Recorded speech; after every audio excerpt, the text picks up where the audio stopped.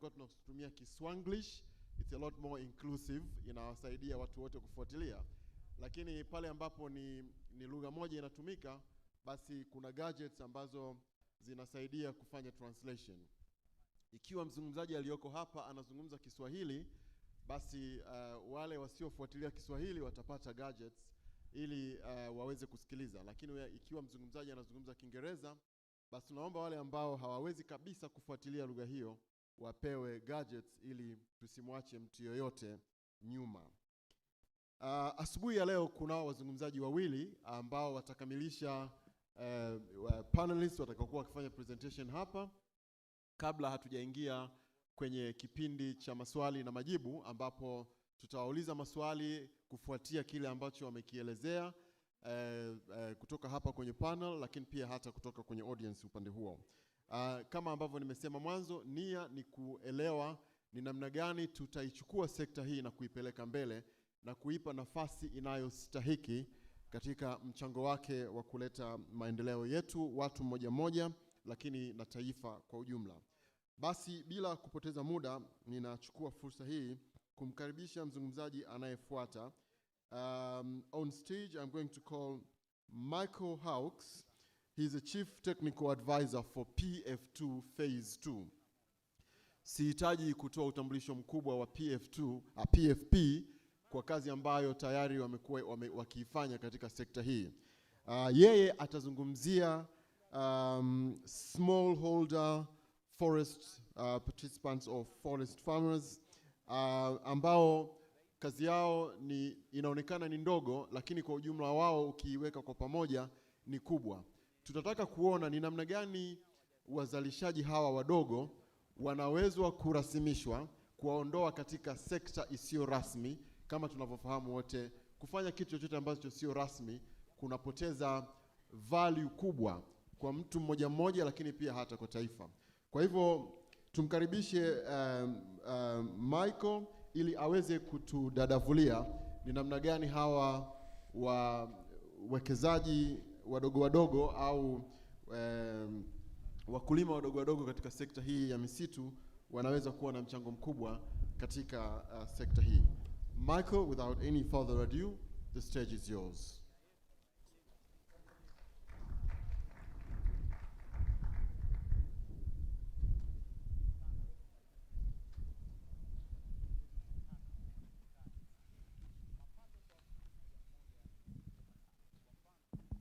Kamwene. Habari za asubuhi. Assalamu alaikum. I'm just going to start this presentation with reference to the National Forest Policy and then the Act. I hope.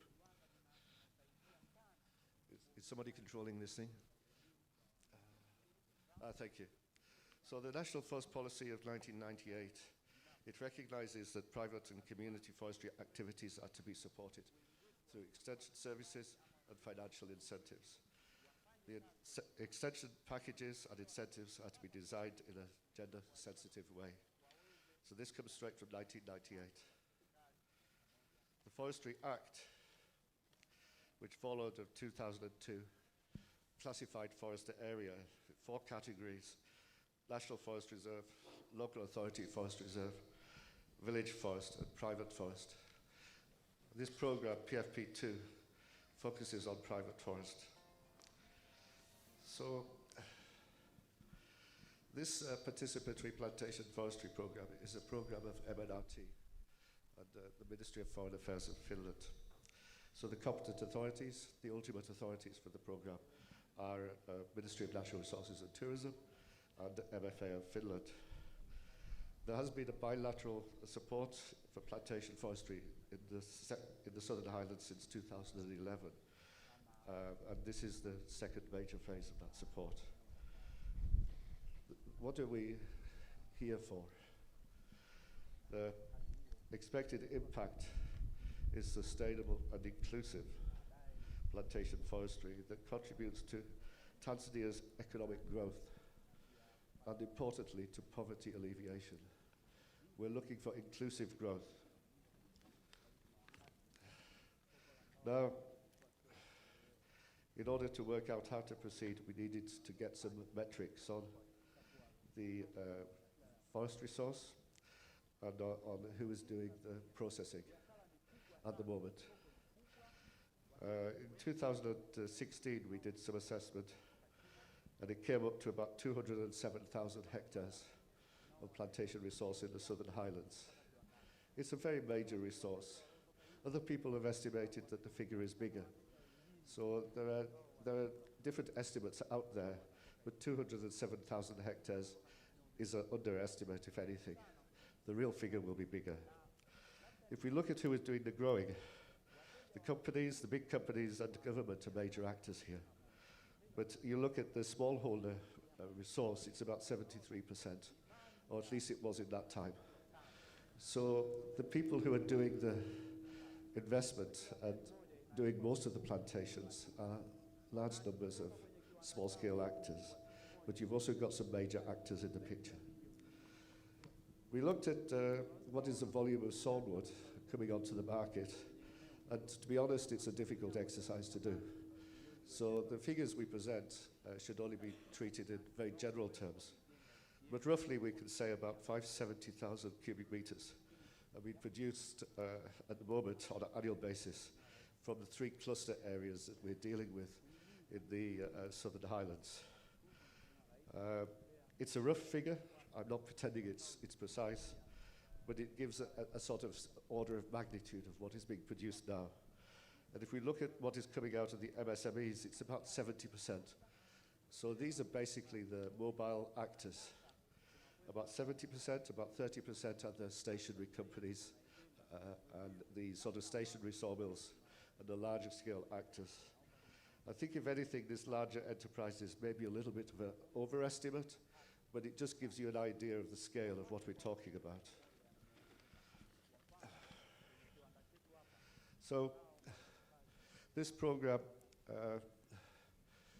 we're a relatively small program, and we see that there's a major need for supporting an improvement in forest productivity in the Southern Highlands, and also in some of the enterprises. So what we did is we worked with the local government and the spatial data that we had. And we worked out that with the local government, basically district councils contributing about 50 extension staff, adding to the program resource of 16, that we could manage about 80 villages. So we selected the most forest-rich villages and groups of forest-rich villages that would be easy to support. And you can see the distribution here. So we're supporting villages in Kilolo, Mafindi, Maketi, Wangingombe, Makambako, Little, Jombi TC and Jombi DC, Lodewa, and Madaba. We've split it up into 3 clusters for our management purposes. So we deal with Kilolo, Mafindi and Mafinga as one cluster, Maketi and Wangingombe as another cluster, and the remaining councils as the 3rd cluster.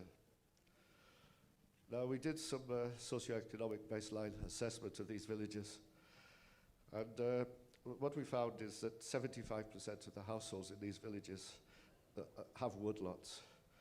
So it's about 25,000 households we're talking about.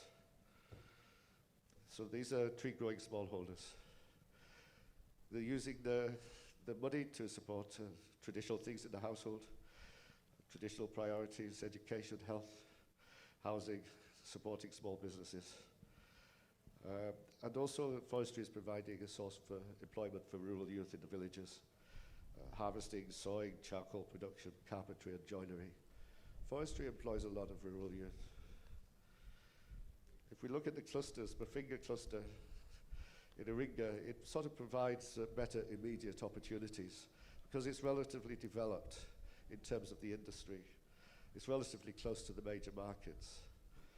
But in Jombe and Makete, they have massive resources, much more smallholder oriented.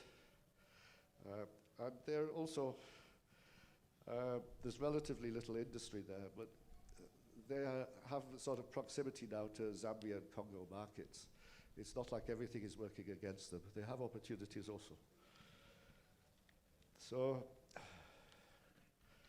we tried to look at the smallholder sites to see what is the potential productivity of their forests. So foresters do this by looking at the rate at which trees grow on a particular site, and that gives you an index of the potential productivity. So we sampled about 870 plots across the smallholders in all the districts where we're working, and we came up with this graphic. So all these little dots here, they represent plots that are sort of height measurements of different plantations by age. And what we do is we superimpose the site index curves that have been developed for Sow Hill. So what we can say is a significant amount of the smallholder plots are potentially very productive. It's almost to the stage where you need a new site index to be classified to incorporate some of these plots. So we have large numbers of people involved in very many plots. Now we come to the challenging bits. We looked at the size of these plots. What do smallholders typically have? And the median size, 0.1 to 0.2 hectares. Lots of people are just planting what they can manage within a year, and then the next year they come back and they plant a bit more. The next year they plant a bit more. So several people might have 17 or 18 plots, but they're all very small. So how can you organize an industry like this, which is comprised of tens of thousands of very small holders? It's a real challenge, and there's no immediate answer. But what we're trying to do, village by village, is we're working with the smallholders. We're giving them a practical training, how to grow trees better, but we're also trying to regularize the way they operate. We're forming tree growers associations, village by village. We're trying to regularize what's going on. And so we're also trying to strengthen the market position of the smallholders. Because if you've got a small plot of 0.2 of a hectares in a remote area, you don't really have much market leverage. But if you're representing a village where there's 700 or 800 hectares of smallholders, and they're all agreeing to work together, and that tree growers association can make contracts with buyers, then it's a different story.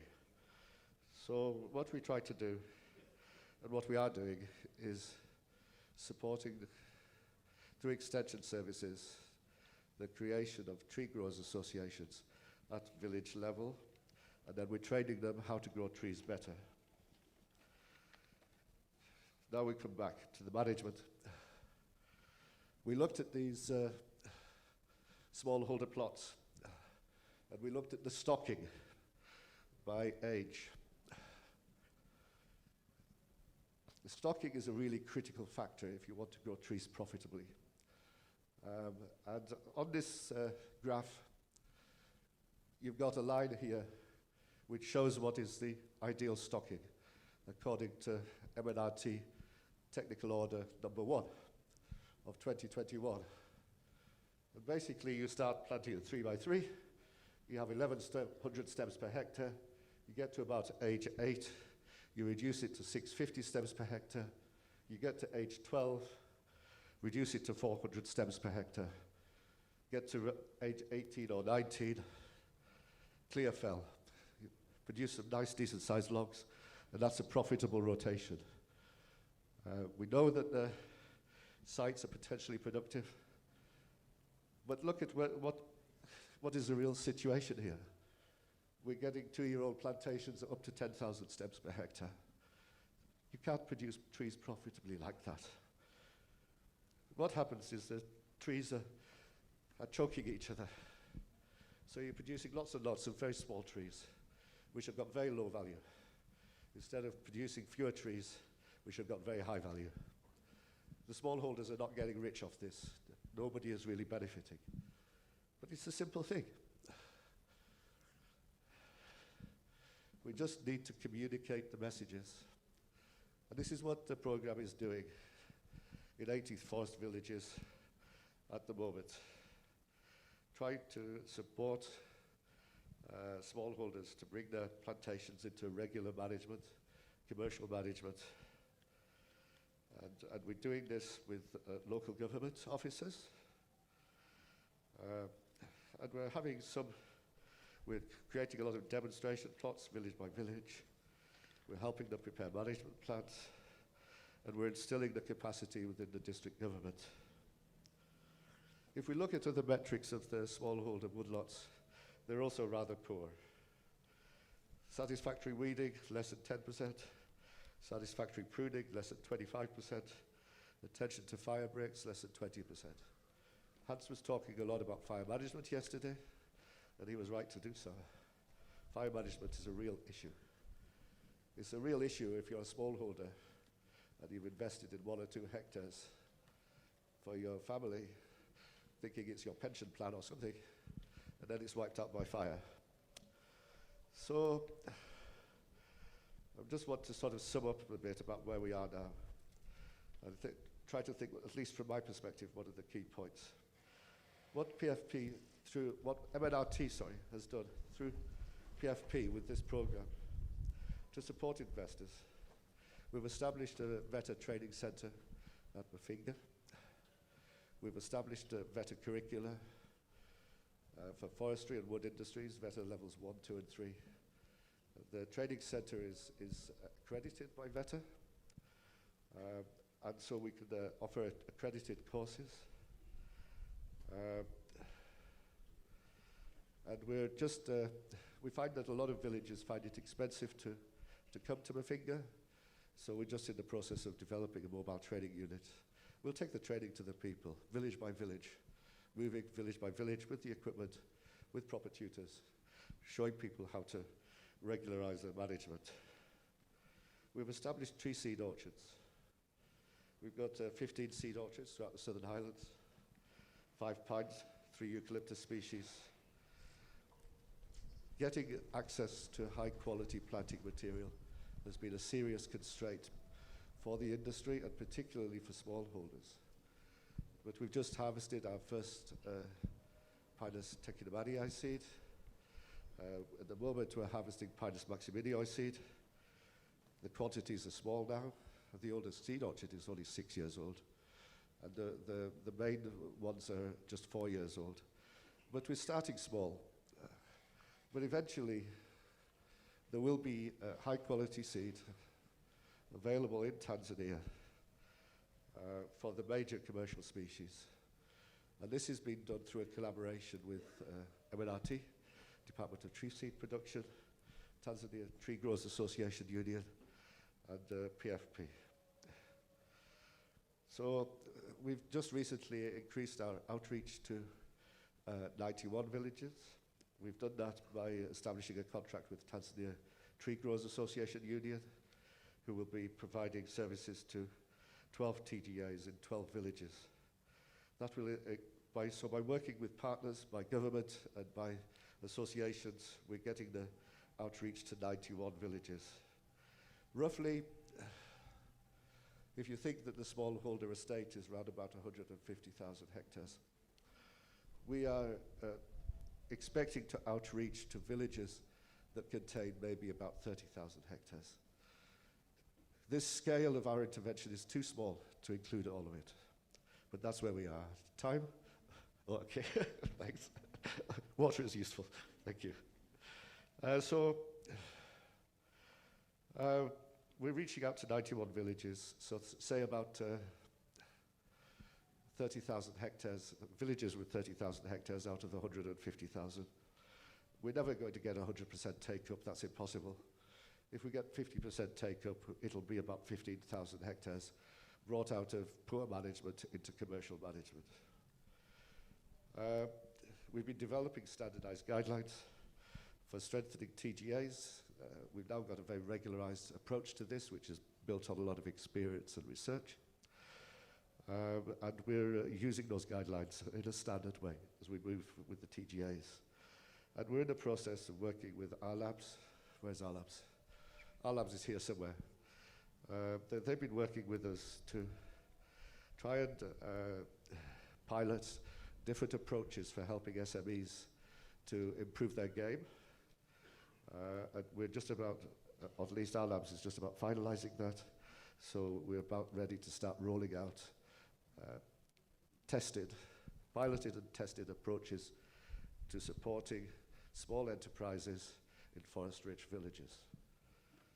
So this map is the last slide, and it basically gives you an idea of what is the outreach that has been achieved through collaboration with TAMISEMI, local government units, and also these green ones with the Tanzania Tree Growers Association Union.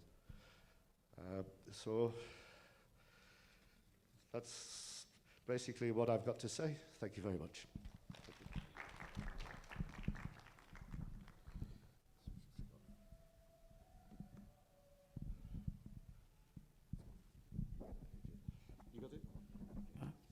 Hello. Nitasema summary ya kitu ambacho amepresent. No? Tunataka tu summarize dakika moja tu. So very summary ya alicho present, very brief. Actually alichokuwa anajaribu kusema ni kwamba wanaolima misitu sasa hivi, wanaopanda miti zaidi na wanaofanya processing wakubwa ni small tree growers na SMEs. Yes. Yeah. Kwa hiyo kuna sababu ya kuangalia katika jicho ambalo ni positive, tuendelee kuwa organize wawe kwenye vikundi, na ndio kazi ambayo wizara kupitia mradi wa panda miti kibiashara imekuwa ikifanya.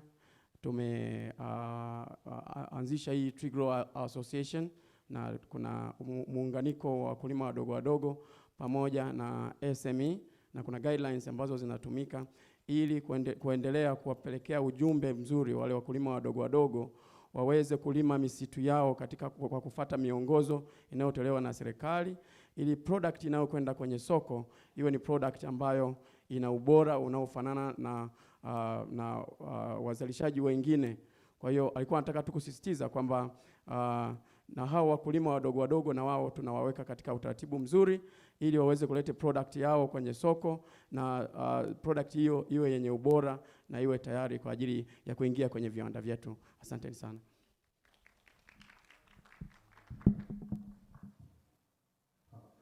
Asante sana. Nadhani tuendelee. Napata faraja kwamba kwenye audience hapa, pamoja na kwamba tuna changamoto ya lugha, lakini kwa kuwa tunataka kuifungua hii sekta na iwe a global sector, na tunataka kushiriki kwenye global markets, tunalazimika pia kujiongeza kwenye mawasiliano na lugha. As we improve the sector, we also need to improve ourselves. Kwa hivyo tujiongeze zaidi, tuwe na uwezo wa kutumia lugha nyingi kadri inavyowezekana. Nadhani tunaanza kuona ukubwa wa sekta. Hata wale ambao tunawaita ni SMEs, hawa wadogo, tumeona hapa wanafanya 70% of the production. It's not a small feat. Nataka niwasumbue kidogo na numbers. Unajua kuna wakati maneno mengi tukiyasema bila kuwa na numbers hatuoni ukubwa wa hii sekta.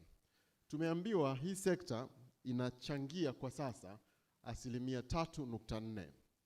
Kwa wale wenye simu zenu, chukua 3% ya dola bilioni 60.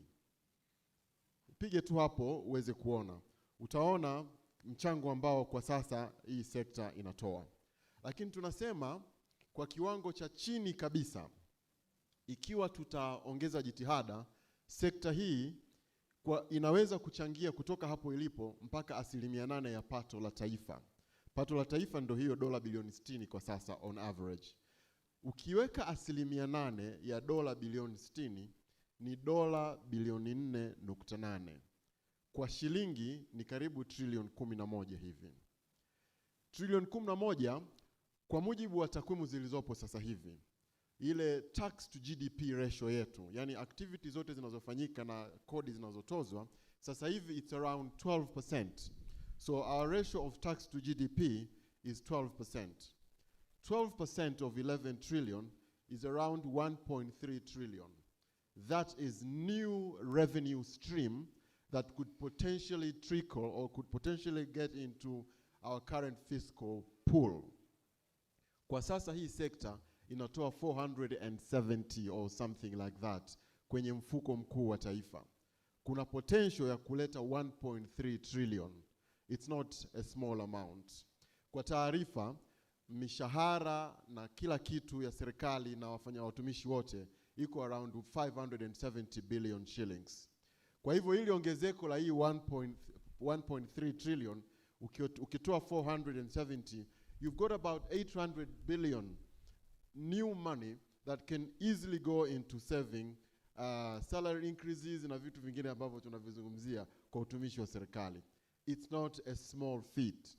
And therefore, nimesema hiyo 8% is a minimum possible contribution. Mchango wa hii sekta could take us to the next level. Na ndio sababu tunataka kila mmoja ambaye ana role ya kuplay, ana kazi ya kufanya afanye. Ikiwa wewe kazi yako ni ku-unlock vikwazo vya kiserikali, fanya hivyo, kwa sababu uki-unlock, unaipeleka mbele sekta. Ikiwa wewe kazi yako ni kufacilitate mwekezaji aweke kiwanda, fanya hivyo, kwa sababu kwa kufanya hivyo una add value. And this is what we need to think, connected thinking. Kila mtu ajitambue role yangu ni nini kwenye hii sekta. It's not kwamba kuna kundi moja la watu ndio wataipeleka mbele. It will require connected efforts. Kila mmoja akichukua nafasi yake, then this word potential. Kwa kila mahali kwenye potential, jiulize, what can I do to unlock that potential? I think that is why we're doing this forum, ili kila mtu imsumbue kwamba what can I do to unlock this potential. Next on the stage is Philip Crawford. He's going to talk about timber standards. Again, standards is very important. Kama tunataka kulifungua soko, lisiwe tu soko la ndani, kwa sababu soko la ndani ni dogo sana. Haliwezi kuabsorb this massive potential that we have. And therefore, we need to invest in standards. Hans talked about it yesterday, and I think we'll be consolidating this again by listening to Philip. Philip, stage is yours for timber standards.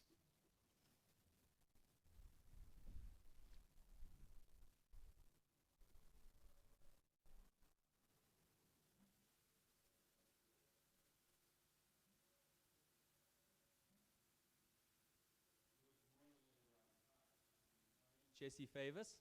I'm working for PFP2 program as a wood technologist, and I will be specializing in carpentry and wood manufacturing. Unfortunately, my colleague Philip Crawford is back in South Africa, so I'll be presenting in his absence.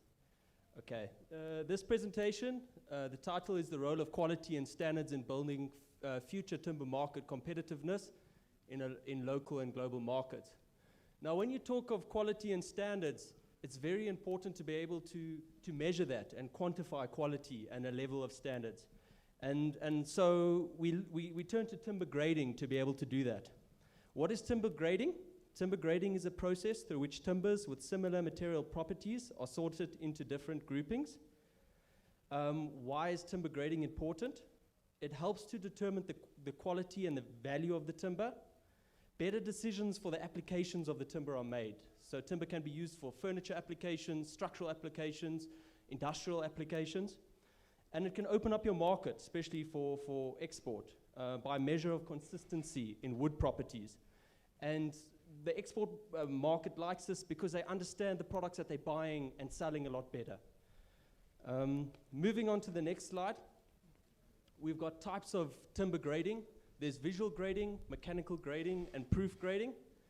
Visual grading uses an inspector that goes through a number of grading rules and looks at the timber, investigates the timber and looks for certain criteria within it in order to grade it. This does need someone who's trained in timber grading. And then the other two, mechanical grading and proof grading, is more specifically for structural timber, and it requires quite expensive equipment. Mechanical grading, what it does is applies a small load to the timber, you measure the stiffness of the timber, and from the stiffness you get an indication of how strong that timber is. With proof grading, basically you apply the service load to the timber, and if the timber breaks, it fails, and if the timber is still in one piece, it passes. And there'll be a short clip over here that will show us a little bit of proof grading. This was done in Tanzania. Oh, can we go back to the video? I don't know if it's going to play. Okay, there's perhaps a problem with the video. There it is, okay. Let's have a look if we can see.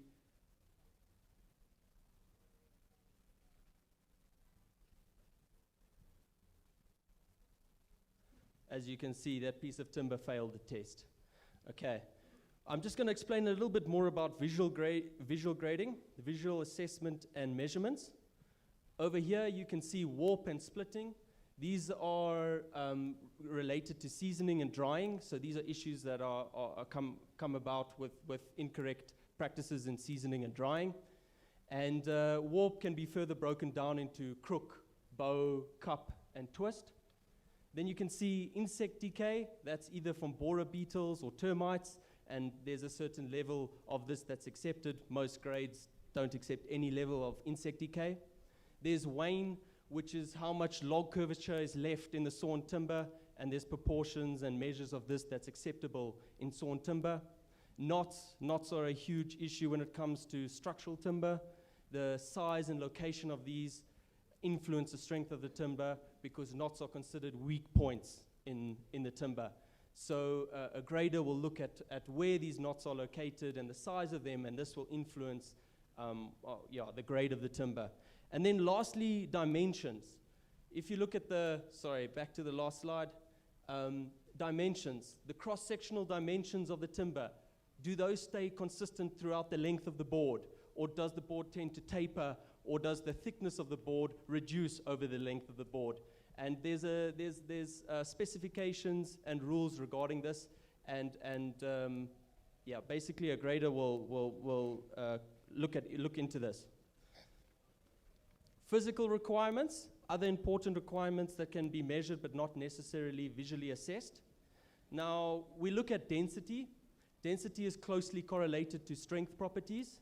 So basically, if you're looking at clear wood, two clear wood samples from the same species that don't have any defects or any knots, generally speaking, the heavier piece of wood will be the stronger piece of wood between the two. So density can give us a good indication of what's going on with the strength of the timber. When it comes to moisture content, mechanical properties increase as moisture content decreases. This is very, very, very important. So basically, your wood gets stronger as it gets drier. So as the moisture content equalizes with as moisture content equalizes, the dimensional stability increases. This is another very important point, especially for furniture makers. If a furniture maker is building an item of furniture out of wet wood, he sells it to the client. Basically, the client sits with the product for 3 months, and that product starts to dry as it equalizes with the atmospheric conditions, and deformation and defects start to appear in this piece of furniture. The supplier of the furniture gets a bad name, and the client's unhappy. So people who are building furniture need to understand what the moisture content of the timber that they're building that furniture is. So moisture content, very, very important. And this can be done with a simple handheld electronic device that's placed onto the timber and takes the moisture content reading. Onto the next slide. This is just a few examples of the standards available here in Tanzania. Just out of interest, looking at preservatives there at the bottom, South African timber, all structural timber in South Africa needs to be pressure treated before it's sold on the market. Moving on to the characteristic strength values. Here's two tables, just comparing South African standards and Tanzanian standards with regards to characteristic strength values. As you can see, Tanzania has 5 strength classes. South Africa only has 4. And I've been in the industry in South Africa. To be honest, S5 and S7 are the only 2 you find. So, and why we compare these 2 tables is because South Africa and Tanzania use the same wood species. We both use pine and eucalyptus. We can move on to the next slide. So in conclusion, the Tanzanian Bureau of Standards has many timber quality and timber grading standards ready for use. If the national and international markets are demanding the use of standards, the increased adoption of these standards will benefit both the timber producers and the timber market. The timber producers will benefit from the growing market, while the market benefits from quality, consistency, and a better understanding of their product. So in a nutshell, timber grading and timber standards have a way of really enhancing the entire industry. Thank you very much.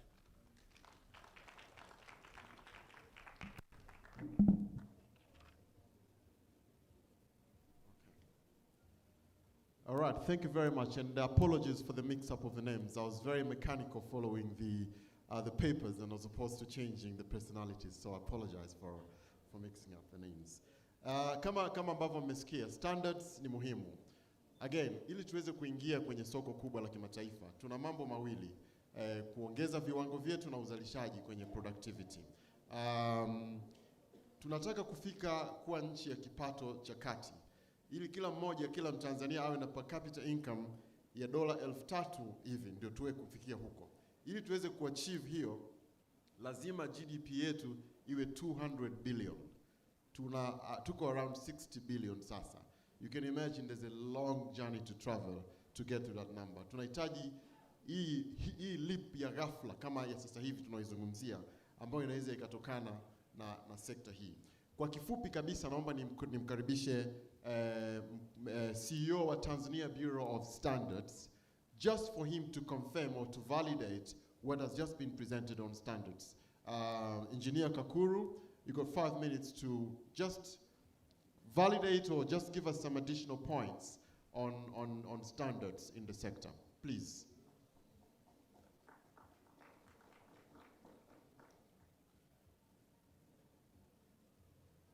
Habari za asubuhi. Mimi naitwa Mhandisi Kakuru Chiganga na toka shirika la viwango Tanzania. Nilitaka elaborate kwa kifupi sana presentation iliyopita hapa mbele yetu. Amejaribu kuzungumzia sana namna gani viwango vinaweza kusaidia katika kuboresha sekta ya misitu. Hasa tukizingatia kwamba viwango vinatufanya tuweze kupenya katika masoko ya kimataifa na masoko ya kikanda. Na tukizingatia kwamba sasa hivi tuna masoko ya Afrika Mashariki lakini na masoko ya SADC. Sasa shirika la viwango Tanzania na pamoja na serikali kwa gharama kubwa sana limeandaa viwango zaidi ya 50 mpaka sasa hivi kwenye sekta ya mbao na mazao ya misitu. Lakini kwa bahati mbaya wazalishaji wetu hawataki kutumia viwango hivi. Sasa changamoto inayokuja kwamba tusipotumia viwango hivi tunalifanya soko letu kuwa dogo, kwa sababu tutakuwa tuna focus tu kuuza kwenye soko letu la ndani. Lakini tuzingatie pia kwamba soko letu la ndani, tumeona jana kuna mwasilishaji mmoja alizungumza juu ya majumba marefu ambayo yatakuwa yanajengwa kutumia mbao. Sasa hawezi kuchukua mbao ambazo hazijathibitishwa.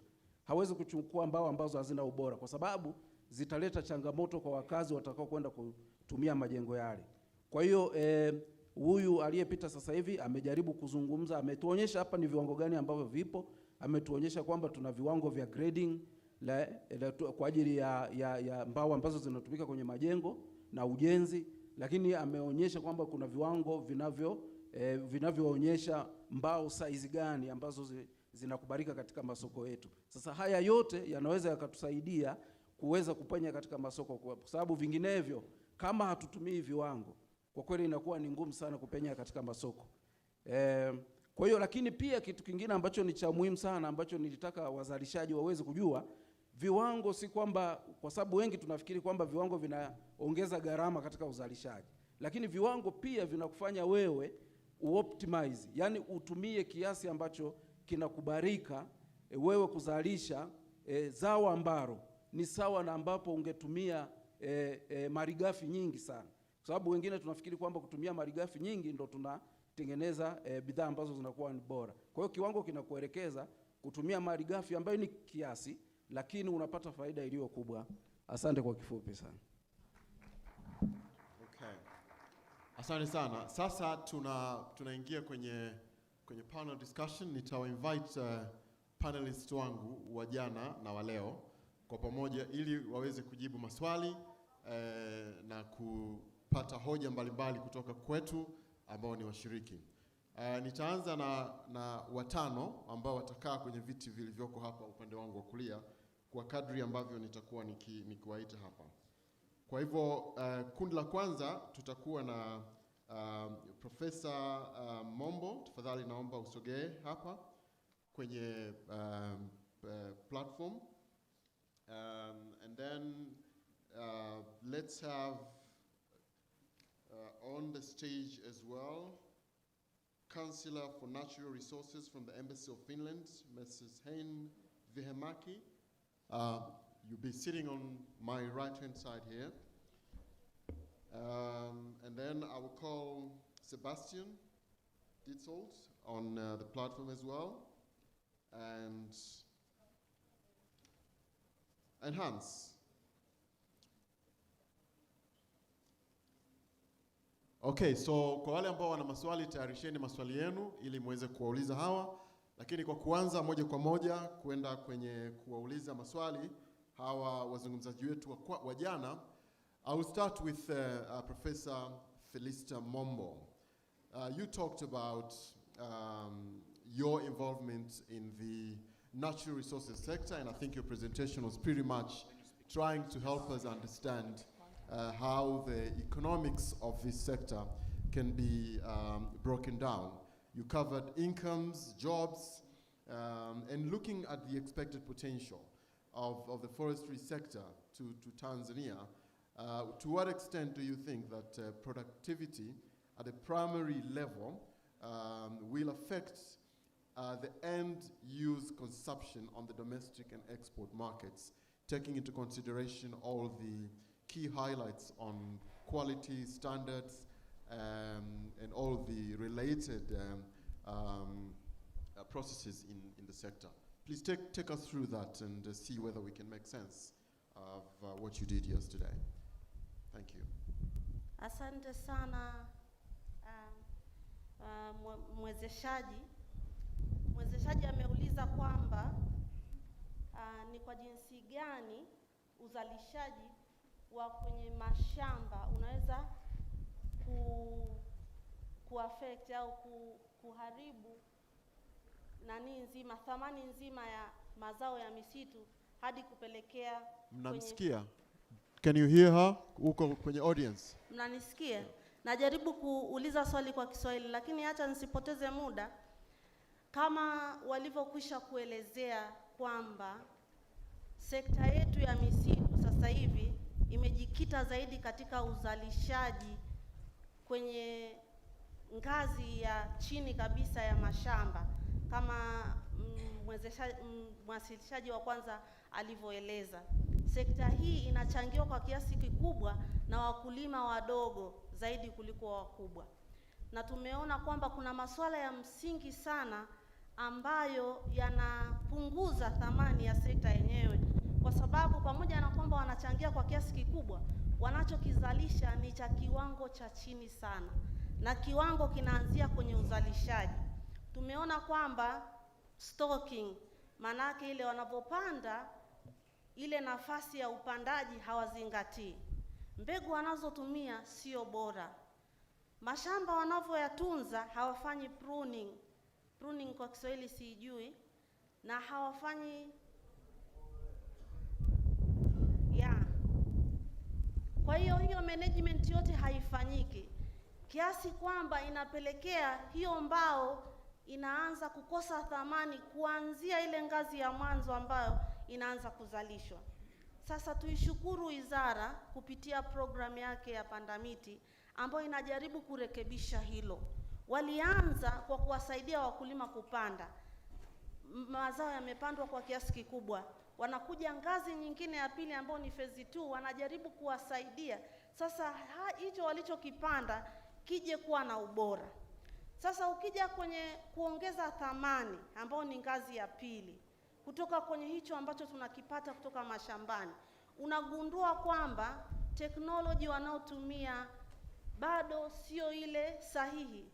Tumeona jana recovering rate ni 36%. Kwa hiyo mbao nyingi sana inapotea hapo. Lakini si hilo tu, tunatumia mbao zetu kwa vitu ambavyo havisaidii kuchochea uchumi. Tunatumia zaidi kwenye kama fito, magogo tunatumia kwenye nyumba zetu na roofing. Kwa hiyo ukiangalia, ukifikia kwenye ule mnyororo wa thamani, kwa Kiingereza wanaita kuna intermediate na kuna ile tertiary. Kwa hiyo ile secondary product na tertiary, ile ya ngazi ya pili na ngazi ya mwisho kabisa, inachangia sasa kwa kiasi kidogo sana kwenye uchumi mzima wa taifa. Na ndio maana mwisho wa siku unakuja ukijumlisha pamoja na uongezaji wa thamani kwenye sekta ya misitu, inachangia 4% peke yake kwenye uchumi wa taifa wote kwa ujumla, kwenye ngazi ile ya jumla ya uchumi ule mkubwa. Sasa ukienda zaidi sasa kwenye kuuza nje, unagundua kwamba unapokuja kwenye sekta ya misitu, kwa Kiingereza tuna deficit, yani tuna upungufu. Tunanunua zaidi kutoka nje kuliko tunavyouza. Lakini hii nitaidadavua kwamba nini ambacho kinatufanya sisi tuonekane kwamba tunanunua kutoka nje zaidi kuliko kuuza. Sio mbao zile ambazo tunazitumia sisi. Kwa hiyo tunatumia mbao zetu sana ndani. Kwa hiyo ukichukulia kwa habari ya mbao ambazo hazijaongezwa thamani, ile net inakuwa positive, inakuwa chanya, kwamba hatuagizi toka nje. Lakini ukija kwenye ile tertiary product kama printing, pulp and paper, material tunaziagiza toka nje. Na jana tumeona kwamba hizo mbao kwa mfano za kutengeneza magorofa tunaagiza nje.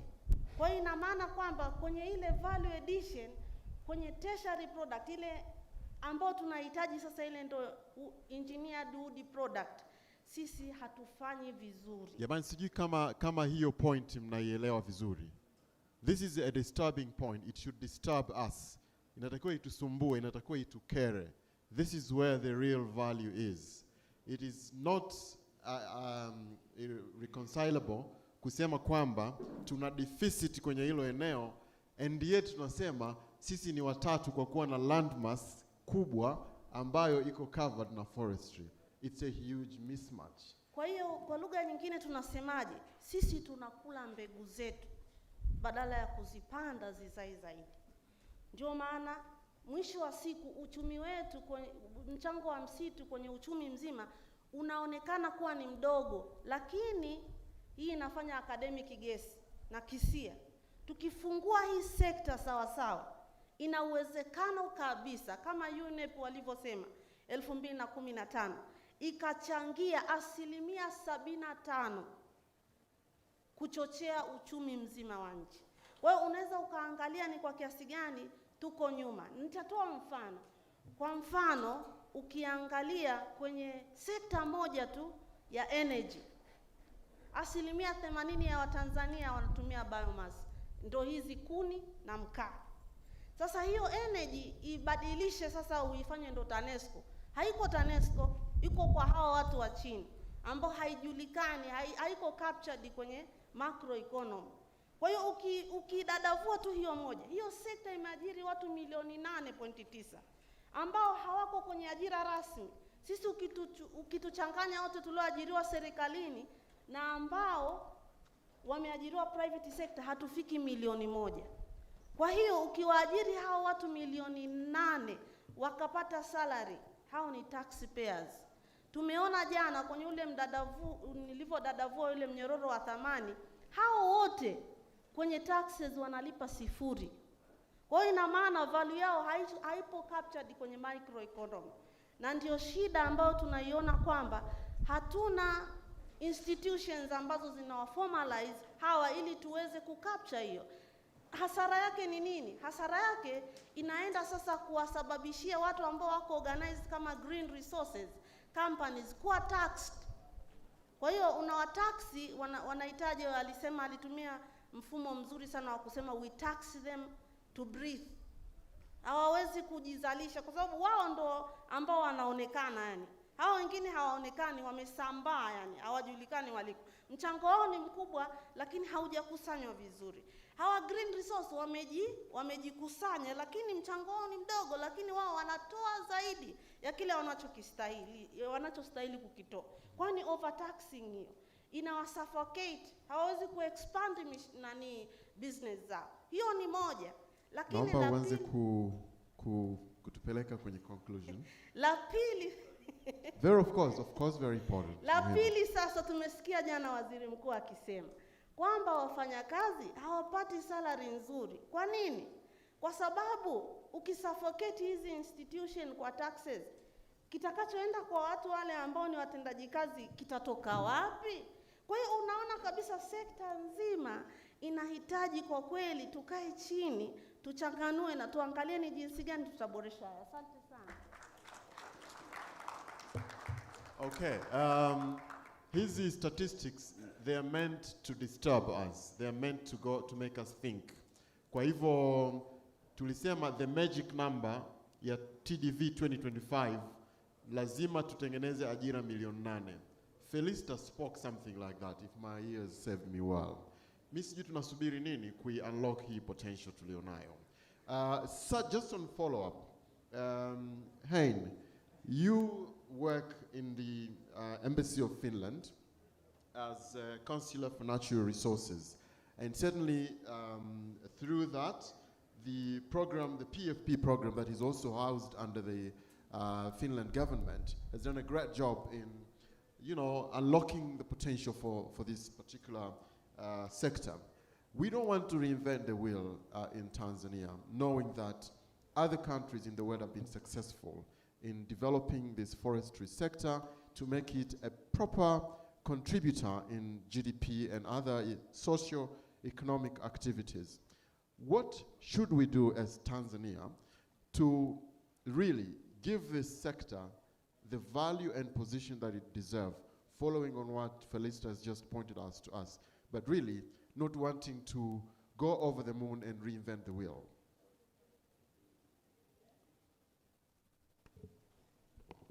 Yeah, thank you for the question, and thank you for having the chance to contribute to this important event and to the panel discussion as well.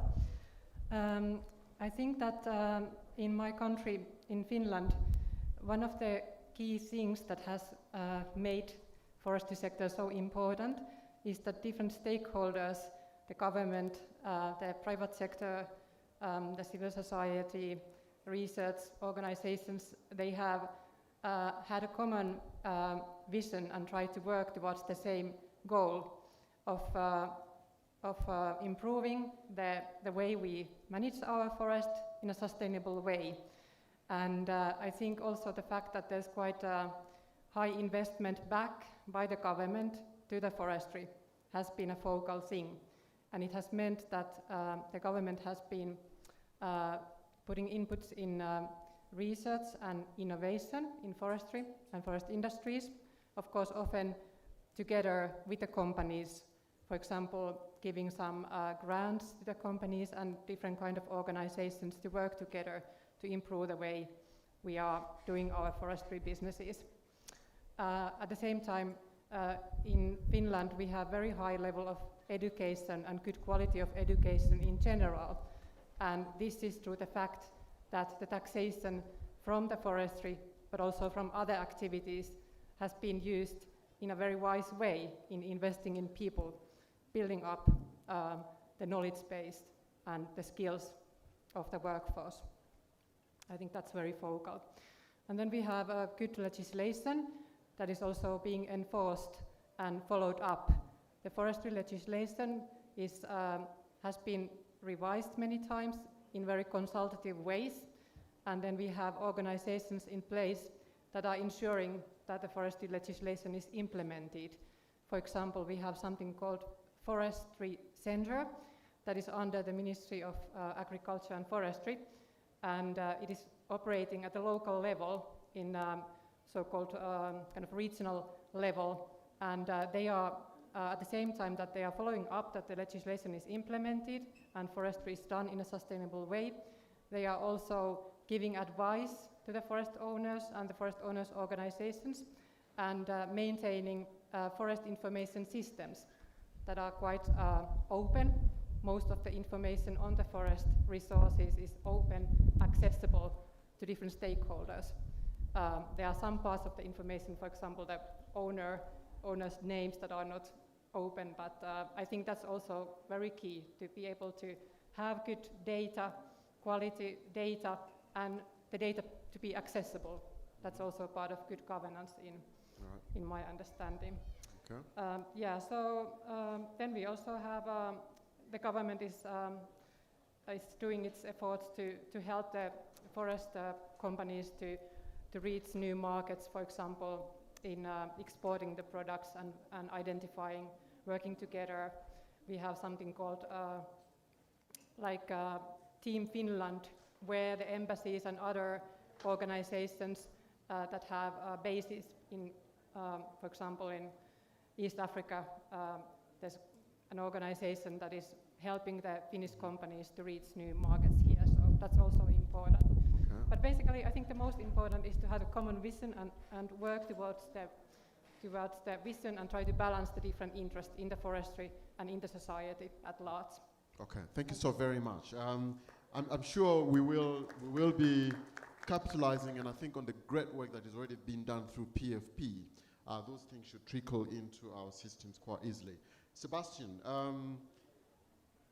policies to promote productivity, trade and investment are priorities of the government. We've heard it from the top of the government, all the way from the president herself to most of the national leaders. Prime Minister was here yesterday, reiterating the readiness of the government to work with investors to ensure that any investors who want to invest in sectors of the economy do have the ability to do so, and the support is granted. What else needs to be done, really, to entice investors to feel the urge to get into investment, now specifically in the forestry sector? Thank you, Lawrence. Nitajaribu kujibu kwa Kiswahili yangu ambayo si nzuri najua. Yes, kitu tunafanya hapa ni muhimu kwamba sisi stakeholders ya biashara ya sekta binafsi tunapata nafasi kuongea na serikali. Kwanza ile exchange and information of what is going on, what is going to be needed. Just shortly going back what the lady from Finland said, and what disturbs us, unaona kwa sasa hivi serikali wasikili vizuri, sisi hapa Tanzania tunanunua cross-laminated timber, engineered wood products from Stora Enso in Finland, kwa sababu hatuna kiwanda bado hapa. Sasa mimi kama tunaona hii maendeleo, hatuna ile kitu, na we have to set up these factories here in Tanzania. Unaona, sasa kitu ambayo ni muhimu, it's holding us back, ni pia kama Hans amesema, kuna fees and taxes nyingi sana ambayo wao biashara ambayo wako kwenye formalized sector. Ile report ya TNBC ya engineered wood products inaonyesha kwamba kuna taxes and fees 18 kwa mbao kutoka kwenye msitu mpaka inaenda kwenye sehemu ya ujenzi. 18. We are not competitive. Kwa mimi kununua mbao kutoka Finland ni rahisi ya kuliko kununua mbao hapa Iringa. So this is disturbing me, and we have to work on this, right? And it's exactly what we need. So we have to talk, we have to see how we make it more efficiently, we have to formalize the sector, which is very important, because a formalized sector cannot compete against a massive informalized sector. This is very, very difficult. And of course we need the standards, right? Mimi nataka kutengeneza nyumba ya ghorofa nyingi ya mbao, siwezi kwa sasa hivi, I don't have classified, standardized timber I can buy here, right? Sasa hivi sisi tunapeleka mbao Ujerumani kupata classification, kwa kupata nafasi kwa mimi kununua mbao kutoka South Hill. Nachukua mbao kutoka Iringa, napeleka Ujerumani, wana test, wana classify huko, kwa ile structural engineers kuniambia mimi kama ninaweza kutumia mbao kutoka hapa Iringa. Kwa sababu hapa sisi hatuwezi. Unaona? Hii ni matatizo tunahitaji kuangalia, na this is exactly what the government I think should do. Lakini kwa jumla sisi tunajua kwamba soko ya mbao, soko ya ujenzi inahitaji, unaona kitu kimuhimu nimesahau kusema jana. Wajibu ya housing sector, na mimi napenda sana kuongea pia na waziri ya housing na urban development. It should be our responsibility, housing sector, housing development, urban development should be made responsible to drive the market for local timber.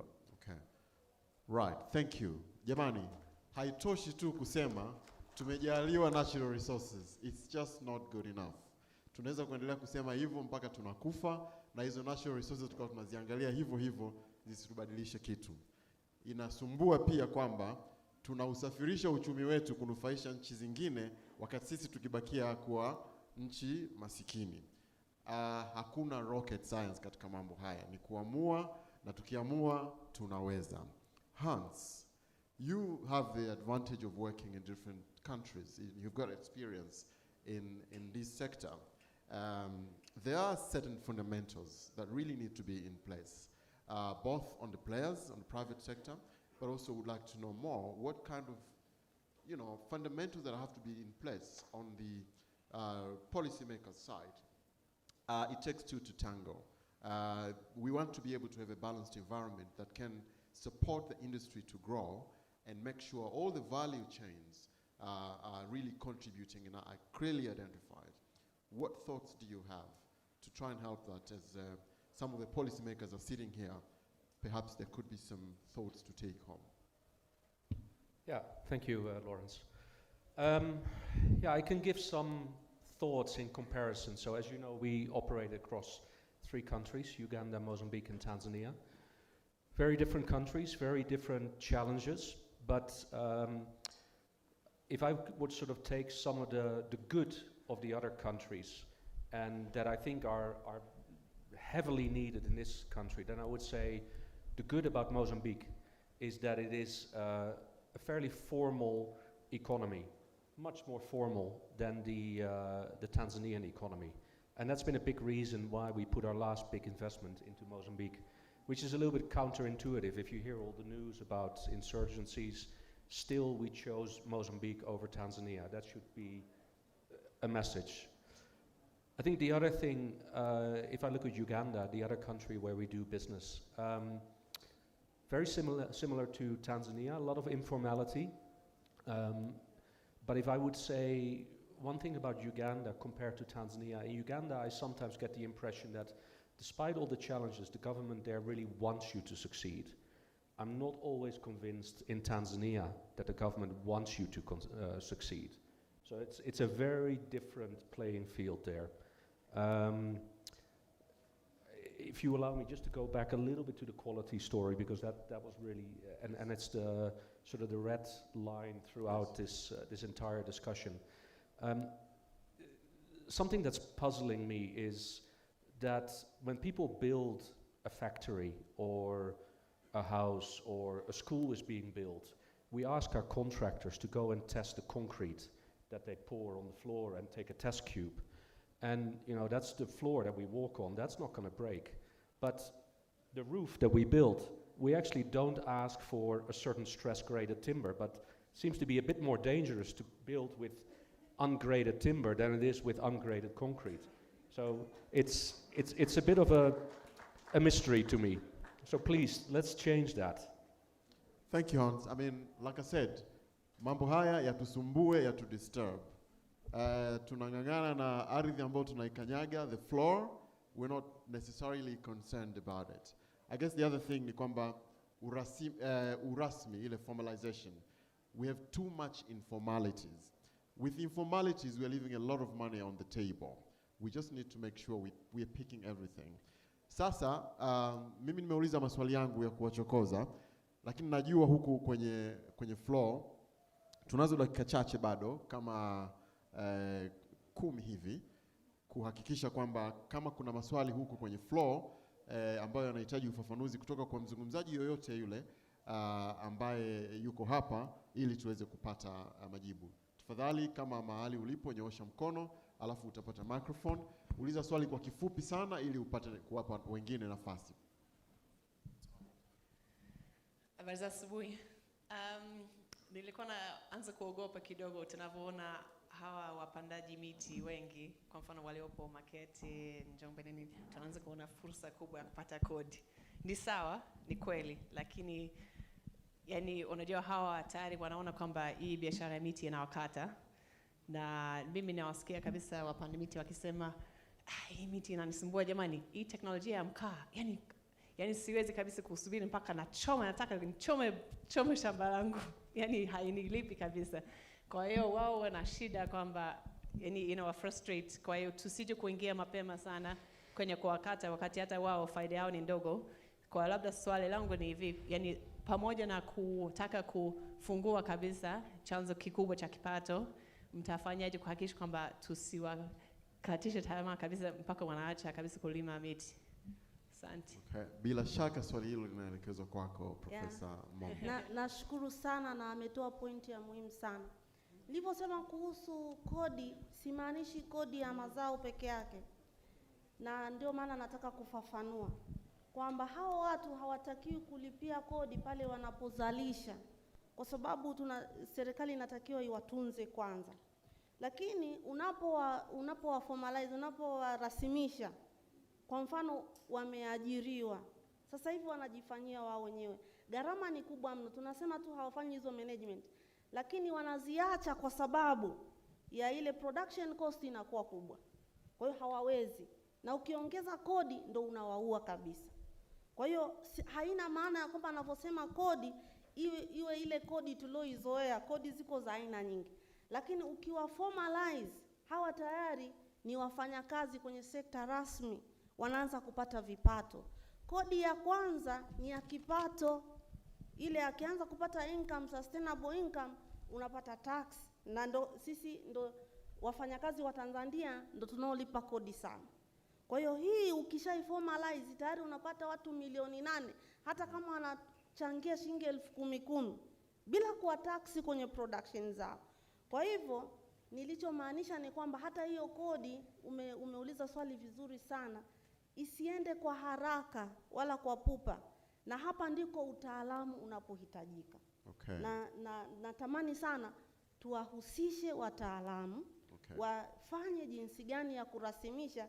Na bahati nzuri mimi ninavyoongea hapa na expertise ya institutional economics, unaanzia economy ya kwanza inaanzia kwenye social, ya pili ni hiyo assortment ya property rights, ya tatu inaenda kwenye transaction na information, ndio hiyo mabei yako wapi na market, okay, ya 4 ndio marginal increment. Sasa sisi tunakatia kodi huku chini tu ambapo watu hawajanyanyuka, na kule juu huku katikati kumevurugika kidogo. Okay. Ndio nilichokuwa we got the gist. Nadhani wenzetu wa TRA wako hapa. Kuna mtu yote kutoka TRA? TIC? Okay, namuona TIC, TRA, Wizara ya Fedha, niko hapa. Naomba tukubaliane jambo moja kama Watanzania. Tunaposikia neno potential ya sekta, that potential has to be nurtured. To nurture the potential is to create an environment for that potential to come out and grow, and not to immediately, ametumia neno kwa pupa, tukisema kuna potential tunakimbia pale pale kwenda tax heavily. Unaiua hiyo potential na utaifanya isiendelee kukua. Kwa hivyo nadhani tuanze kuangalia mentality yetu isiwe expenditure mentality, the here and the now.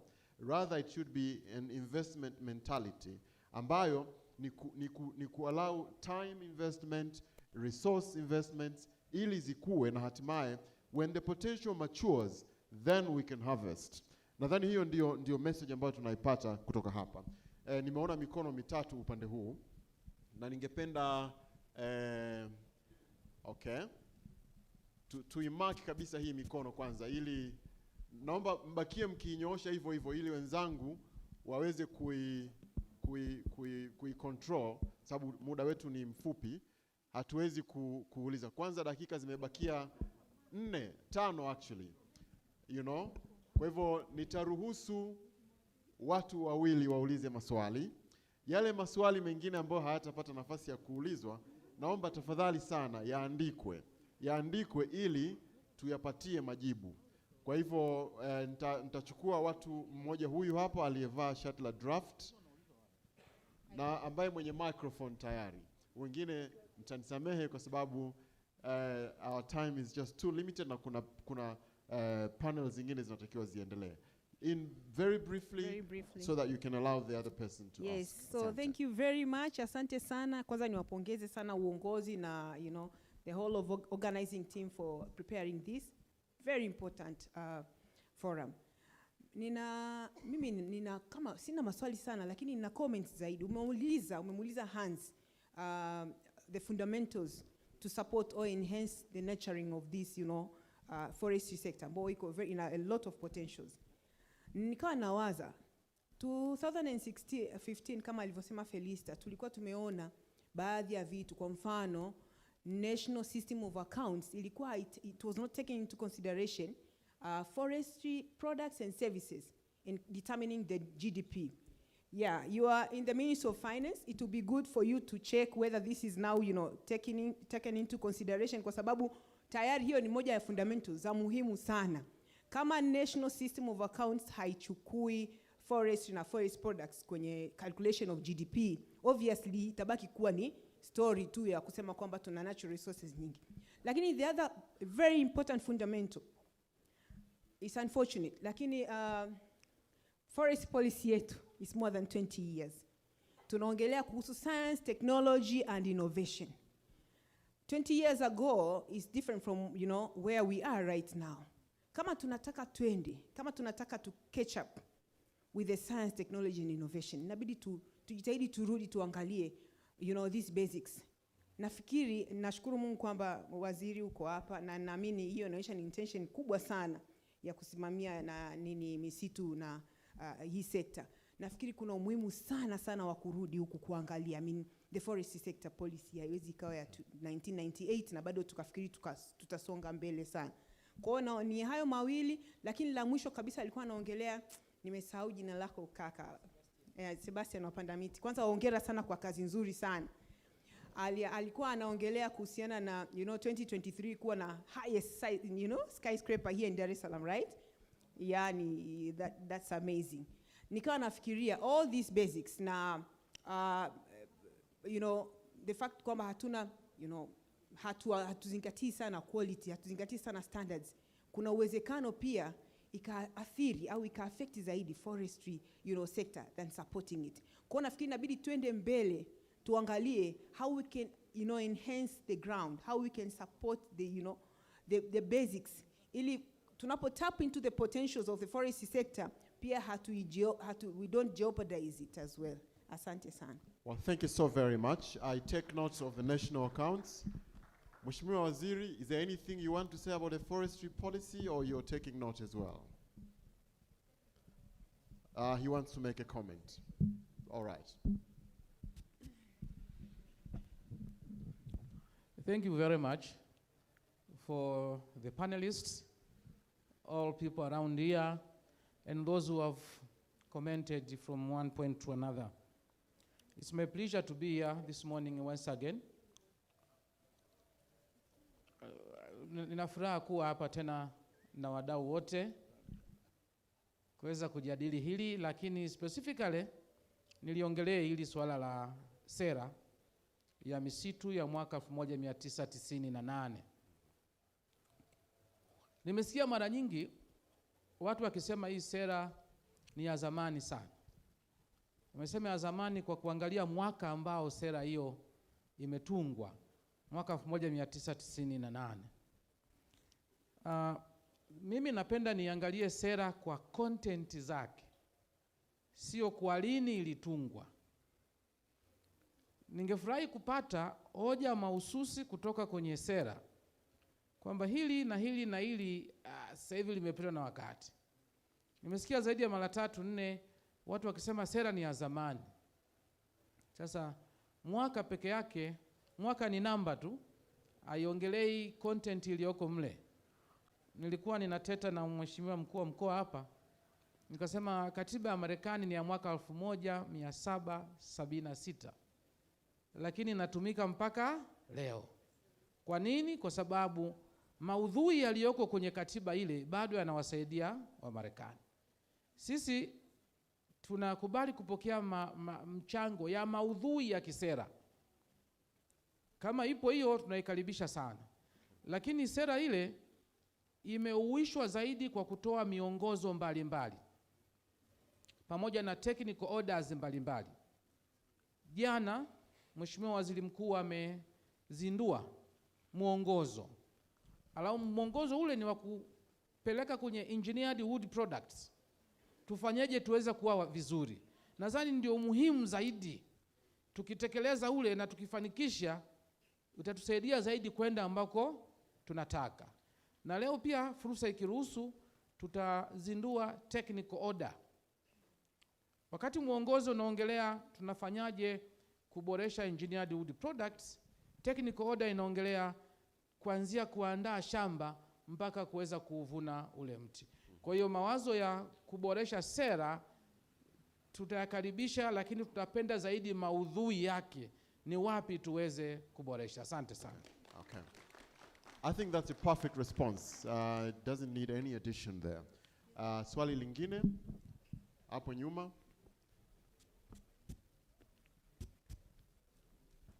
Yeah. Asante sana. Na useme unamuuliza nani swali lako? Yes, naitwa James Nshare, nafanya kazi Wizara ya Maliasili Dodoma. Swali langu litakwenda kwa Hans. Na pamoja na ujumla wake watu wote waliozungumzia masuala ya viwango vya mazao ya misitu.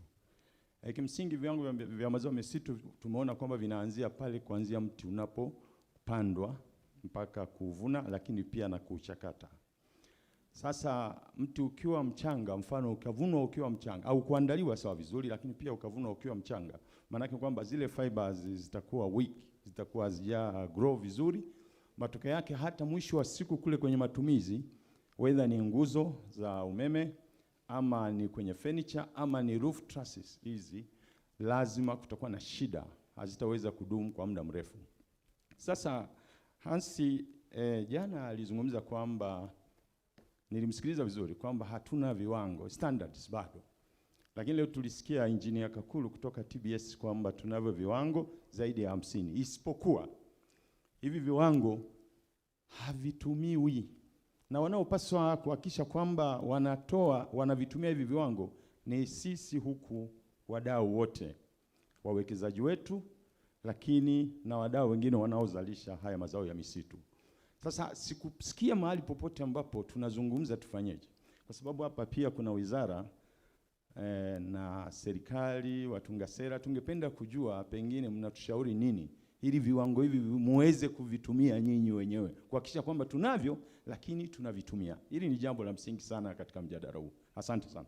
Okay, kabla Hans hajajibu, I think yeye pia alikuwa puzzled kwamba tuna standards lakini hazitumiki, na ametupa mfano hapa kwamba tunapojenga nyumba tunahakikisha kabla hajakuwa approved tunakagua ule ustahimilivu wa floor. Anashangaa hakuna mtu anayesema kabla hujaezeka lazima ukague ustahimilivu wa mbao. But mimi sitaki kumjibia, wacha yeye ajibu. Hans, I think you need to create some context on the application of standards and quality, so we can get some clarity there.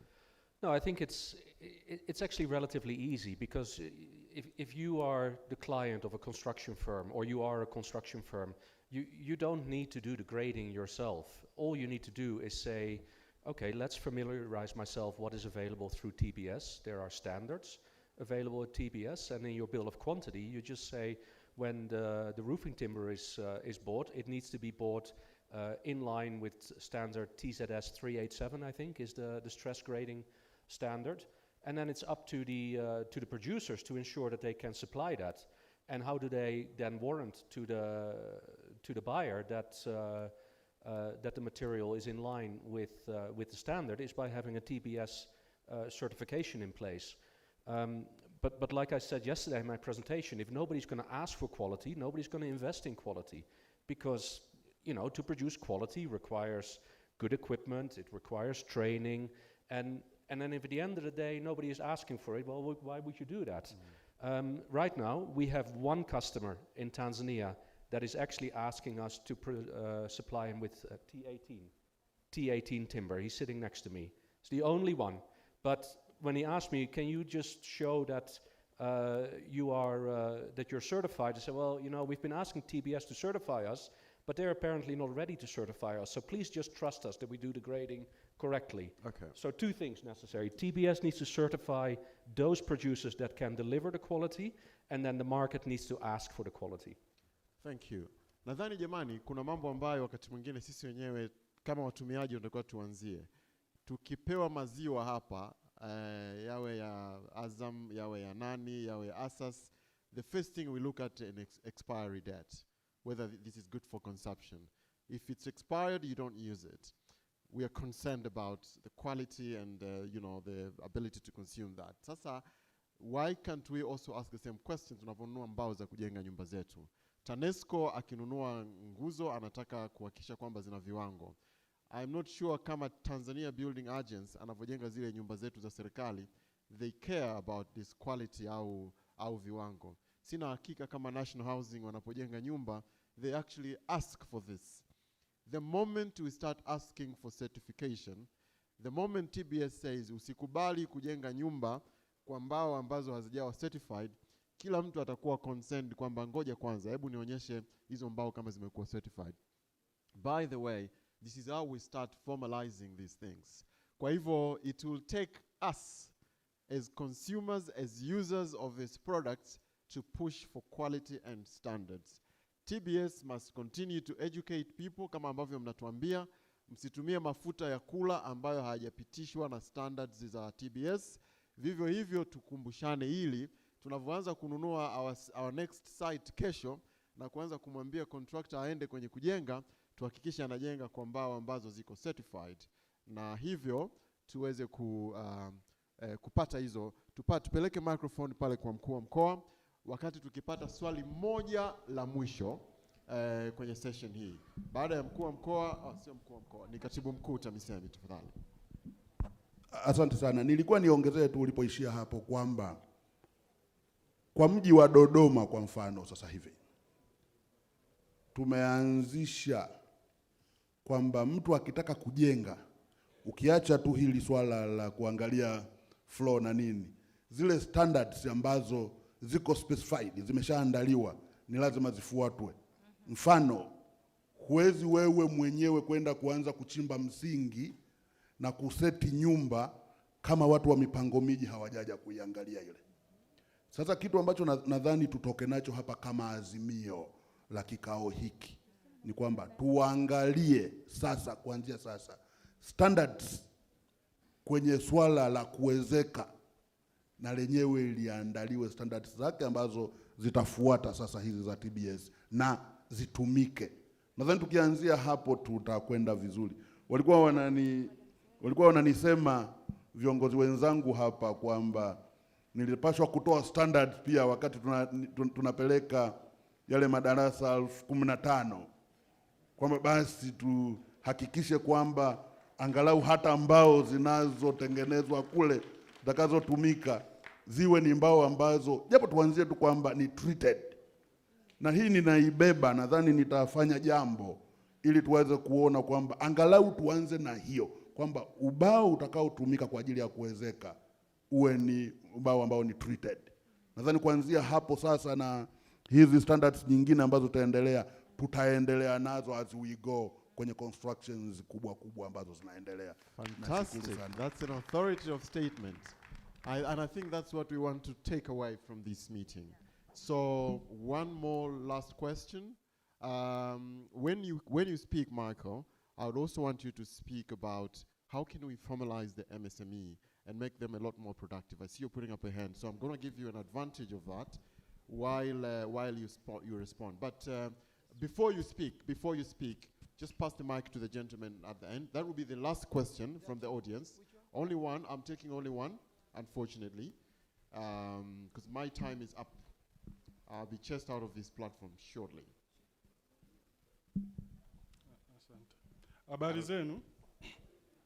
Kwa majina ni Kamani, ni mdau wa misitu kutokea Njombe.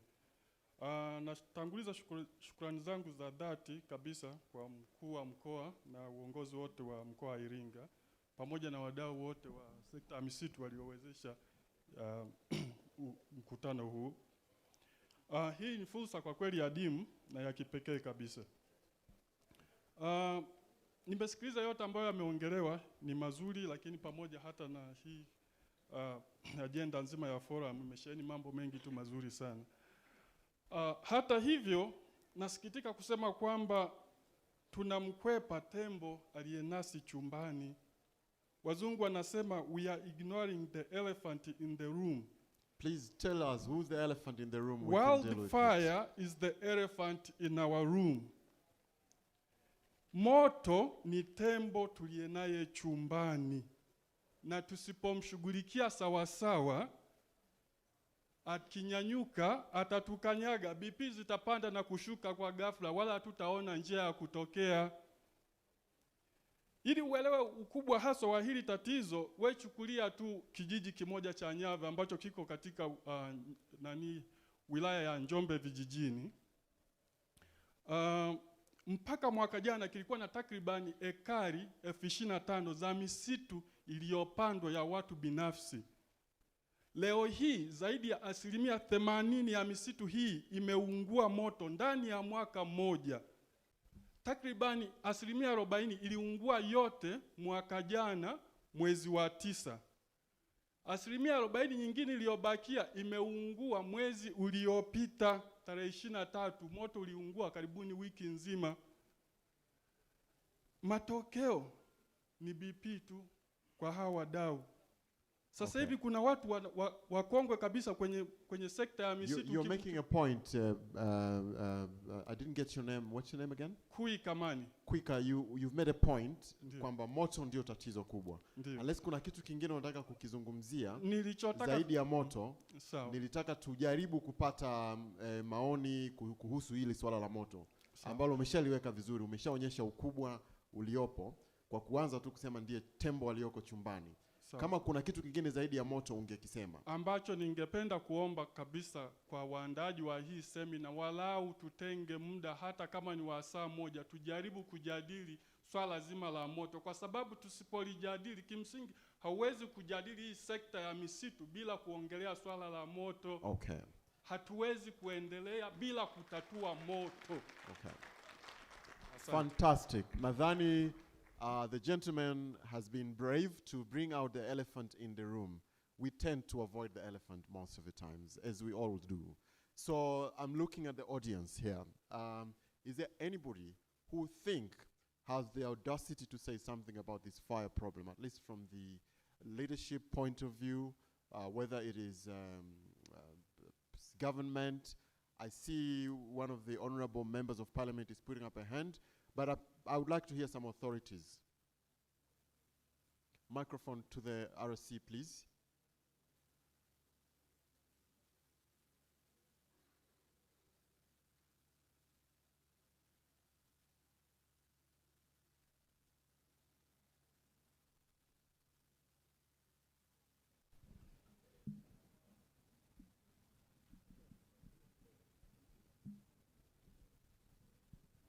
Consultations going on. It's an elephant you are dealing with, so you have got to be very careful.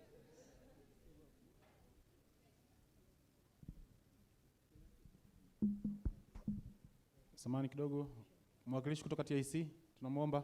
Fantastic. So TIC, I think the voice about the elephant being in the room has been heard time and time again. I think enough of calling it an elephant.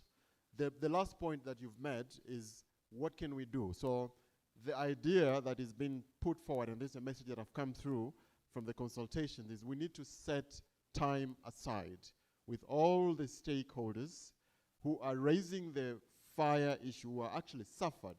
Obviously, when the farmers or the forest owners do suffer, the big picture suffers, which is the country. So there's a need for a much bigger time allocated for this to be discussed. It seems as if there isn't one person here who can give us the panacea to the fire problem. So as stakeholders in the sector, it's a problem, it's an elephant in the room, which will definitely destroy all the gains and the potentials we are talking about. And therefore, we are urged to really set some time aside. And I'm asking the organizers to take this as an important takeaway in order to help us really get some attention on this very important subject that is threatening the growth of the sector. I think it's enough with the elephant. It's big. We've got to strategize dealing with it. Mike, I wanted you wanted to make a comment, but I had a question for you, which I wanted to ask. So I'm going to give you the opportunity to speak in exchange for you to also answer the following questions. You talked about MSMEs and the role they can play. I think the biggest challenge that we really have seen is its informal nature and its ability not to be recognized in the bigger frame of things. Any thoughts around what needs to be done to really bring this into the fore as you make your comments? This will be the last comment from that side, and I'll give my audiences 1 minute each, and I mean 1 minute each, which will mean total 5 minutes to just make a conclusive remarks on what they've been talking about. Okay, so I'll answer the question as best as I can first. On the small-scale tree growers, we're trying to formalize that sector, forming tree growers associations registered with the district or with Ministry of Home Affairs, and they're quite linked into district government. I'm not saying that the problem is solved, but it's one of nuance. You take a district like Makete, there's no big industry there. It's pretty totally informal. It's almost all small scale tree growers and SMEs. But forestry taxation is contributing about 70% to the district government budget. They're producing about 80 or 90,000 cubic meters through small sawyers, and they're exporting a lot into Zambia. I don't think anybody's been hurt by that. But the process of regularizing them is going to take time. If we talk with the SMEs we're mostly dealing with are ding-dong operators, these small AMEC mobile sawyers. Charcoal makers are much bigger in the economy than you might realize from a distance, sitting here rather than in the forest. And carpentry and joinery is also quite a big sector at the village level and at the national level. So we've been working with our labs here. They've been leading research on how to engage with them so that we can understand those businesses and how to support them better. Of course, they don't want to stay in the informal sector. They want to be formal and recognized. But it has to be a managed transition. It's not going to happen overnight. But these businesses are mostly run by people with primary school education or a little more. People are breaking their backs and they're hardly making any profit at all. They're very marginal. None of these guys are getting rich, or very few. But a lot of people are being employed. And it's keeping a lot of families afloat.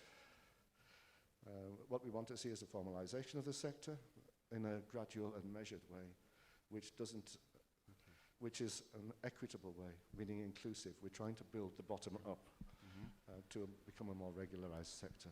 Okay. Thank you. All right, thank you very much.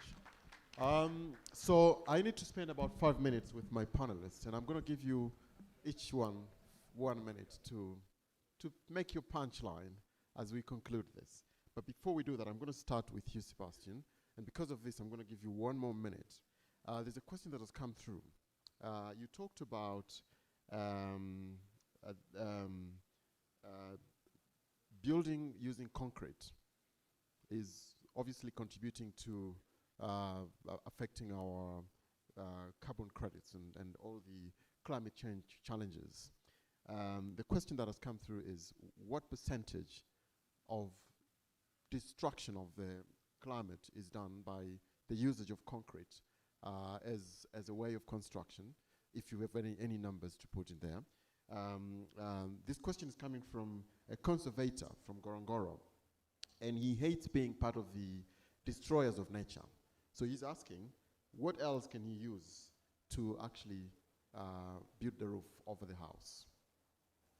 So you have 1 minute to answer this and 1 minute to make your conclusion. Okay. Nitajaribu kujibu kwa haraka. Concrete is responsible, or the construction sector, we're saying there's different numbers going around, but we're saying concrete contributes around 36 to 38% of carbon emission globally, the construction sector as such. So concrete, hatuwezi kama tunaona Glasgow na kila kitu tunahitaji kufanya, hatuwezi kuendelea kujenga na concrete. Na duniani nzima inabadilika. Na sasa hapa Tanzania tuna fursa kubwa kwa sababu tunahitaji nyumba nyingi, tubadilishe kutoka mwanzo kabisa. Tutengeneze nyumba na mbao. Kwa mfano naweza kusema city kama Paris, the government wameweka sheria nyumba wanahitaji kutengenezwa 50% na timber. Munich, one of the big cities in Germany, huwezi kutengeneza bila timber tena. Sheria inabadilika, wana force sekta ya binafsi na sekta ya construction kutumia timber, kwa sababu kama hawafanya hiyo, ile lengo wamekubaliana huko Glasgow hawezi kufika. So it's crucial. So 2.7 tons of carbon emission from 1 cubic meters of concrete. It's a disaster. While CLT, for instance, as the concrete of the future, it sequesters 0.5 ton of carbon dioxide in 1 cubic meter. So it's positive, and this will allow us to sell carbon credits, right? So, Ngorongoro, kwa tunatumia pia CLT, unaweza kutumia mbao, lakini unaona kitu muhimu kama unajenga na mbao, unahitaji kuangalia it doesn't get in contact with water. So you have to cover with something, right? So there's different way of covering. Ngorongoro, they use this natural sisal kind of plants they use, makuti kind of things you can be using on top to just protect it from water. There's different natural ways of protecting it, but typically our roofs we're not building with concrete anyway, right? So mabati is also not a very good product. Lakini kuna alternatives unaweza kutumia. Sisi tunajaribu kutengeneza green roofs, tunapanda juu ya paa. So green gardens, green roofs is a nice opportunity that you would have maybe also in Ngorongoro. Conclude. My last thing, kwa serikali, I think the most important thing we've discussed today is the standardization. Kama TBS is not able to classify small scale producers of timber or even large scale producers of sawn timber, I cannot buy my material in Tanzania. So please, serikali, enable TBS to classify our timber. Thank you. Hans, your punchline? I would say the punchline is that the demand for quality doesn't mean that you exclude what is currently a fairly informal part of the industry. I think both can live side by side. And I think there's opportunities for those that wish to invest and wish to produce against a certain quality standard to participate in the market that demands that standard, and those that feel that that is still a leap too far. There are obviously plenty of room for those producers as well. So I think there's quite often the demand for quality standards is seen as a threat to an informal sector, but I actually think it's not a threat. I think it can coexist, and I think it's a way to gradually bring the informal sector into a more formalized role. Thank you. Hein? Thank you. I would just briefly stress the importance of building up the capacity and skills of the people who are doing the work, so that gradually more and more of the SMEs can also graduate to the more succeeding bigger companies, and also in general extension in forestry and the entire value chain is very important. Thank you. Thank you very much. And finally, Professor, 1 minute. Thank you. I want to echo what Mike Hawks has been saying. Small sector is still at the infant stage. So we should be very careful when we are standardizing and putting all these procedures. Tusipoangalia tunaweza kuiua. Kwa hiyo we should be trying to strike a balance between the large scale and small scale.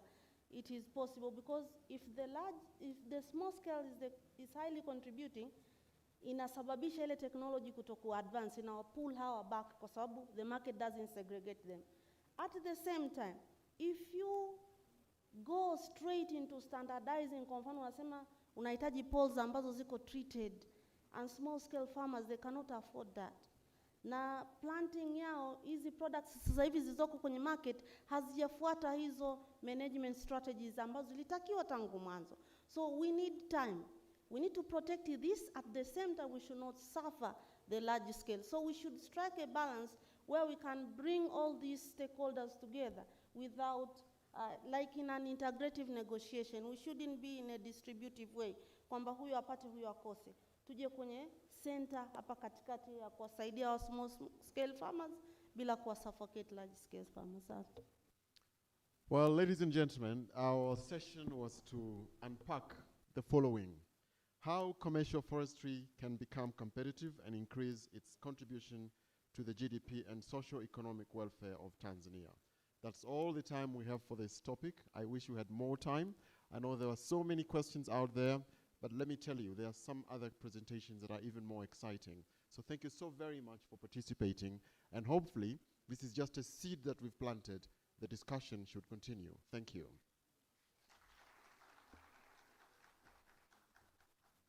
And I thank you, my panelists, for all the work you've done. Thank you. Tuwapigie makofi wengi sana wana CCM. Watu wa mada ambao wametoka, makofi mengi sana. Mbunge hapa Shami kafurahi, nimetamka wana CCM hapo kafurahi. Sasa tunashukuru. Tunataka kufanya dakika 2 tu au 3 za kupata kujua tangu jana ondoke waziri mkuu mpaka asubuhi ya leo maoni ya koje. Labda niseme kwamba tukio hili la jana, mheshimiwa mkuu wa mkoa na mheshimiwa waziri, si dogo kama unaweza kufikiri. Tumepata maoni kutoka Marekani, tumepata maoni kutoka South Africa, tumepata maoni kutoka India, tumepata maoni kutoka Kenya, tumepata maoni kutoka Rwanda, tumepata maoni kutoka Burundi. Kwa kuna watu wanatake keen interest ya kile kinachotokea hapa, either wawekezaji, wadau, wataalamu wa sheria, lakini pia researchers wapo very keen kujua kinachoendelea. Naomba tupate maoni sasa kwa dakika 4. Yule wa kuchukua maoni atuchukulie maoni ya kilichoendelea, alafu tuende kwenye kinachofuata. Naomba uchukue microphone dakika 4 tu. Naomba tuanze. Asante.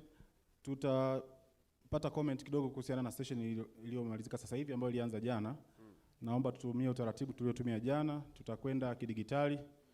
Tuingie kwenye browser zetu kwa kutumia internet. Kuna website ile pale inaonekana kwenye screen. Naomba uizoom. www.menti.com,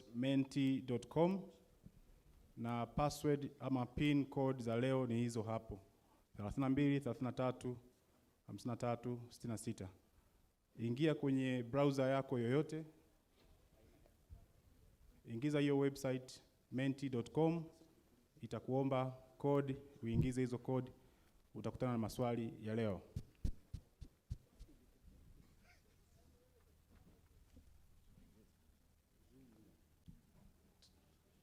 Una dakika 4 tu mkuu. Leo tunataka tumalize kila kitu na tusibane muda. Tunaipata website hiyo menti.com.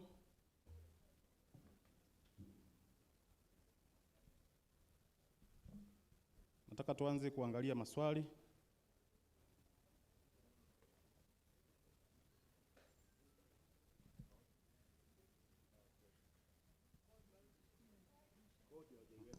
Kodi, rudisha kodi.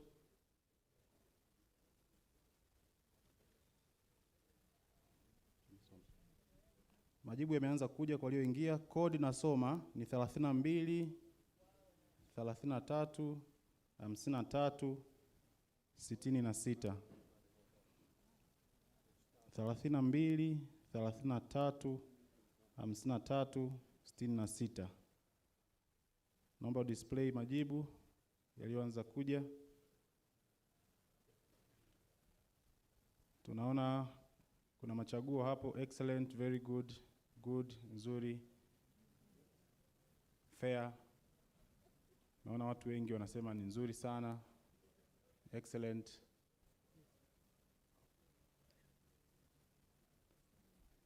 Tumalizie ambao bado. Tuende kwenye swali la pili. Did the session meet your expectations?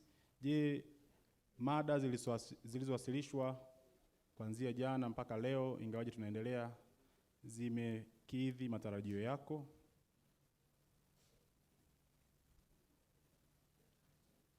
Naona majibu yako pale. Mada ambayo ilikuwa inawasilishwa na panel iliyotoka, je, imekidhi matarajio yako? Majibu hayo. Tumalizie, tunaruhusiwa kwenda swali la 3. Session ipi ilikuvutia zaidi? Which session impressed you the most?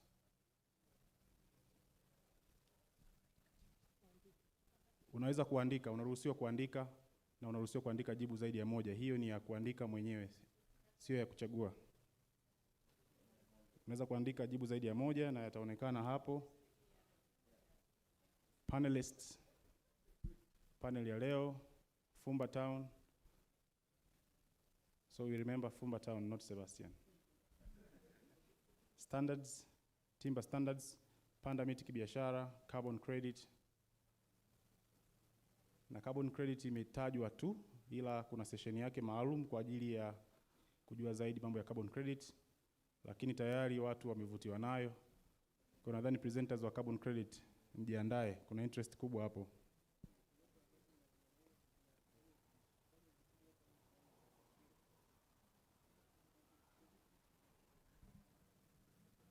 Quality standards. Timber standards imekaa katikati, ni kubwa, inaonekana inaandikwa na watu wengi. Panda miti kibiashara, Fumba Town. Sebastian, that was a session.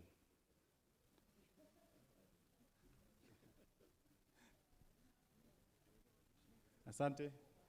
Tunakwenda kwenye swali la mwisho. Do you have any comment or advice about the sessions presented? Je, una maoni au ushauri gani kuhusiana na mada zilizowasilishwa? Any comments on the sessions? And please focus on what is already been presented. Bado kuna sessions zingine. More time is needed. Mheshimiwa Mkuu wa Mkoa, watu wanaomba tukae zaidi hapa. More time. Moto, moto, moto. The elephant is coming back. Time.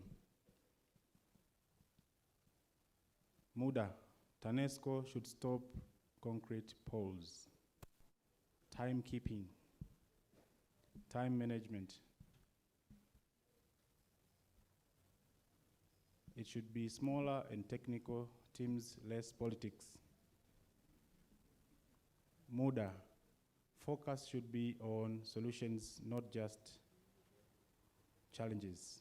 Forestry fire was very underrated. Jamani, ni maoni ya washiriki hayo. Conduct similar sessions countrywide. Tusiishie kwa maneno, tunahitaji vitendo. Yaliyojadiliwa yazingatiwe na kufanywa kazi. Time is short. Moto, moto. Can we have access to the presentations and materials for reference? Materials for reference will be given out. Jamani, asante. Nadhani maoni yamerekodiwa na endelea kupokelewa. Mengi yanaonekana yakijirudia. Asante kwa hiyo feedback. Asante sana, makofi kwa kufanya hiyo kazi. Mheshimiwa Mkuu wa Mkoa, utayapata haya kwa sababu ni maoni ambayo yapo halisi, watu wanajaza kama unavyoona, na ni very transparent. Huwezi kusema kuna mtu akutoa maoni au yaliwekwa maoni ambayo hayajatolewa. Tunajaribu pia kuweza kupata watu wa nje ya nchi na nje ya Iringa nao waweze kutupa maoni, ili Mheshimiwa Mkuu wa Mkoa ukipata taarifa ile ya mwisho wa hii uwe na maoni ambayo ni jumuishi kwa nchi nzima na kuangalia inaendaje. Kuna mtu mmoja amejibu kwamba mpaka leo asubuhi hajaridhishwa na kilichotokea. Tunajua ni kwa sababu hakusikia market opportunities. Jioni ya leo yeye atakuwa wa kwanza kusema mkutano umeniridhisha 100%, kwa sababu kinachofuatia sasa tunaenda kuzungumzia fursa za wood product katika maana ya market opportunities. Nina wazungumzaji wasiopungua 5.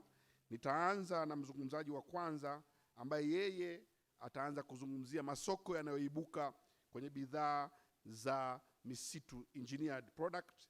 Yeye anaitwa William Mato. William Mato ni Deputy Director wa Forestry Development Trust, ambao wameshiriki sana katika kuandaa semina hii ambayo tunayo hapa leo, na yeye amefanya kazi nyingi katika mashirika mbalimbali hapa Tanzania. Ana uzoefu wa kutosha kuhusu biashara ya misitu na miti, na atatupa presentation yake, na nitakuwa mkali kidogo kwa sababu participant lazima tuwape muda mwingi. Kuna maswali mengi ambayo mchana lazima yataulizwa. Kwa dakika 10, usipomaliza dakika 10 au kuzidisha na kukata microphone na muingiza msemaji mwingine. 10 kuanzia sasa. Karibu. Asante sana Felix. Okay. Nashukuru. Kama alivyonitambulisha, naitwa William Mato. Mimi ni Deputy Director wa FTT. Ninahusika na mambo ya masoko, sera pamoja na processing. Nitazungumza kidogo kwa kifupi kuhusiana na mambo ya masoko ya EWP, lakini nadhani kwa sehemu kubwa wazungumzaji waliotoka wamecover maeneo mengi ambayo nitapita. Kwa hivyo Felix, usiwe na wasiwasi, nitapita kwa speed kidogo. Swali la kwanza ambalo tunajiuliza kuhusiana na EWP, jana mkakati umezinduliwa, lakini inawezekana watu wengi wanajiuliza maana ya engineered wood products ni nini. Kwa kifupi, a simple definition inaonekana kwenye board kwamba watu wengine wanasema ni bidhaa ambazo zimetengenezwa na binadamu kwa maana ya man-made wood. Lakini EWP kwa lugha nyepesi ni aina za bidhaa za mbao ambazo zimetengenezwa kwa kuunganisha vipande vidogo vidogo vya mbao kama vile particle boards, kama particles ama veneers ama aina nyingine ya pande ndogo ndogo kama fibers. Na hii inaunganishwa kwa kutumia njia mbalimbali ikiwemo gundi. Na kwa nini EWP inaingia katika mjadala wetu au katika mjadala wa kidunia kama mojawapo ya bidhaa muhimu ya mbao? Inatumika sana kama mbadala wa mbao ngumu ama hard wood pamoja na concrete, na sababu tutaziona huko mbele katika presentation yangu.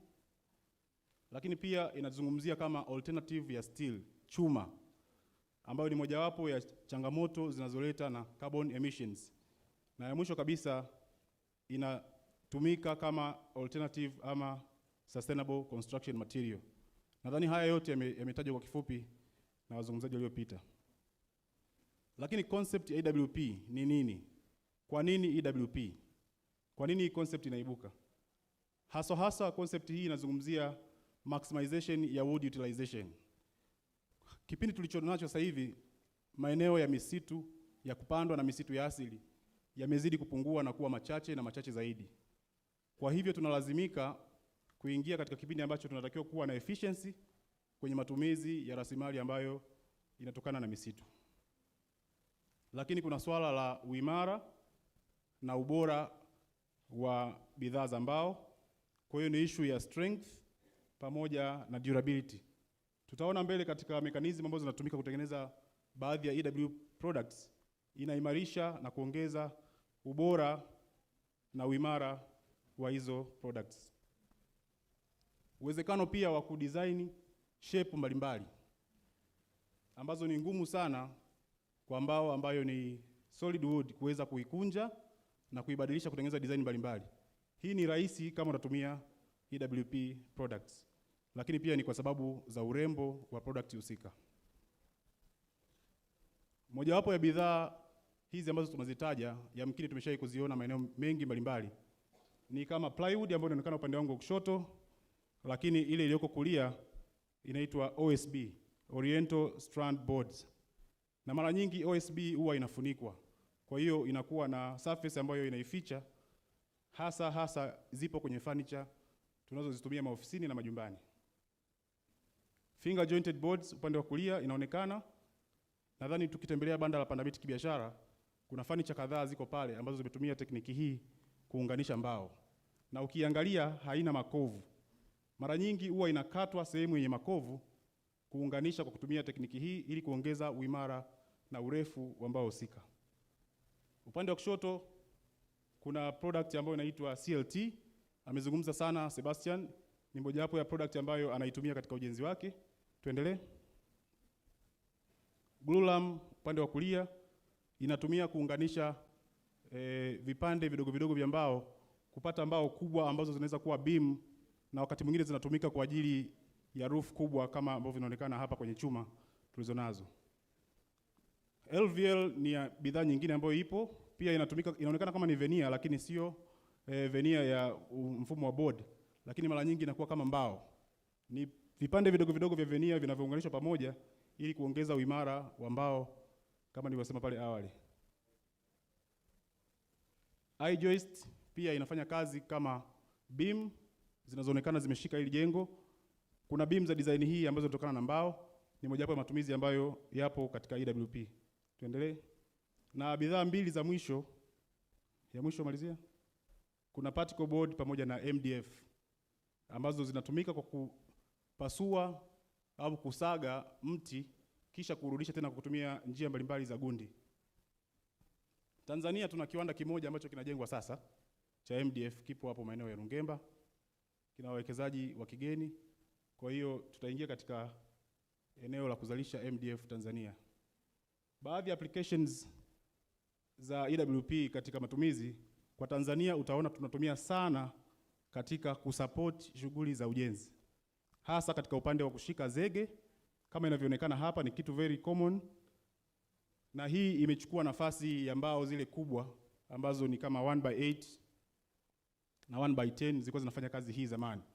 Baada ya maendeleo ya teknolojia tulianza kwa kuimport mbao hizi, material hizi, lakini sasa zinatengenezwa kwa asilimia kubwa mafinga, marine board pamoja na plywood. Kwa nchi zilizoendelea, application ya bidhaa za EWP zinatumika zaidi kwenye ujenzi na kwenye majengo, kitu ambacho tumekisikia kwa nguvu sana kutoka kwa panelists waliopita.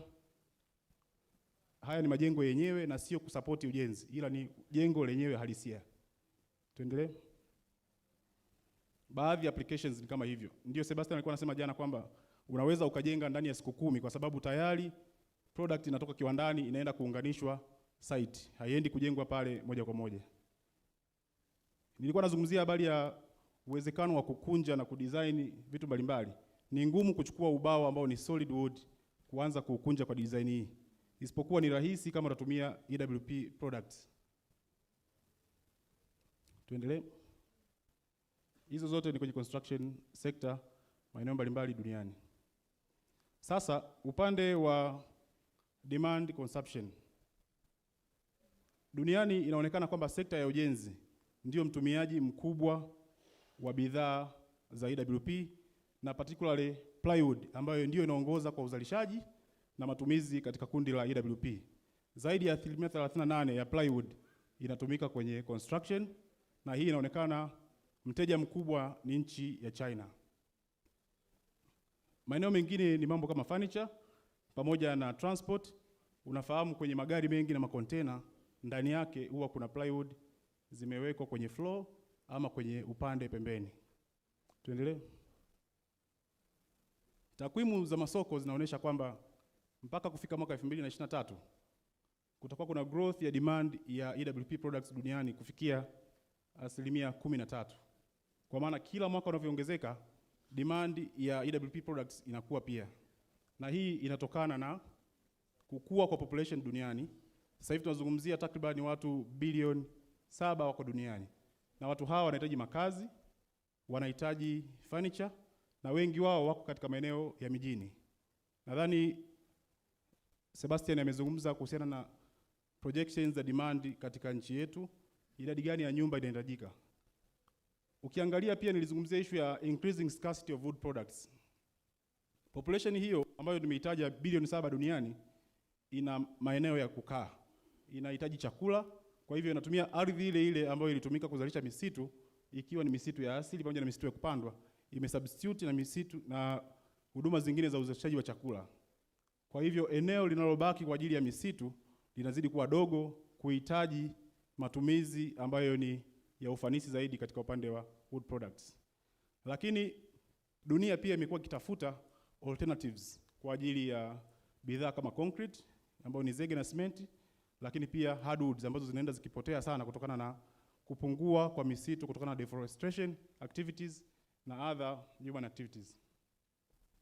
Lakini serikali za dunia mbalimbali, za nchi mbalimbali duniani zimekuwa na misimamo mikali pamoja na regulation ili kupunguza carbon dioxide emissions pamoja na deforestation. Hii yote inapunguza, inaongeza uhitaji wa bidhaa za mbao na particularly engineered wood products. Issue za design nimeshazungumza, lakini pia uwezekano wa urahisi wa kufanya maintenance ni sababu mojawapo ambayo ina drive hiyo demand. Leo asubuhi Sebastian amezungumza kwa asilimia ngapi sectors ya ujenzi ina contribute katika carbon emissions. Hii chart inaonyesha ujenzi peke yake unachukua asilimia 28 ya carbon dioxide emission ambayo tunailalamikia duniani. Na ukichanganya na shughuli zote za utengenezaji wa materials za ujenzi inaongeza asilimia 11. Kwa hiyo jumla kuna zaidi ya asilimia 39.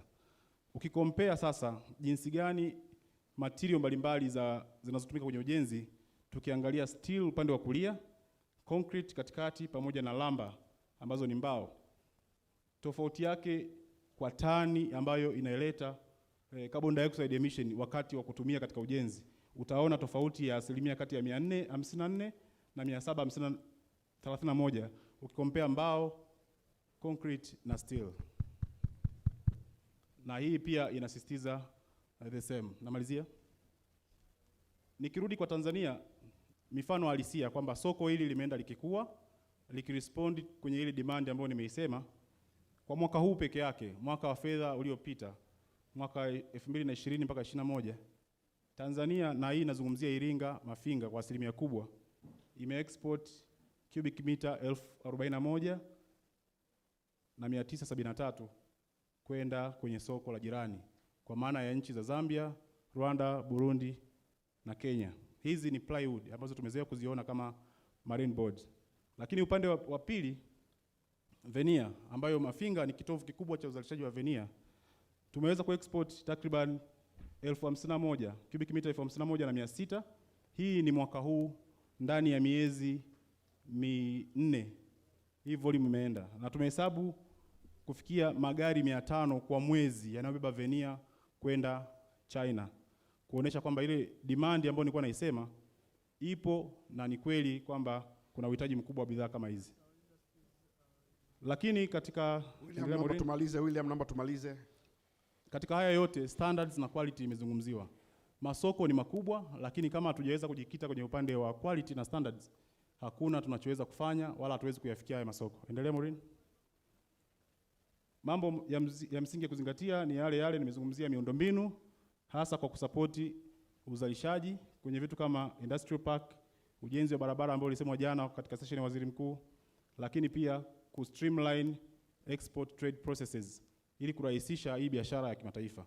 Kwa sasa tunaambiwa na Sebastian kwamba tujenge uchumi ambao utatengeneza soko la bidhaa za mbao ndani, lakini soko ambalo lipo kubwa ni soko la nje ambalo bila export, bila quality na standards hatuwezi kulifikia.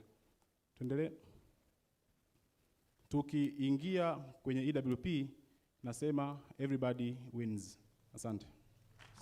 Asante sana, makofi mengi. Tumeona kabisa sasa fursa kwenye engineered woods. Nataka sasa tusikilize fursa za kutengeneza pesa kwenye wooden poles na sawn timber. Na hapa namkaribisha Mr. Elisha Edson, Managing Director wa Agora Wood Products.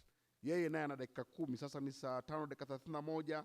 Ikifika saa 5 na dakika 41, Edson huo umemaliza. Karibu Edson.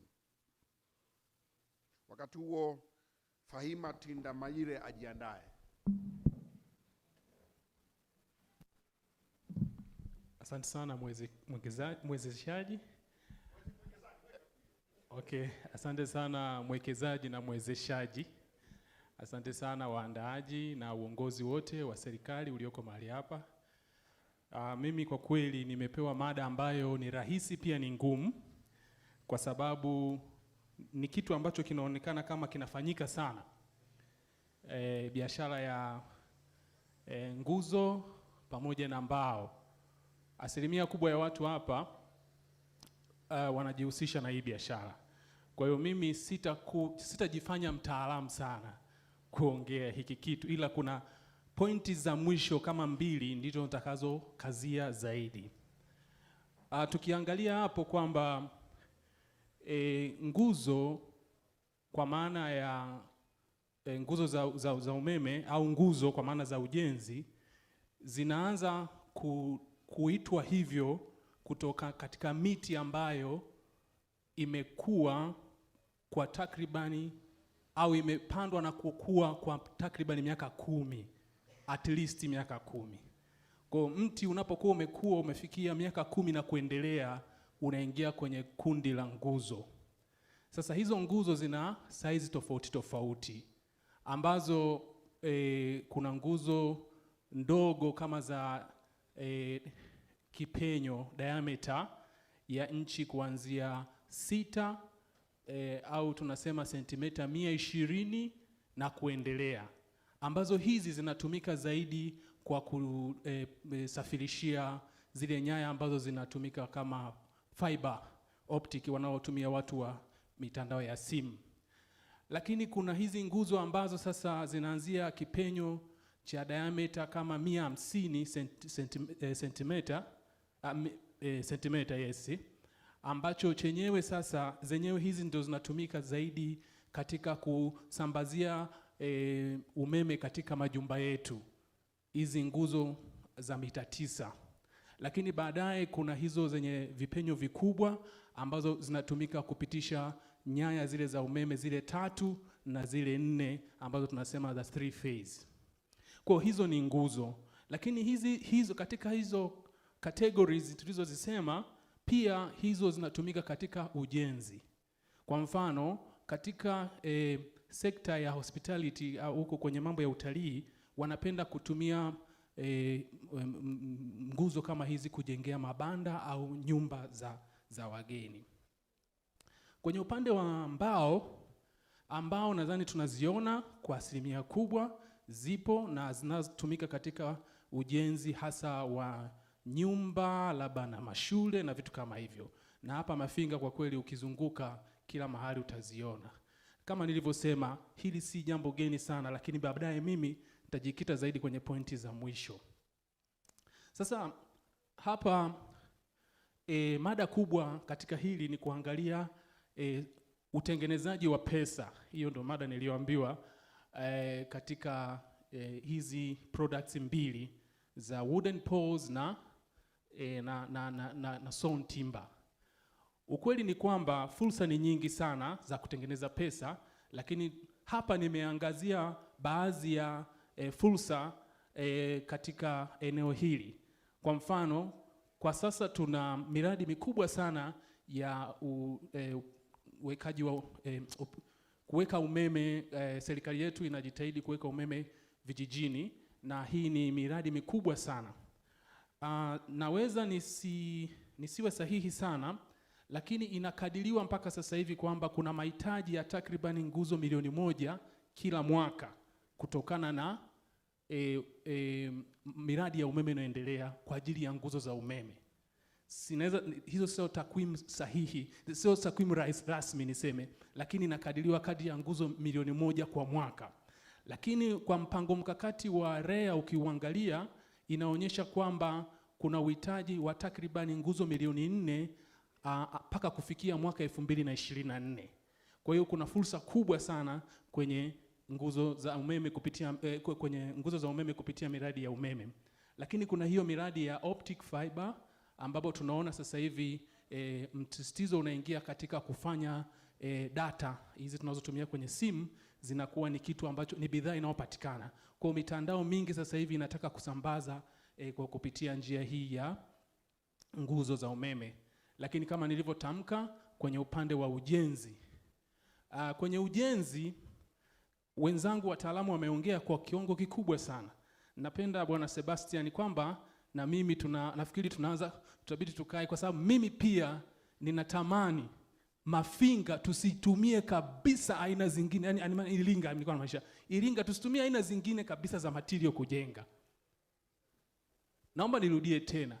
Natamani kwamba Iringa tusitumie aina nyingine za material katika kujenga, au kama tutatumia basi tutumie kwa asilimia ndogo sana, kwa sababu material kubwa na nzuri na ambayo inaweza ikatufaa sisi ni mbao, na mbao inaweza ikatumika. Tunaweza tukatumia hadi 50 to 70% ya mbao katika ujenzi, na vingine ndo tukatumia kama kwenye floor tukaweka simenti na vitu vingine, lakini tunaweza tukatumia asilimia kubwa sana. Kwa hiyo kuna fursa kubwa sana pale ambayo tutakwenda tunanimi.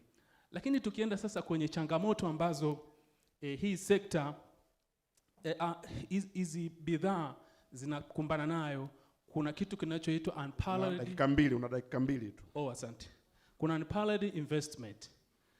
Hii inamaanisha kwamba mahitaji yanakuwa kwa kasi kuliko uwekezaji. Hili ni tatizo kubwa. Sina muda wa kuliongelea. Lakini kuna inadequate enforcement of regulations. Hii nadhani imeshaongelewa sana, kwamba kuna weakness kubwa kwa kweli katika kuhakikisha kwamba viwango vinafuatwa. Lakini kuna hiyo nyingine ambayo nimeiweka pale, hakuna awareness kubwa katika matumizi, quality, lakini pia kuna issue ya skilled workmanship. Sebastian, unataka kujenga magorofa, una mafundi wa kutosha kujenga? Kwa sababu watu wengi ni carpenter lakini sio mafundi, sio wataalamu wa mambo ya wood. Wood inahitaji utaalamu wa aina yake ambayo, kwa hiyo tuna changamoto kwenye workmanship. Lakini pia kuna hili janga ambalo mimi naliona ni janga linaikumba sasa hivi sekta ya nguzo pamoja na mtimba, matumizi ya concrete poles. Kuna kitu kinaitwa plastic wood.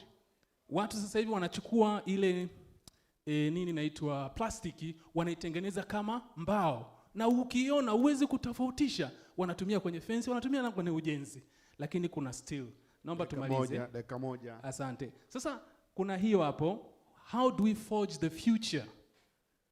Number one is redefining sizing, grading and usage. And here naomba niongelee kuhusu issue ya mindset change.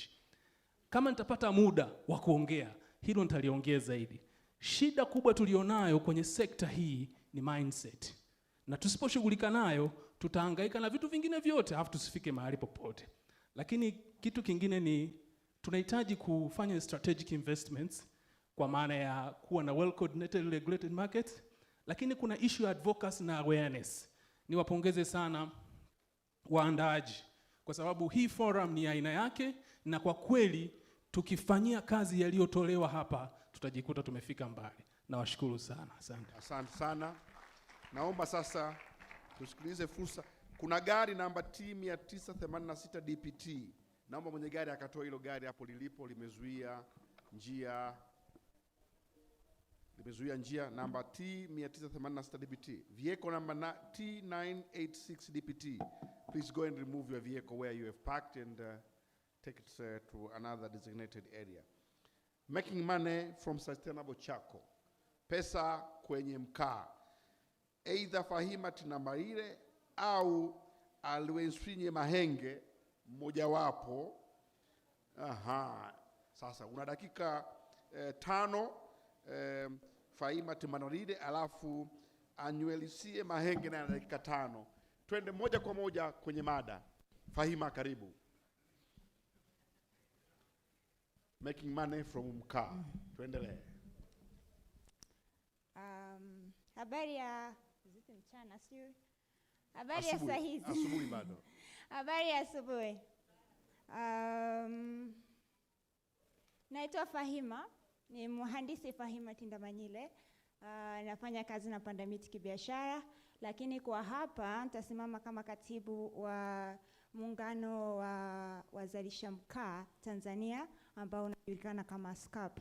Na mimi nitaongelea kwa kiasi kikubwa need na opportunity ambazo zipo kwenye mnyororo huu mkubwa wa mkaa mbadala. Mzee wangu Mena ambaye ni mwenyekiti ataongelea challenges na nini tufanye ili kufika mbele. Nadhani kwa asilimia kubwa, hata kama sasa hivi umefikia hatua ya kutumia gas au kutumia umeme, ulikuzwa tu kwa kutumia mkaa kama wewe umezaliwa Tanzania. Ni bado tunatumia mkaa na ni asilimia kubwa sana. Hiyo 2 million tons ni research iliyofanyika mwaka 2009. Tunaongelea miaka 11 nyuma ambapo ndio ilionekana kama we using 2 million tons of charcoal. Na 50% ilikuwa inapatikana au inatumika zaidi jijini Dar es Salaam ambao ulikuwa mji mkubwa kwa wakati ule. Naelewa kwa sasa itakuwa imekuwa zaidi, hata kama kuna ambao tayari wameanza kutumia gas na umeme katika uzalishaji. Naona ni kitu ambacho hatukiangalii, naomba rudi nyuma, hatukiangalii kwa upana zaidi, lakini ni sekta ambayo tunaitumia sana. Sisi tumekuwa graded na World Atlas kama nchi ya 8 kwa matumizi makubwa ya mkaa, na bado hayo matumizi kama kwa 2009 yote mkaa ilikuwa inapatikana kutoka kwenye miti asili. Through deforestation tulikuwa tunapoteza asilimia kubwa na hekali nyingi kwa mwaka katika matumizi makubwa ya mkaa. Kwa hiyo tunavyoongelea global warming, tunavyoongelea credits, tunakuwa tunaangalia jinsi gani tunaweza kutatua tatizo kubwa la mkaa na kuendelea mbele. Penye tatizo kuna suluhisho, na tukirudi Iringa au the woodlands, tuna nafasi kubwa sana ya kubadilisha maana ya hili jambo zima. Kwa hiyo tunasema asilimia 60 mpaka 40 ya vile vyote vilivyotumika kuzalisha mbao, kinachobaki ni waste. Kuna mabanzi, kuna sodas, kuna milima mikubwa utakutana nayo, na tunachoma moto hii waste na inasababisha kuunguza hata ile mali yetu iliyokuwepo. Kwa hiyo tunavyoiangalia hii, tunaona kwamba tuna nafasi kubwa ya kugeuza hizi waste na kuzipeleka kuwa mkaa au biashara ambayo itaweza kutupa faida. Kwa hiyo kama tunaongelea kuzalisha zaidi mbao, pia tuangalie kile kinachobaki, asilimia 60 ya mti uliosimama, tunaiweka wapi? Na hapa ndo tunaona nafasi ya kuzalisha vitu tofauti tofauti, lakini kikubwa zaidi ni kile ambacho tunaweza kutumia wote, ambacho ni mkaa. Tulivyoiongelea EWP, nadhani kila mtu alikuwa anaiangalia kwa maana ya construction. Tutengeneze vinia, tutengeneze finger joints, lakini kuna EWP ya kwanza ambayo tungeweza kufanya ni kutengeneza briquettes, ambazo ni bidhaa ambazo ni engineered, lakini ni mkaa mbadala kwa ajili ya matumizi yetu. Ukiangalia picha iliyotoka, mkaa wa kwanza ni briquette, mkaa wa pili ni briquette, lakini mwisho ni mkaa wa kawaida ambao unatoka kwenye miti ya kupandwa. Hizi zote ziko katika quality kubwa na mkaa ambao unaweza kucompete na mkaa ambao tunautumia sisi kwa sasa. Kwa hiyo tunasema tuna nafasi kubwa ya kuichukua ile 70 mpaka 60 na kutengeneza aina hii ya product kwa ajili ya matumizi ya nyumbani. Lakini tunajua wazalishaji wakubwa wa mkaa wako vijijini. Hatujaviona viwanda vikubwa. Na kama tunataka kuanza kutengeneza njia mbadala au kuanza kuangalia hii kuiformalize biashara ya mkaa, inabidi tuanzie kule chini kwa watu wetu wa chini ambao bado wako kwenye old stone age ya kuzalisha mkaa. Bado tunachimba mashimo, tunaingiza kuni, tunafunika na mchanga, na huo mkaa ndio bado tunatumia sisi, kila mmoja wetu. Hakuna kiwanda kikubwa cha mkaa ambacho tunatumia sisi wa Tanzania. Kwa hiyo kama tunataka kuanza, tuanze na hawa, tuwatengeneze mazingira, watengeneze mkaa ulio bora kwa njia ambazo ni engineered. To invest kwenye watu ambao wanaweza katengeneza njia salama, teknolojia salama na sustainable kwa ajili ya watu wetu wa vijijini, wazazi wetu, bibi zetu, kila mmoja, ili tuweze kuzalisha huo mkaa ambao kwanza utakuwa formalized, pili utakuwa wa quality, utauzika Tanzania, lakini pia tutaweza kuuza nje. Kwa hiyo kwa kutumia panda miti kibiashara, tumeweza kuanza kwa kutengeneza hizi modified oil drums ambazo kwa hali ya kawaida ukiangalia ni pipa tu la kawaida, limeongezewa plate nje, lakini ina efficiency kubwa na inaweza kuzalisha mkaa ambao ni wa grade A quality. Namba 2 ni kwamba unaweza kuoverset. Sisi ukitengeneza mkaa kwa hali ya kawaida uliozoea ni siku 14, siku 7 mpaka 14 utoe batch moja. Hii inaweza kuzalisha kuanzia masaa 8, na maana ndani ya siku moja kama mtu ana ile pipa ana uwezo wa kuzalisha kilo 15 kwa siku, kila siku, best quality. Engineer wa dakika moja, engineer. Asante. Kwa hiyo namba tuendelee. Naona nafasi kubwa ya kwenda kwenye nchi nyingine na kuuza mkaa. Mkaa endelevu wamefungua hii, wanajaribu kutengeneza zile briquettes na kuziuza nje ambazo zinatumika for luxury, lakini inabidi tuweze kuenda na muda. Kwa hiyo FSC certification itaongelewa, na kama hatujapata FSC kwenye uzalishaji wetu wa mkaa itakuwa ngumu zaidi kwenda nchi za nje. Kwa hiyo tunaona nafasi ya kutumia FSC na kuweza kuwa kama Namibia ambao kwa sasa ni nchi ya 8 kwa uuzaji mkaa mbadala duniani. Asante, naomba nimkaribishe. Asante sana engineer. Meena briquettes mzee, dakika 5. Twende mzee.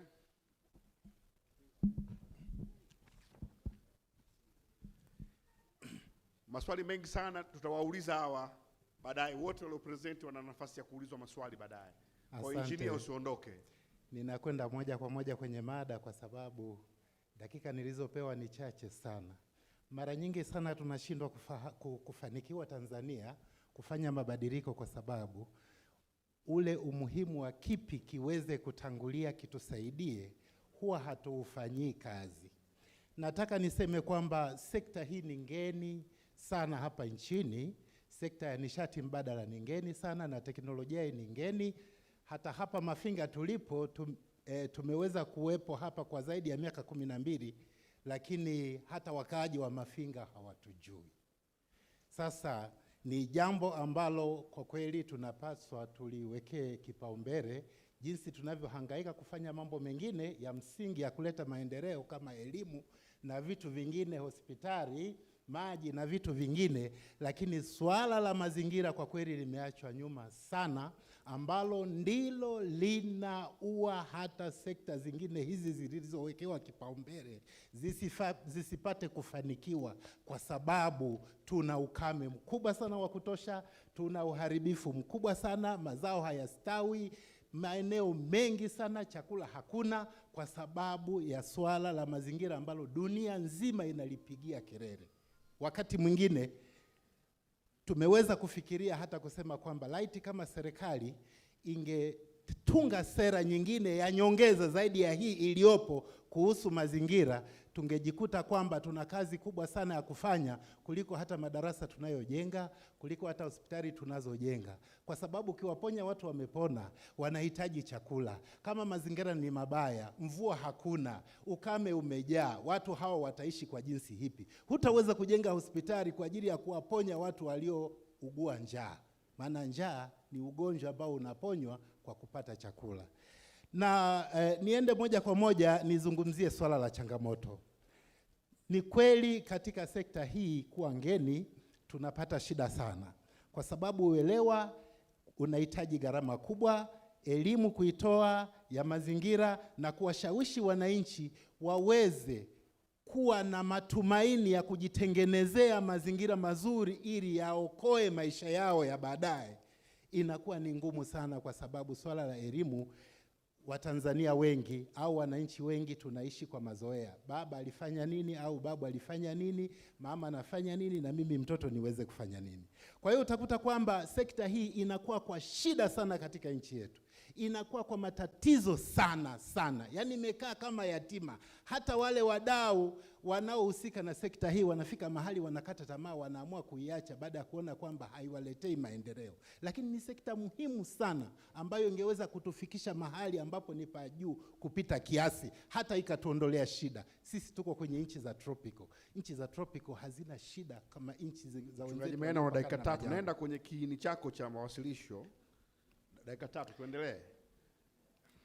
Asante. Ngoja niingie tu labda kwenye mapendekezo. Kwenye habari ya njaa na nini, twende kwenye moja kwa moja. Asante sana. Ngoja niingie kwenye mapendekezo.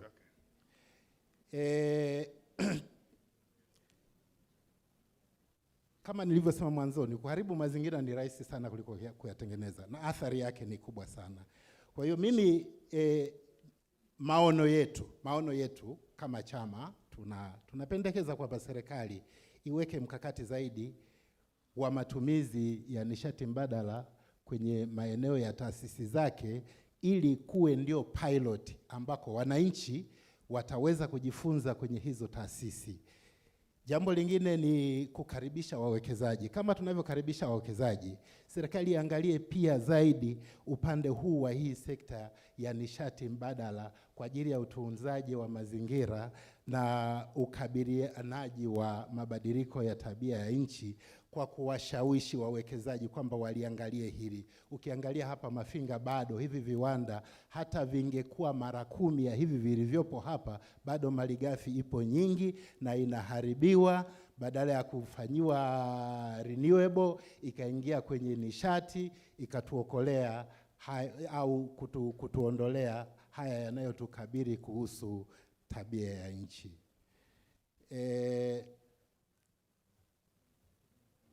Dakika 1:30. Asante sana.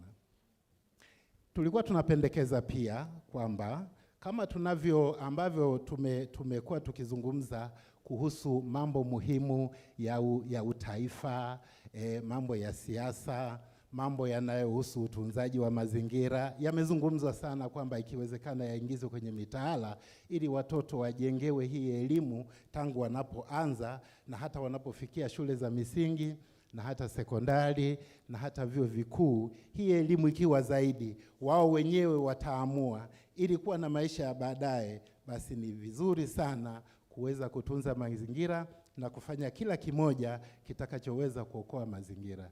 Ombi lingine ni kwa serikali kwamba pamoja na kwamba kwa kweli serikali inahitaji fedha nyingi kwa kukusanya kodi na nini, lakini ukiangalia gesi tulio nayo na inayotengenezwa hapa nchini, ikiondolewa kodi kabisa au hata kupunguzwa kwa kiasi kidogo, inawezekana kabisa matumizi ya gesi au umeme ukipungua gharama, vikawa ni vitu ambavyo ni muhimu vitakavyotumika kwa wingi na kuhakikisha kwamba uoto wa asili ambao ndio koki, mimi wanapenda kutumia neno la koki, uoto wa asili au miti kwa ujumla ni koki ya mvua. Maana unapokuwa na mahitaji ya maji, mchungaji, zimebakia sekunde 30, wind up. Asante sana.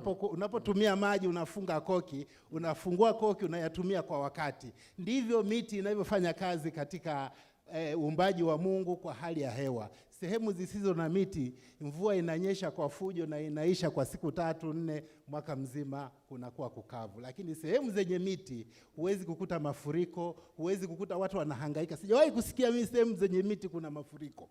Mafuriko yanakaa sehemu ambako hakuna miti, kwa maana kwamba mvua inanyesha kwa siku 1-2, mwaka mzima kunakaa kukavu. Asante sana. Asante sana. Makofi mengi sana. Nilikuwa sijamtambulisha vizuri mzee Mahenge. Kwa kweli moja ya kitu anachofanya kikubwa ni kutunza mazingira kupitia briquette na mikaa, lakini yeye pia ni mchungaji, na leo ni Jumapili, kwa hiyo mnaweza mkaona jinsi gani alikuwa anajaribu kuenda kwenye mahubiri na kuwasilisha mada, na labda wakati wa chakula nitamwomba aombee chakula. Sasa tunaingia kwenye non-timber forest product. Tuna mtaalamu ambaye CV yake nimetumiwa, ina page 25, nita summarize. Ni Profesa Susan Agostino. Yeye ni principal wa Forestry and Wildlife and Tourism wa Sokoine University, lakini yeye amefanya PhD yake kwenye Forest Medicine Plant kutoka University of Bangkok, United Kingdom, lakini yeye ana masters ya Forestry from Sokoine University of Agriculture aliyoipata mwaka 99, lakini yeye pia ni associate professor akifanya kazi kwenye eneo la Forestry, Wildlife and Tourism katika department ya Forest Engineering na Wood Science pale Sokoine University. Professor Susan, una dakika 10 ambazo utazitumia vizuri sana kutuwasilishia mada. Karibu professor. Asante sana mwezeshaji. Habari za mchana mabibi na mabwana. Good afternoon ladies and gentlemen. Kamwene. Kamwene. Basi asante, naomba nitoe wasilisho langu. Naomba urudi kwenye title mara moja. Nitakuwa naongelea swala la kuongeza kipato kupitia mazao siti mbao. Maximizing revenue from non-timber forest products in Tanzania. Na nilivyopitia schedule nzima, nafikiri hii kidogo presentation itakuwa tofauti. Tunaziongelea mbao. Mimi nataka niongelee mazao siti mbao, non-timber forest products. Ukisoma vitabu unaweza ukakutana na non-wood forest products, na yenyewe ni subset ya non-timber forest products. Tukizisemea non-wood, hatuongelei mkaa wala bidhaa zingine ambazo zinatumika kwenye ujenzi kama nguzo pamoja na fito. Lakini tukisema non-timber, tunachukua vyote. Sasa haya ni mazao ambayo tunayapata msituni, lakini pia yanaweza yakawepo kwenye misitu yetu ya kupandwa na maeneo mengine ambayo yanatumiwa na binadamu kwa matumizi mbalimbali. Na tuna categories nyingi sana.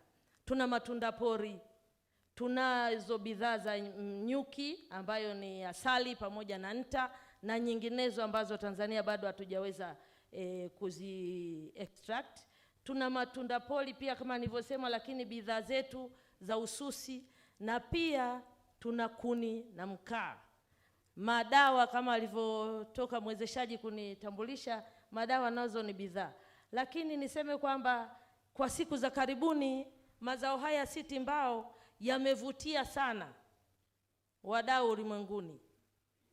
Na ukienda nchi zilizoendelea wameenda juu zaidi katika kuyatumia. Sisi bado tunayatumia katika kaya ambapo tunatumia kwa chakula, tunatumia pia kuboresha afya zetu, lakini kuna watu wamejiajiri katika sekta hii na pia tunajipatia kipato.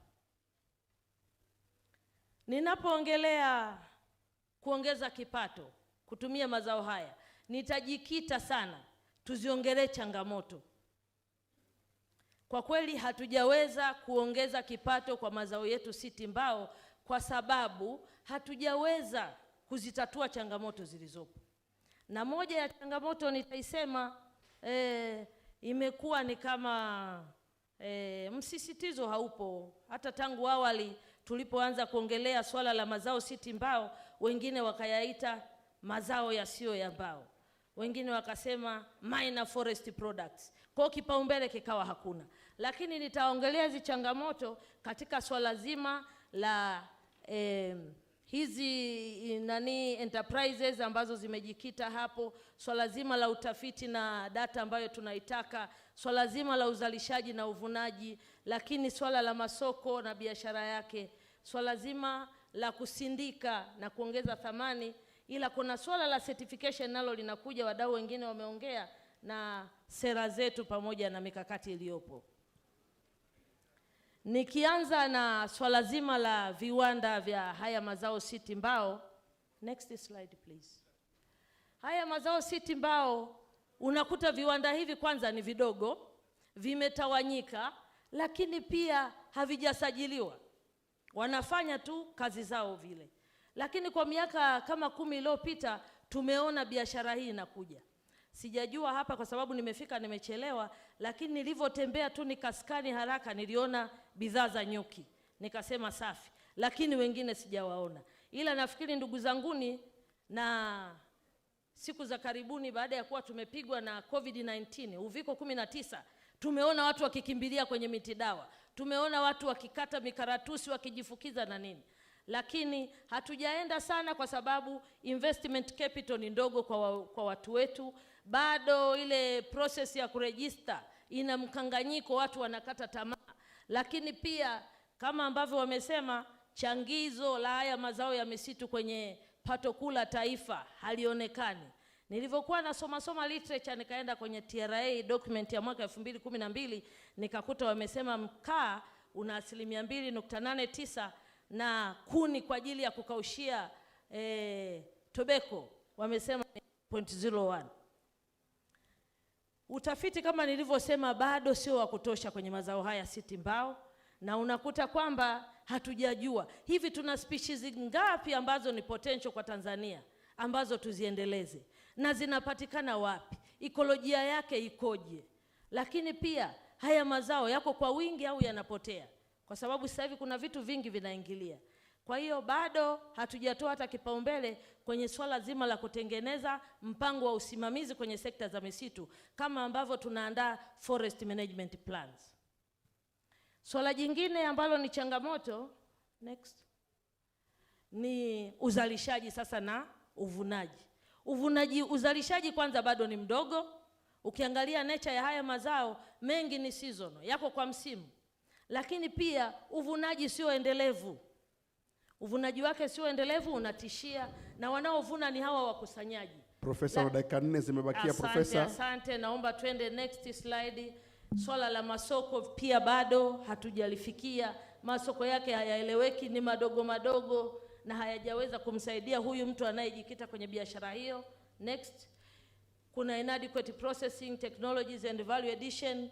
Bado hatujawasaidia hawa watu ambao wanapambana kwenye sekta hii angalau waweze kusindika bidhaa ambazo ni bora, ingawa tunawaona wanakuja.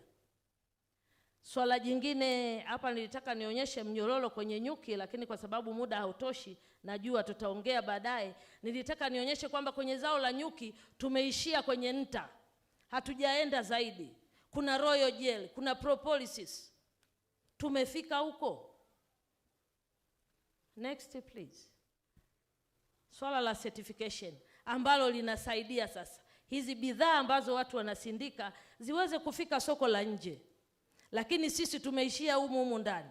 Na mara nyingi ukipita labda Mafinga sokoni utayaona, baadaye hautayaona. Ile chain ya kufikia ile process ya kucertify bado ni complex, lakini vile vile demand ya hizi certified products hazipo. Kwa hiyo hatuwezi tukaenda huko. Hapa ni pakubwa, ni supported policy, lakini na kikubwa unakuta haya mazao kuna mengine tumeshakatazwa tusiyavune na kufanya biashara yake, lakini sera haijaturuhusu. Hata ukifika kuuliza tunauza vipi, ukiuliza hata wadau wa asali kuipeleka nje bado pana mlolongo, hata ile imani haipo. Lakini tunashukuru sana Wizara ya Maliasili na Utalii sasa hivi wanakuja na mkakati wa kuyatumia haya mazao siti mbao. Mimi nimefurahi sana kwa sababu hii ni hatua itakuwa kubwa sana ya kuwanyanyua hawa watu wanaofanya kazi kwenye hii sekta ambayo kwa sasa kama sio rasmi tunahitaji tuirasimishe. Na mwisho niseme sasa tunatakiwa tuende vipi? Cha kwanza naanza, tunahitaji strategy na action plan, tuinvest kwenye research and development, tafiti ni za muhimu sana. Tunahitaji tuintegrate production. Unapozalisha mbao, zalisha na mazao siti mbao. Mdau alichangia akasema, wanalalamika sasa hii miti karibu haina wateja mbao tuivune. Hapana, tuintegrate wazalishaji wetu wazalishe na mazao siti mbao ili tuweze kutapu hiyo potential. Improve market strategy, tuongeze usindikaji na tuongeze thamani.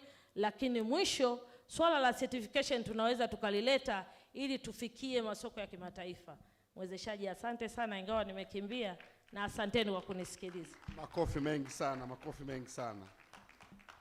Utakuwa na muda wa kuulizwa maswali baadaye, kwa hiyo usiondoke Profesa, andaa nondo zako. Maswali mengi najua yatakuja kwako. Tukio hili linarushwa moja kwa moja pia kwenye televisheni zetu, na kama jana mliona taarifa ya habari ya usiku walitupa kama dakika 7 hivi ziliconcentrate Iringa. Kwa hiyo participant wengi mlionekana, wazungumzaji wengi mlionekana. Jaribuni kuangalia taarifa ya habari ya TBC jana online, muone ambavyo TBC ilituheshimu jana. Sasa nataka nimlete, na ni mada muhimu sana, carbon sequestration, tuta benefit vipi? Imezungumzwa habari ya kuna mzungu mmoja alikuwa anasema amesikia jana kwa mara ya kwanza hewa mkaa. Iko wapi yule mzungu? Huyu bwana. Sasa ndio muda wa kusikia habari ya mkaa, hewa mkaa, na hapa nitamkaribisha Mr. Demeritus Kweka. Yeye ni ESG manager wa Green Resources. Yeye ni Group Environment and Social Governance Manager wa East Africa. Mr. Kweka oversees the implementation of environmental and social obligation and standard matters relating to carbon credit. Na naomba sana Bwana Kweka waelezee watu kwa taratibu sana mambo ya carbon credit. Watazivunaje? Pesa hiyo inatumwa benki au wanaifuata Ulaya wenyewe? Pesa hiyo inakuja kwa dola au kwa shilingi? Vijiji vitapataje? Waeleze taratibu sana. Waziri Mkuu alisema jana watu waelezwe. Na kwa Kiswahili fasa. Unajua Kiswahili? Najua sana. Kwa Kiswahili sana. Maana kuna mtu mwaka huu amepata shilingi bilioni 2 za carbon Iringa hapa. Alizipataje? Alipimaje carbon dioxide kwenye hewa? Waliipandaje hela? Vijiji vikapataje hela? Taratibu sana. Nakupa dakika 10. Usipozimaliza hizo na kupunguzia 1. Kwa hiyo ikiwezekana mambo mengine yote acha. Tuambie hewa mkaa ni nini? Tutapataje pesa ya hewa mkaa hapa? Na je, ipo ambayo hatujaichukua bado tukaichukue? Utuambie hapa. Karibu. Asante sana bwana moderator. Inaonekana kwamba hii topic watu wanaipenda sana na topic ambayo sasa hivi imekuwa muhimu sana. Mheshimiwa Waziri wa Maliasili na Utalii ameshawahi kuisikia kidogo kutoka kwangu, lakini leo atapata fursa pia. Wewe tueleze, yani tukulia hatujasikia chochote, useme kwamba Mheshimiwa Jumbaro alisikia. Wewe tuanzia sifuri. Sawa. Na kwa sababu hiyo nitaomba uniongezee muda kwa hilo. Hapana, kwanza za dakika 10, alafu haya tuanze. Unaweza ukaruka tu hii slide. Nataka tu nianzie kwenye hiki ni nini ambacho kinaongelewa hasa. Kabla sijasoma wala sijaangalia hapo, naweza nikakuelezea tu ni wangapi wameshawahi kusikia neno mabadiliko ya hali ya hewa au karibu ya tabia nchi, si ndio? Nani anafahamu hewa ya carbon dioxide au hewa ukaa? Nani ameshawahi kusikia hilo neno? Wako wachache. Kwa hiyo nikiwa nasema haya maneno nitakuwa na sengine natumia maneno hewa ukaa, mabadiliko ya tabia nchi na vitu kama hivyo. Kwa hiyo itakuwa kidogo rahisi kuelezea.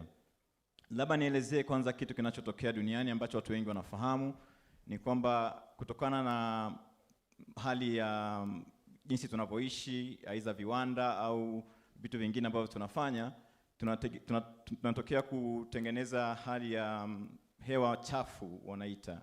Na hiyo hewa chafu inaharibu mazingira. Na inaharibu vipi mazingira? Kuna kitu kama blanket ambalo liko juu wanaita ozone layer, na hizi hewa chafu inaenda inatengeneza kama mashimo kwenye ile blanket, na ile hewa ni hewa tuseme hali ya joto inaongezeka kwa sababu inapita kirahisi kwenye ile blanket ambalo tayari lina matobo. Hiyo labda ndio njia rahisi ya kuelezea. Sasa una uwezo wa kuizuia au unaweza wa kuipunguza, na hiyo ndio tunayoita kwa Kiingereza wanasema offset au kusawazisha kwa lugha rahisi labda. Hii hewa watu mara nyingi wanaita hewa ukaa, na kwa sababu gani?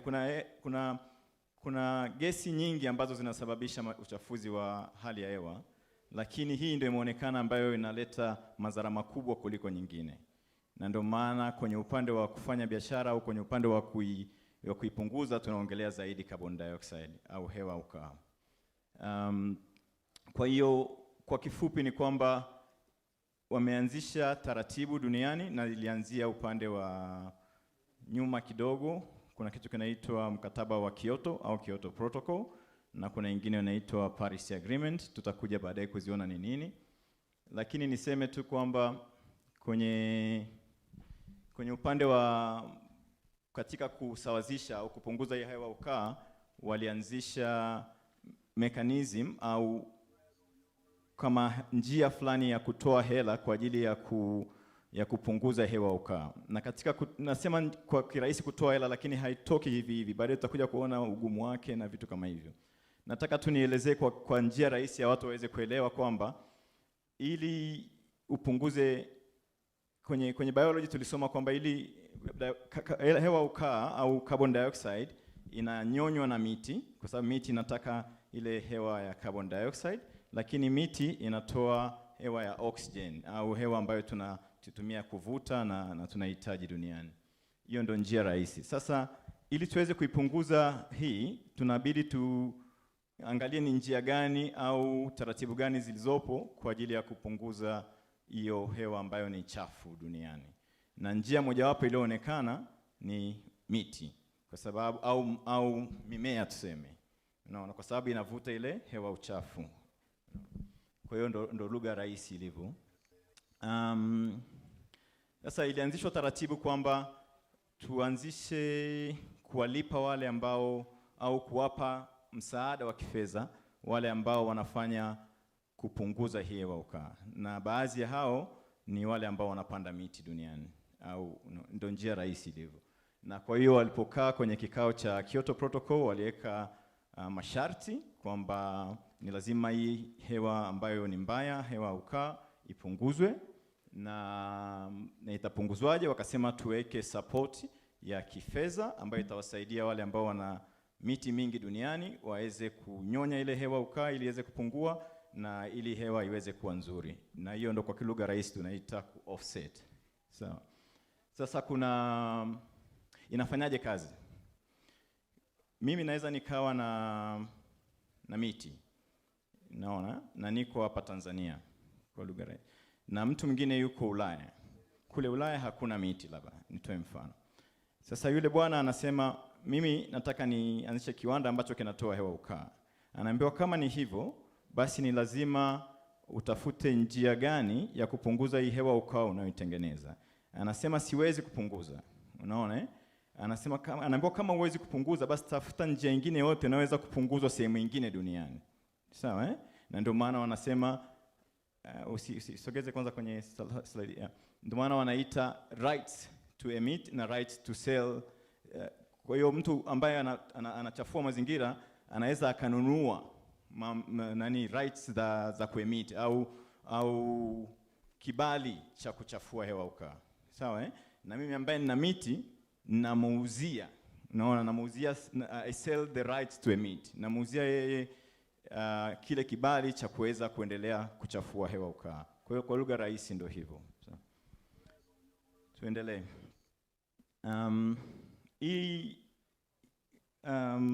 Mfumo hapa labda ndo mfumo mzima wa kuanzia mwanzo mpaka mwisho wa jinsi hii hewa ukaa inavyoweza kupatikana, kupunguzwa na kufanywa biashara na kulipwa na vitu kama hivyo. Tuanze kwa mifano. Tuchukue mkulima mdogo mdogo. Tuchukue kampuni ambayo ina miti, kwa mfano tuseme sisi tutakuwa tunaitwa project developer ambao tuna mashamba ya miti, au kwa lugha ya Paris Agreement ya Kyoto Protocol tunaitwa project proponent. Na sisi ambao ni project developer, sisi ndio tutakuwa originator wa hiyo mamlaka ya kuweza kuuza hiyo hewa ukaa au rights, kuuza rights za kuemit. Kwa maana nyingine unatoa kibali cha mtu kuweza kuruhusiwa kuchafua mazingira.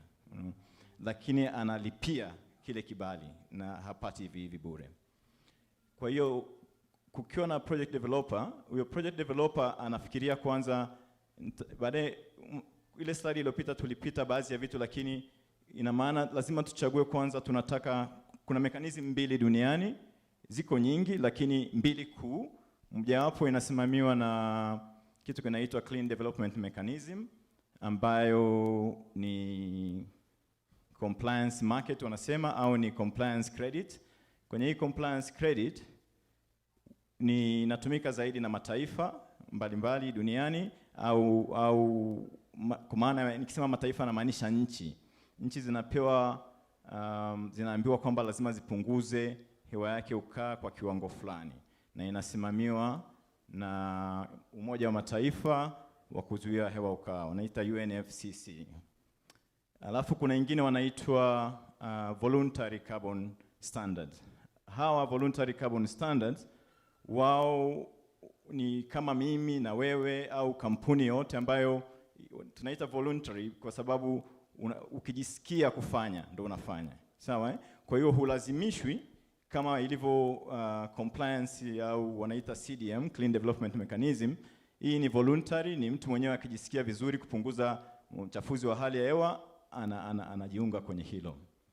Lakini tuanzie pale ambako una selection of project type. Pale unaamua kwamba mimi nitaenda kwenye compliance au nitaenda kwenye voluntary. Kwa hiyo ukienda kwenye hilo sasa unaweza kukutana na zile standard ambazo ziko pale ambazo nimeshazitaja, na hiyo voluntary carbon standard inasimamiwa na Vera, na compliance au Clean Development Mechanism inasimamiwa na UNFCCC. Sasa ule mtiririko wa chini pale ndio unaoonyesha jinsi gani unaweza ukapata credit, ukazihifadhi mahali na ukamuuzia mtu. Nikisema credit namaanisha nini? Tunaposema 1 carbon credit au unit moja ya hewa ukaa ni sawa na tani moja ya carbon dioxide au hewa ukaa equivalent. Sawa? Kwa hiyo yule ambaye ni anataka kuanzisha mradi kwanza atabidi atengeneze document. Kuna guidelines au na standard ya jinsi ya kuzitengeneza document, zinaitwa kwa lugha ya PDD ambayo ni project document. Akishazitengeneza hii document itakuwa ina specify sasa wewe ni nani, kwa nini unataka kufanya hivi, unafuata standard gani. Kuna template ya jinsi ya kuandika hiyo document. Unashirikiana na kina nani? Kwa mfano unaweza kuwa unashirikiana kampuni 2 au 3 au watu binafsi tu au wanakijiji. Unaona, kwa hiyo unawataja wale watu wote ambao mnashirikiana nao, na kwenye hilo pia unataja vitu ambavyo utakuwa unaviangalia, unavifanya. Kwa mfano kama utakuwa unawashirikisha wananchi katika kuwasaidia kwenye baadhi ya mambo kwa kupitia mradi huo, kama utakuwa unatunza mazingira pia wakati ukitunza huo. Kwa hiyo ile project document ndo kama document nzima inayoelezea mradi au hiyo jinsi gani ya kufanya hewa ukaa. Sasa lazima upate watu wa kuja kuivalidate ile document au kuisema iko sahihi ilivyoandikwa na inafuata masharti yaliyowekwa duniani, kwa maana ya zile standards na guidelines za jinsi ya kutengeneza mradi wa hewa ukaa. Kwa hiyo utapata third party au mtu ambaye anatoka pembeni kama auditor, atakuja ataivalidate, na akisha ivalidate utasema nitakuwa mimi naangalia, kwa sababu kuna kitu kimoja sijaelezea hapa ambacho kinafuatia pale kwenye project monitoring. Kuna vitu ambavyo umevitaja kwenye ile document yako, utakuwa unabidi uwe unavifuatilizia kila mara kuangalia kama vinafanyika kama vilivyotakiwa. Mara nyingi unasema labda nitakuwa naenda kufanya monitoring kila baada ya mwaka, kila baada ya miaka 2, unaamua mwenyewe kwenye ile project. Sasa kwenye biashara kama ya miti haikui haraka hivyo. Kwa hiyo watu wengine wana choose long term monitoring kwa maana ya miaka 3, 4 au 5. Na unacho monitor ni nini? Kila mtu ukiwa unakuwa unaongeza matawi, unaongeza biomass, unaongeza uzito na nini. Pia inaongeza ile hewa ambayo inaendelea kuivuta na kuitoa duniani, ile hewa chafu sasa au hewa ukaa. Unaona? Kwa hiyo utakuwa unaangalia kila ongezeko la ile miti inavyoongezeka, kuna mahesabu yanafanyika kuonyesha jinsi gani inavuta hewa chafu au hewa ukaa duniani. Sawa eh? Kile lazima kiwe kinakuwa kinafuatiliziwa au kinakuwa monitored na watu ambao wamesomea hiyo kazi ya kufanyia monitoring. Wanakuambia sasa hivi umeweza kutoa hewa kiasi fulani, umeweza kuitoa hewa kiasi fulani duniani. Wanaita umefanya carbon sequestration kiasi fulani kutoka duniani. Na ukishaandika mradi pia kuna watu lazima waje kila ukishafanya monitoring kuna watu wanakuja kuverify, kuja kusema ni kweli hiki kimetokea. Ni kweli labda wana kijiji bado wanaangaliwa, ni kweli hamna mazingira yaliyoharibiwa, hakuna miti iliyokatwa au nini, vitu kama hivyo. Kutokana na ulivyosema kwenye mradi.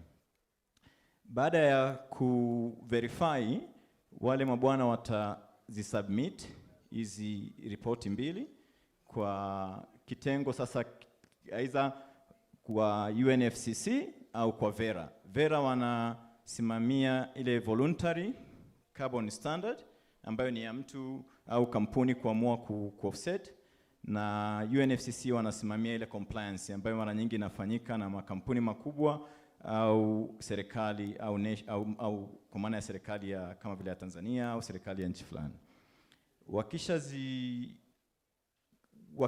Wakisha inform wao hizo standard kwamba hizi credit zimekuwa verified na ziko sahihi, wale wanaziweka kwenye kitu kinaitwa environmental registry, au kwa mfano kwenye voluntary carbon standard environmental registry yao ni Vera, au wale UNFCCC wanao registry yao pia ambazo wanazihifadhi kile credit. Hapa ndo kama umevuna mazao yako ukaamua kuyaweka gala, au umechukua hela ukaziweka benki. Umeelewa? Ili baadaye unaweza ukazifanyia sub transaction. Sio, umeelewa hapo? Sawa. Kwa maana ya kwamba kwa lugha rahisi, kile kiasi cha hewa ukaa ambacho umekipunguza duniani unapewa kama credit. Wale mabankers Mafuru utanisaidia, credit na debit na ku-offset. Ukiwa na credit ina maana unaweza ukafanya nini? Unapokea, yes. Kwa hiyo yule mtu ambaye amechafua ana debit. Sawa Kwa lugha rahisi yani, au ana mapungufu. Unaona? Kwa hiyo wewe unaweza ukampa credit afu akasawazisha yale mapungufu yake. Kwa lugha rahisi kabisa. Sawa Kwa maana kama alikuwa amechafua kwa tani 1000, wewe unaweza ukamuuzia credit 1000. Sawa? Tumeelewana hapo? Au nimewaacha? Tunaelewa, tuendelee kwetu, tuendelee. Tumeelewa. Turudi tu pale tumalizie pale. Tunaweza tukamaliza presentation nzima hapa. Yes. Kwa hiyo ukishaziweka kwenye ile mimi nakuja nasema mimi nimechafua, na nikisema mimi simaanishi mimi, namaanisha naweza ni kampuni, kama ni kampuni ambayo iko ihusiana na serikali, ina maana wanafanya voluntary. Kwa mfano airline kama Tanzania Airline wanaweza kaja akasema tumechafua mazingira kiasi fulani kwa ajili ya kurusha ndege zetu, na tumetoa hewa chafu labda tuseme 2000 ton kwa mwaka mzima, tunaomba utuuzie credit 2000. Kwa hiyo sasa pale unaanza kufanya exchange pale. Kwa maana wewe unakuwa na account kule Vera ambako unaweza na yule anayepokea anakuwa na account pia, unaweza ukamtumia zile credit. Sasa ndio hapo mmemaliza transaction, lakini zile credit hazipati bure, anaziuza, na ndio pale tunapoongelea trading in carbon emission kwa lugha rahisi. Na saa nyingine mtu anaweza kawa yeye hana account ya kupokea ile hela, unaona au ya kupokea hizo credit. Kwa hiyo wanasema una retire, anakupa hela kwa kununua zile credit zako kutokana na idadi ya credit anazotaka, alafu unazicancel kwenye ile register yako au unazitoa kwenye ile account yako ambayo ipo. Sawa Kwa lugha rahisi ndio inaitwa ku retire. Hapo nadhani ndo tumefikia mwisho kwa maelezo. Unaweza kusogea mbele please? Asante. Twende haraka kwa sababu sasa umeshafanya. Sawa, compliance nimeshaelezea. Mnaweza ukapata tu kwamba hii wanafanya zaidi kwenye upande wa national, regional, international carbon credit. Nimeshasema iko kwenye scheme ya Kyoto Protocol, na ni very highly regulated, na ina administration yake ni ngumu kidogo, lakini inawezekana, na wanapenda zaidi ya forestation na reforestation project au miradi ya kupanda miti au ya kurudishia miti iliyopungua. Sogea mbele. Na hii ni ile compliance nimeshaielezea. Tunaweza tukaruka hii kwa muda. Sasa watu wengi wanafikiri kupata credit ni kitu kirahisi au kuuza hewa ukaa ni kitu kirahisi. Mimi nasema ni rahisi, inategemea, lakini mara nyingi ni complicated sana. Kwanza, kabla hujaweza kuwa unauza hewa ukaa au unapata zile carbon credits kwa ajili ya kuziuza, lazima huo mradi ambao unaoanzisha uonyeshe kwamba kuna kitu cha ziada kinachofanyika na sio hali ya kawaida, not business as usual. Kwa mfano, huwezi kuwa umekata msitu, kupanda msitu afu kadai credits. Umeona? Umefanya nini hapo? Hujafanya chochote. Umeelewa? Ni lazima kuwe, standards zinasema lazima kuwe hakuna msitu kwenye eneo hilo ambalo umepanda msitu miaka 10 iliyopita. Sana sana kwenye upande wa hii VCS au voluntary compliances. Kwenye CDM lazima iwe msitu miaka 10 iliyopita. Yaani lazima msitu ule umesha kuestablish miaka 10 iliyopita. Lakini ili uweze kutengeneza compliance ni kusiwe na msitu kwa ni area ambayo labda imekuwa imeshakatwa, wamefanya degradation, imeachwa, imekufa, kwa hiyo ukaja ukaamua kwamba nipande miti, kwa hiyo unaweza ukadai credit. Kwa sababu kumbuka kwamba hizi hela au mfumo ulianzishwa kusupport upandaji wa miti ili kutoa ile hewa ukaa au hewa chafu duniani. Sawa? Kwa hiyo wanatafuta njia ambayo haita kufanya ukakate miti, upande miti, udai credit, no. Uongezee miti iliyokuwepo. Kwa hiyo upande sehemu ambayo haikuwa na miti miaka 10 ambayo imepita. Sawa? Kwa hiyo lazima kuwe na kitu kinaitwa additionality. Lakini pia miradi ambayo labda ukiangalia investment ilikuwa too low, wanaweza pia wakajustify kwamba hatuwezi kufanya kitu hiki kwa sababu tuna investment yetu ni ndogo au capital yetu ni ndogo, basi wakapata justification. Lazima kuwe na justification ya kwa nini ambacho unakifanya hakikuwezekana kufanyika au hakikuwepo mwanzoni. Soge mbele. Kwenye nitaenda pia haraka kwa sababu cha muhimu kilikuwa ni kuelewa jinsi credit zinavyopatikana, lakini wakati unafanya biashara ya kuuza hii hewa ukaa, kuna vitu vingi ambavyo vinaweza vikasababisha bei kupungua au kubadilika. Kwa mfano, sasa hivi duniani tumeona bei inaenda kutoka $2 mpaka 10 kwa tani moja ya equivalent ya carbon dioxide au hewa ukaa. Kwenye upande wa soko la ile la voluntary, wale ambao wanaingia tu bila kuwa regulated au wanataka tu kufanya kwa ajili inawapendeza wao kufanya, wanaita voluntary market.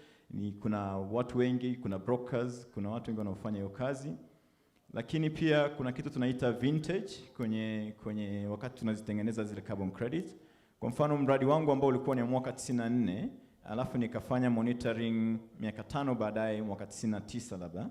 Unaona nikija kuzitoa zile carbon credits labda nitazitoa mwaka 2000. Nikakaa nazo sijapata mtu wa kumuuzia au sijapata mtu wa offset, sijapata mtu wa exchange naye ili kuweza kupunguza hewa ukaa duniani. Ina maana bado zinaendelea kukaa kwenye akaunti yangu na lebo yake inasema kwamba zilipatikana mwaka 2000. Sasa hivi ni mwaka 2022, ina maana hazitakuwa na thamani hivyo kama zile ambazo zinatoka sasa hivi. Sawa? Ndio tunaita kitu kinaitwa vintage. Kwenye project type au sector kuna vitu vingi ambavyo sio tu misitu au sio tu sekta ya misitu ambayo inaweza ikapunguza hewa ukaa duniani. Kuna vitu vingi vinaweza kupunguza hewa ukaa, kwa mfano majiko banifu na vitu kama hivyo. Kwa hiyo hizo credits zimepatikana kwenye ni msitu wa asili, ni msitu wa kupanda au nini, ndio tunaita project type hizo. Mara nyingi wanapenda kuwe na kitu kinaitwa impact kwenye social impact, kwa maana ya kwamba secondary benefit, wale watu karibu wanafaidika vipi au mazingira yanafaidika vipi, mnahifadhi pia mito na vitu kama hivyo. Kwa hiyo kuna zaidi ya credit, sio tu kuuza credit. Zinatoka nchi gani za Afrika kwa mfano zinapendelewa zaidi kuliko nchi nyingine, Afrika sana sana na South America, lakini kuna kitu pale chini sikioni lakini tutakiruka. Kuna opportunity nyingi duniani, kuna pledge ambazo zimetolewa, kuna kutumia $100 billion nimesikia jana kwa ajili ya mambo ya carbon credit. Kuna watu wengi wamepledge na watu wengi wana estimate kwamba hii ni kitu ambacho kimeanza sasa hivi. Kuna study moja ilifanyika na Dalbeji, wana estimate kwamba Tanzania ina potential ya kusupply 10 million tons za carbon dioxide equivalent kwa mwaka, ambazo zina thamani ya bilioni 120. Twende mwisho. Kuna challenge mbalimbali za kufanya hii biashara au za ku-offset carbon credit. Kuna traders wengi, agents na prices zinapanda na kushuka. inatakiwa ujue unafanya nini. Kikubwa ni ya time consuming na kuwa na pesa kwa ajili ya kuanzisha miradi. Kwa mfano nikupe mfano wa green resources. Tumefanya verification ya mradi wetu hapa wa Uchindile Mapanda hapa karibuni kabisa. Tumetumia karibu $100,000 kwa ajili ya kufanya verification, kwa maana ya kwamba kabla hujapata zile credit uweze kuziuza, kuna ma consultant ambao umewaleta, kuna pesa ambazo unawalipa wale ambao wanazi-approve zile credits kwa maana ya vera na vitu kama hivyo, na gharama yake kwa ndani ya hiyo miaka 5 ambayo tumefanya verification ni $100,000, $1. Watu wengi hawajaelewa hiki kitu, hata mimi mwenyewe sikielewi sana ingawa nimesimama hapa. Kuna experts katika kucalculate jinsi gani hizi carbon credits zinapatikana. Tunatafuta watu wa remote sensing, watu wanaofahamu calculations za mambo ya carbon. Kwa hiyo bado hicho ni kitu ambacho kiko nyuma kidogo. Kwenye obstacles nyingine tutategemea huko mbeleni tuone TRA wakija kudai kodi zao. Na kuna mambo mengine, kwa mfano ukiuza carbon credit unauza service, si ndio? Hiyo ni exported service in VAT policy.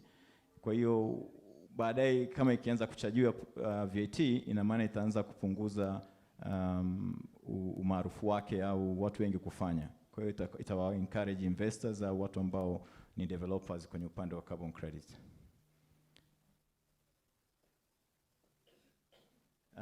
Tufanye nini ili kuweza kuingia kwenye hii opportunity ya carbon credit? Kama nilivyosema, watu wengi wanasema tutafanyaje ili community au wanakijiji wapate hiki ambacho tunakiita carbon credit. Ningesema partnership, kwa sababu senginewa hawawezi kufanya wenyewe, kama nilivyosema kuhusu changamoto zilizoko hapo juu, ukichukulia kwamba wanahitaji pia capital kubwa. Lakini pia kwenye upande wa misitu ya serikali tungeweza kuingia partnership na private sector, na kuna kitu kimoja ambacho kinaitwa finance blending ambacho nimekiona kwenye COP26 karibuni kabisa, kwamba kama serikali ina uwezo wa kuchangia kwenye kupunguza hewa ukaa kwa kutumia kitu kinaitwa NDC. Hapa ndio ambako serikali inaweka goals zake za jinsi ya kupunguza hewa ukaa. Lakini sasa hivi pia wanaruhusiwa kuwa project proponent au wanaruhusiwa kuwa pia na miradi ambayo wanaweza wakauza carbon credit.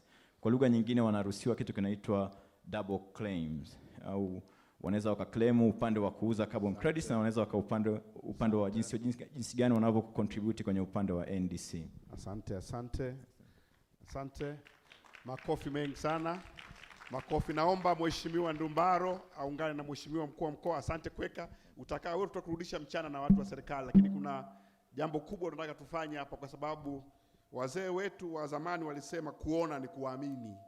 Kama hujaona hujaamini. Sasa hapa Iringa, kampuni ya Green Resource kwa mara ya kwanza Tanzania ndio watu wa kwanza kupata mapato kwa kuuza hewa mkaa. Wao kampuni yao imepata hayo mapato, lakini kwa vile inashirikiana na serikali, na hii ni habari kubwa ambayo mkuu wa mkoa itabidi aipeleke mpaka Mheshimiwa Rais aweze kuipata. Kuna vijiji 4 leo vinapewa hela hapa ya hewa mkaa, vijiji 4 vya mkoa wa Iringa, na hiyo hela ipo.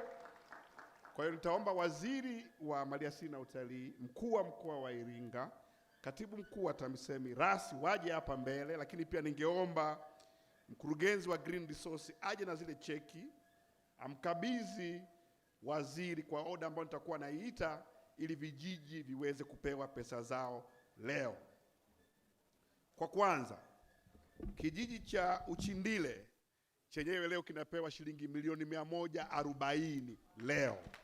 Kwa hiyo ningeomba mwakilishi wa kijiji cha Uchindile, Mheshimiwa Waziri, hapa mbele ili tuweze kupata picha. Na yule mpiga picha na wale watu wa TBC, ni hatua muhimu sana. Uchindile mwakilishi wao aende, alafu ile cheki ya milioni 140 Mheshimiwa Waziri akabidhiwe na mkuu wa mkoa, wamkabidhi mwakilishi wa kijiji. Kwa hiyo katika hewa mkaa kijiji leo kinapewa milioni 140. Naomba mwakilishi wa kijiji aende kuchukua hiyo pesa. Ngoja kwanza twende kwa wao.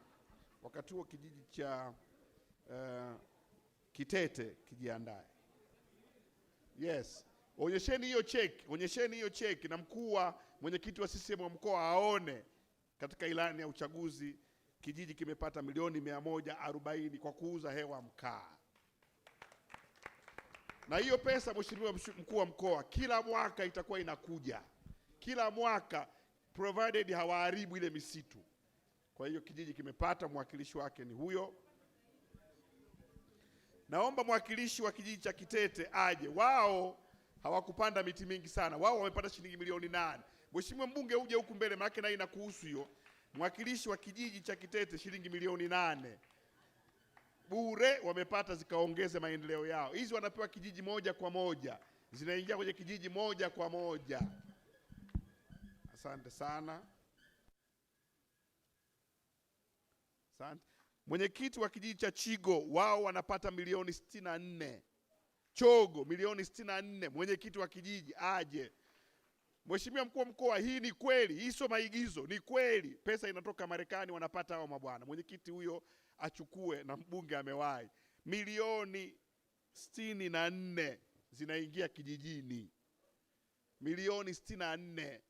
Habari hii naomba Mheshimiwa mkuu wa mkoa uifikishe kwa Mheshimiwa Rais, na amezungumza vizuri kule Glasgow kwamba Tanzania tuna uwezo wa kupata hela nyingi. Pesa hizo mkuu wa mkoa zinaingia. Milioni 64.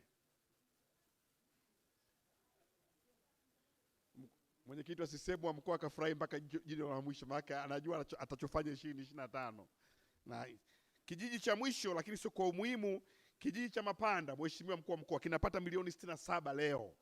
Kijiji cha Mapanda, mwenyekiti wake aje mbele achukue milioni 67 leo. Kijiji cha Mapanda kimepata milioni 67.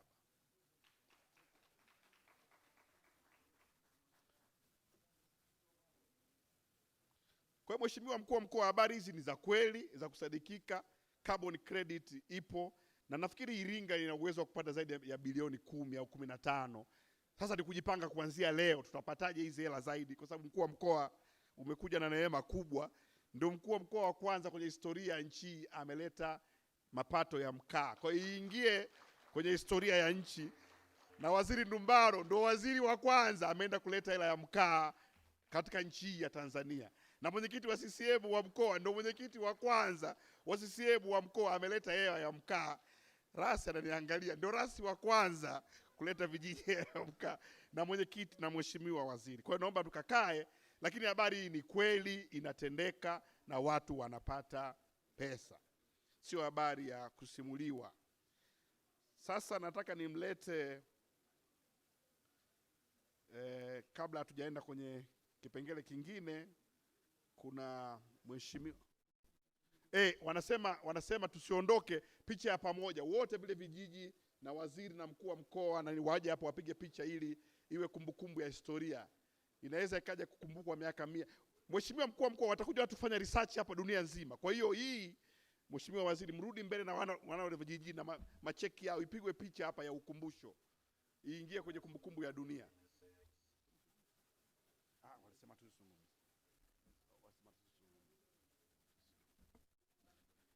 hapo mbele tupange na macheki yetu. Yes. Wanasema mheshimiwa mpande juu hapa, wao wakae chini na macheki yao. Yes. Yes.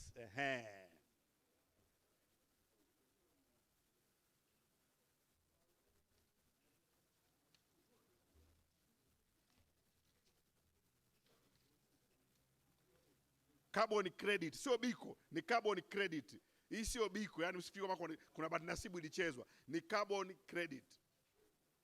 Na yule mzungu wa green resource, Hans, nenda mbele kakae. Hans, wai mbele. He's so excited, he's forgetting to get to the...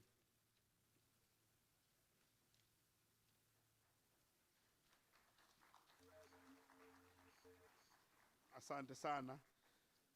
Tukimaliza tutasema asante.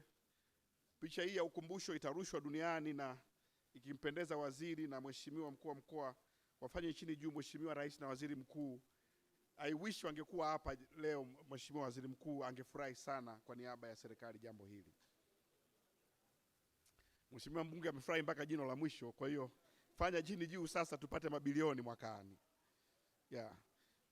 Na nafikiri TRA, Commissioner wa Police wa Wizara ya Fedha yuko hapa, Lawrence Mafuru. TRA watasubiri kidogo. Yaani upate na hela napo kwenye oxygen upate hela jamani. Inaweza ikasubiri TRA kidogo kwenye haya mapato. Sasa maana unataka kuja upate hela kwenye oxygen, hiyo itakuwa ni kukaba watu kwenye MKOA. Sawa, sasa nataka nimkaribishe mkurugenzi wa program wa Labs Tanzania, anaitwa Miss Naomi Ruz. Yeye aje azungumzie fursa kwa ajili ya wanawake, vijana na watu wenye mahitaji maalum kwenye kuwekeza kwenye misitu. Vijana, wanawake na wenye mahitaji maalum. Naomi, una dakika 10 tu, ukizidisha na kukata. Na kuahidi sidizidisha. Asante sana. Naomi anajua Kiswahili, kwa hiyo inakuwa tabu kidogo. Anasema ukinizingua na kuzingua. Kwa hiyo sitataka kwenda naye huko. Kwa hiyo Naomi, tuendelee. Asante sana. Habari zenu? Kitendawili. Tega. Safi sana. Naomba slide ya kwanza. Haya. Baba anataka achonge double decker kwa ajili ya watoto wake. Kwa ende kwa mseremala aweke order. Sasa huyu mseremala anasema, hawa ni wanangu, nimeshaanza kuwachongea kitanda. Imekuwaje? Kuna shida hapa. Shida ni nini? Naomba mtu atusaidie yani, na alielewa asituambie kwanza, wengine tuumize vichwa kidogo. Seremala anasema hawa ni wanangu, na huyu baba anasema hawa ni wanangu. Ngoja kwanza. Kuna mtu anaona shida hapa? Kuna mtu anasema hapana, haiwezekani. Kuna mtu inawezekana. Usiniambie kwanza, kuna mtu anaamini haiwezekani? Inawezekana. Haiwezekani. Naomba wanangu mimi wanakueje waseremala?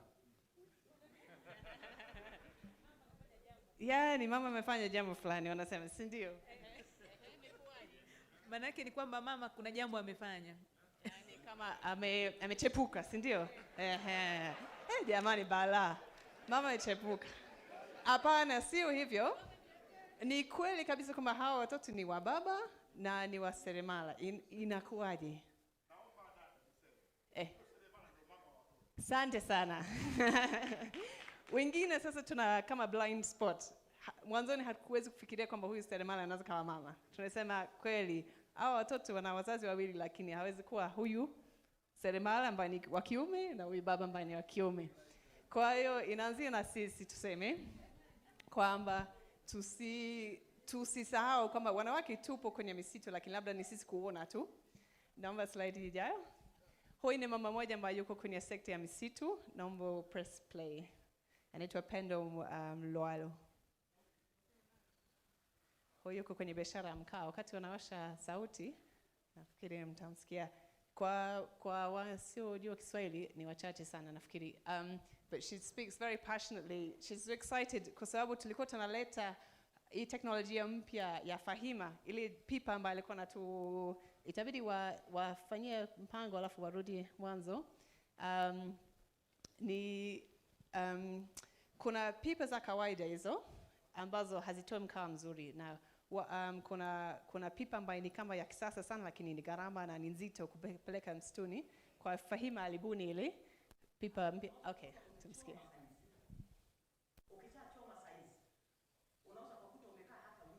Anaongelea ile asili kwanza.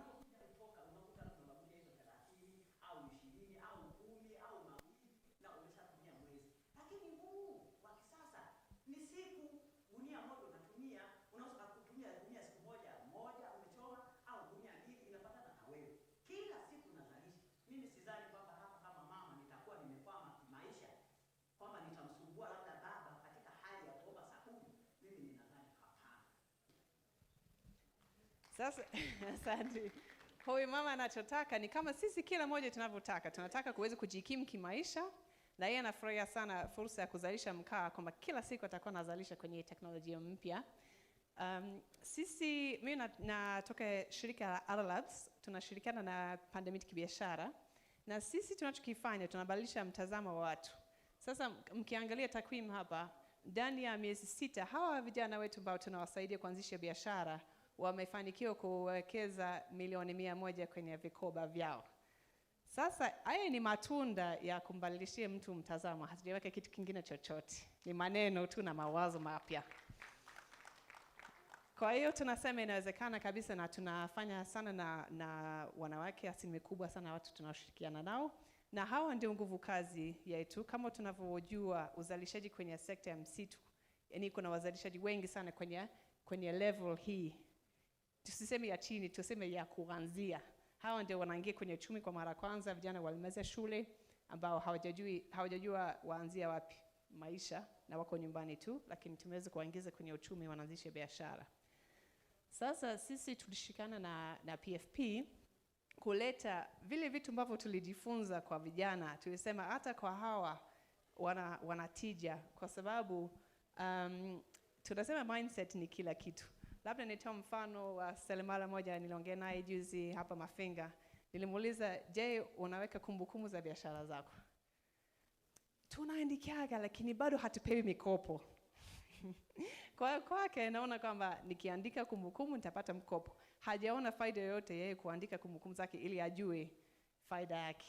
Sasa huyu ana tatizo la mtazamo, kwa sababu anatakiwa ajue. Vinginevyo pia akichukua mkopo atajuaje kama ataweza kurejesha?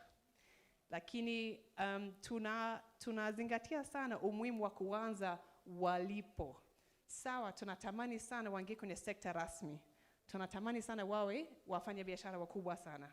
Lakini lazima tuanze walipo na tuwajenge walipo, kwa sababu wao tayari wana malengo. Kama tunavyomuona mama, yeye anataka ahudumie familia yake, lakini hatuwezi kumchukua hapa tumweka hapa mara moja. Hapana, hayuko pale, lakini tunamjenga. Kwa hiyo sisi tunashirikiana na PFP kwenye hizo biashara ambazo zinahusiana na sekta ya misitu, na kama tunavyosema inaanzia na sisi, kwa sababu tunachokuta ni kwamba hata sisi tunaweza tukawa na mtazamo kwamba hawa watu hawawezi, au hawa watu wana uwezo mdogo. Hapana, hawa watu wana rasilimali nyingi sana, wana ndoto zao, wana malengo yao, wana rasilimali watu. Kwa hiyo tutatumiaje rasilimali walizonazo, na tutawasaidia wao kufungua na kuona na kupiga hatua sasa toka sehemu moja mpaka sehemu nyingine. Na pia tulikuwa tunasaidia timu ya Pandamiti kufanya utafiti kuhusu mkaa mbadala ambao una soko hapa Mafinga. Kwa hiyo sasa mara nyingi tunasema hatuwezi kumpangia mtu biashara yake.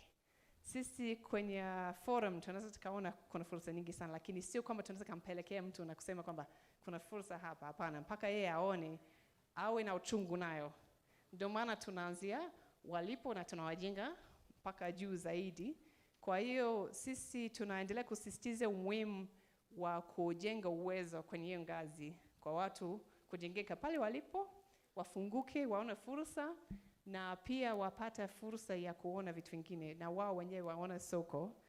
Ni muhimu sana. Kwa hiyo sisi tunafanyaga ziara pia kwa wale, huwa ziara zinafanyika kwa wakubwa, lakini tunafanya kwa wale walengwa wetu, ili waone, wafunguke, waende kwenye hizo yard za kuuza mbao kwa mfano, waulizie kabisa, waone furniture, waone viwanda, waelewe zaidi. Na tunachokifanya pia, tuna tool ambayo tunatumia, tunapima mtazamo. Kuna mtu Mr. nafikiri aliongelea kufanya mazoea. Yani sisi tumeweka kabisa vigezo, mtu anajipima. Je, unafanya biashara mazoea au unafanya kibiashara zaidi? Na tunamsaidia kutoka pale kwenye mazoea mpaka kufikiri kibiashara zaidi. Mfano, labda unafanya kazi mpaka malighafi zinakuishia, alafu unaanza kuzitafuta tena, unaanza kuzalisha tena. Ukifanya kibiashara zaidi, unajipanga kabisa, unahakikisha kwamba malighafi unazo, tayari unaendelea kuzalisha. Ni vitu vidogo lakini vikubwa kwa watu ambao tunafanya nao, ambao hawajafikiria labda, na inafungua zaidi. Kwa hiyo ujumbe mkubwa ni kwamba tuone wanawake wapo kwenye misitu, tusiwasahau. Na pia tunawakaribisha sana kwenye forum ambayo imeanzishwa na Pandamiti Kibiashara, Women in Forestry Round Table. Kwa hiyo take away ya leo ni kwamba uko na kibanda kule, nafikiri hizo rangi za Pandamiti Kibiashara mnazitambua sana, hizi za green. Utaenda pale kama wewe ni mwanamke unataka kushiriki zaidi, tuonekane zaidi vile vitu tunavyofanya, ili watu wasidi kushangaa tena kwamba seremala anaweza kama mwanamke. yani tunajenga visibility, tunakaribisha sana. Asanteni sana. Asante sana. Asante sana. Naomba Naomi sasa uchukue kiti cha kwanza pale, lakini naomba William Mato ukae kiti cha pili. Naomba Engineer Faima Tindamanyire ukae kiti cha tatu. Ninaomba Professor Susan Agustino ukae kiti cha 4 na Kweka yule wa hewa mkaa ukae kiti hiki cha 5. Tumesikia presentation za hawa nzuri sana. Tumeona hewa mkaa ikipata credit leo, lakini tumeona jinsi gani kuna fursa ya kufanya pesa kwenye biashara ya mkaa, kwenye biashara ya bidhaa zinazotokana na misitu, na pia tumeona fursa kwa wanawake na watoto. Kwa muda huu sasa narudisha kwenye hadhira, ukiachia meza kuu, kama kuna swali lolote ambalo unalo kwa yoyote katika hawa watano, ili tuweze kuwauliza, watupe majibu, na baadaye nitawapa dakika moja ya kufunga ili tuweze kufunga session hii. Naomba unyanyue mkono pale ulipo ili tuweze kuwauliza maswali au maoni pale ulipo. Ni free. Kuna mkono wa kwanza, wa pili, wa tatu, wa 4, wa 5. Sawa. Naomba tuanze na kaka hapa mbele. Utasema jina lako, alafu utasema swali lako linakwenda kwa nani, alafu litajibiwa. Karibu kaka. Naomba bonyeza hapo kuna Hello, okay. Asante. Swali langu linaenda, actually jina langu naitwa ya Mungu Jackson Jacob. Ndio. Mimi natoka ofisi ya Waziri Mkuu, idara ya uwekezaji. Ndio. Lakini swali langu linaenda moja kwa moja kwa Professor Susan. Ndio. Nimefurahishwa na presentation yake, lakini nilitamani pengine, sijui kwa sababu ya muda, kama ngeenda further deep kwa maana ya kutuonesha kwa takwimu zile forest by products kwa maana ya jam, honey na zile nyinginezo, at least angetuonesha kwa takwimu kwamba iko potential kwa kiasi gani. Nikiamini kama yeye mtafiti mwandamizi, bila shaka anaweza kama ameshafanya utafiti, inawezekana labda ni kwa sababu tu ya muda hakuwa nao kutosha. Kwa natamani kama angetuonesha kwa takwimu kwamba kuna potential kubwa kiasi gani katika hizi products ambazo hazitokani na mazao misitu ya moja kwa moja. Naomba kuwasilisha. Swali la pili lilikuwa pale mbele, tuchukue hayo matano alafu atajibiwa. Kule nyuma kule kwenye ile kaka amevaa miwani kule. Yes. Alafu ukishampa usiondoke hapo, nyuma yake kuna mwingine. Yes. Sema jina, umetoka wapi, swali ni kwa nani? Naitwa Nyacha Robert, natoka Pandamiti kibiashara.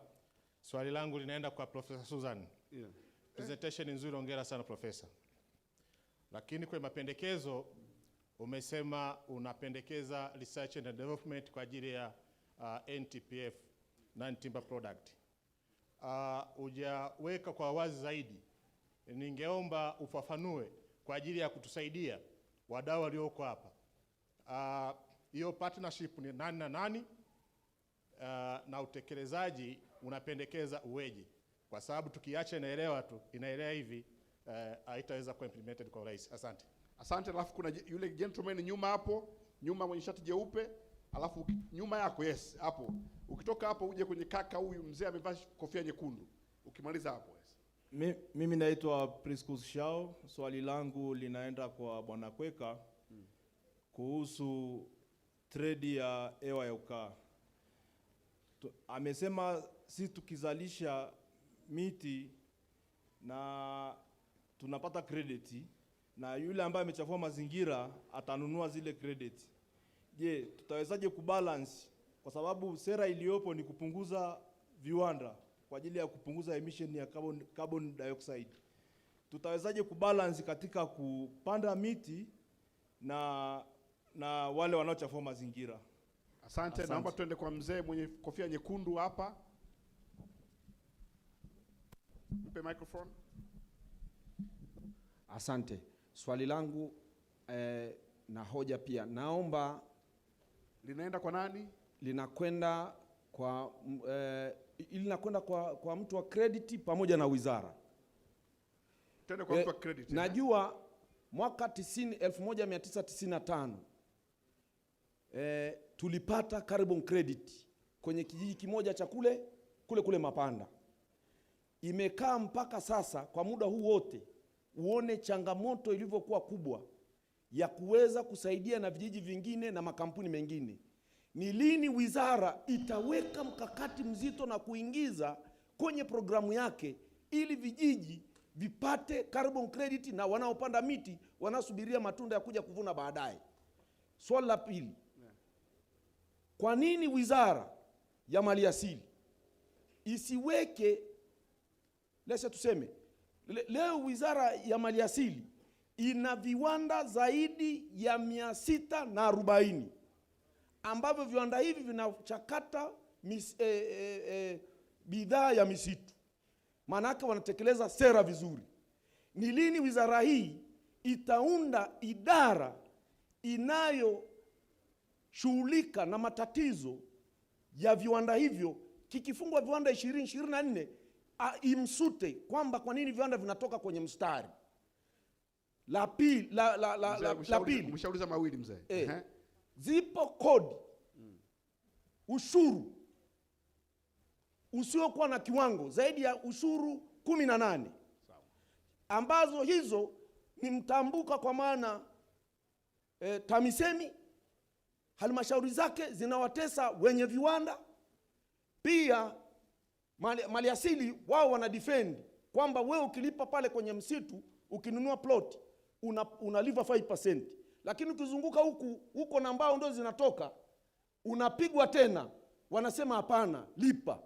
Ile ilikuwa gogo, hii ilikuwa mbao. Sasa huku tunahubiri sera ya viwanda. Wewe hii sera gani hiyo?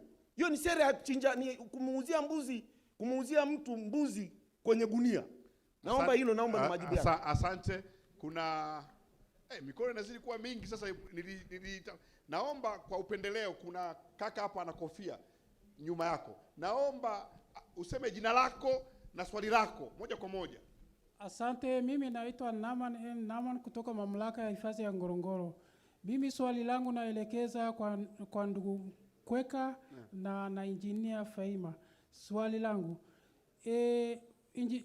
Kweka ametufundisha habari ya carbon credit, lakini sasa hajatumalizia kwamba ili uingie kwenye hiyo biashara unaanzia wapi. Kwa mfano, sisi mamlaka ya hifadhi ya Ngorongoro tunakusa miti ya asili na tunawaambia wananchi wanaopakana na hifadhi wapande hiyo miti ya asili, lakini hawaruhusiwi kuvuna kama wanavyovuna huku mbao. Sasa je, tukiwashauri kwamba wafanye hiyo biashara ya ukaa kwa sababu hawazalishi mbao, tutatumia utaratibu gani mpaka tufanikiwe kufikia kuandikishwa kupata hiyo credit?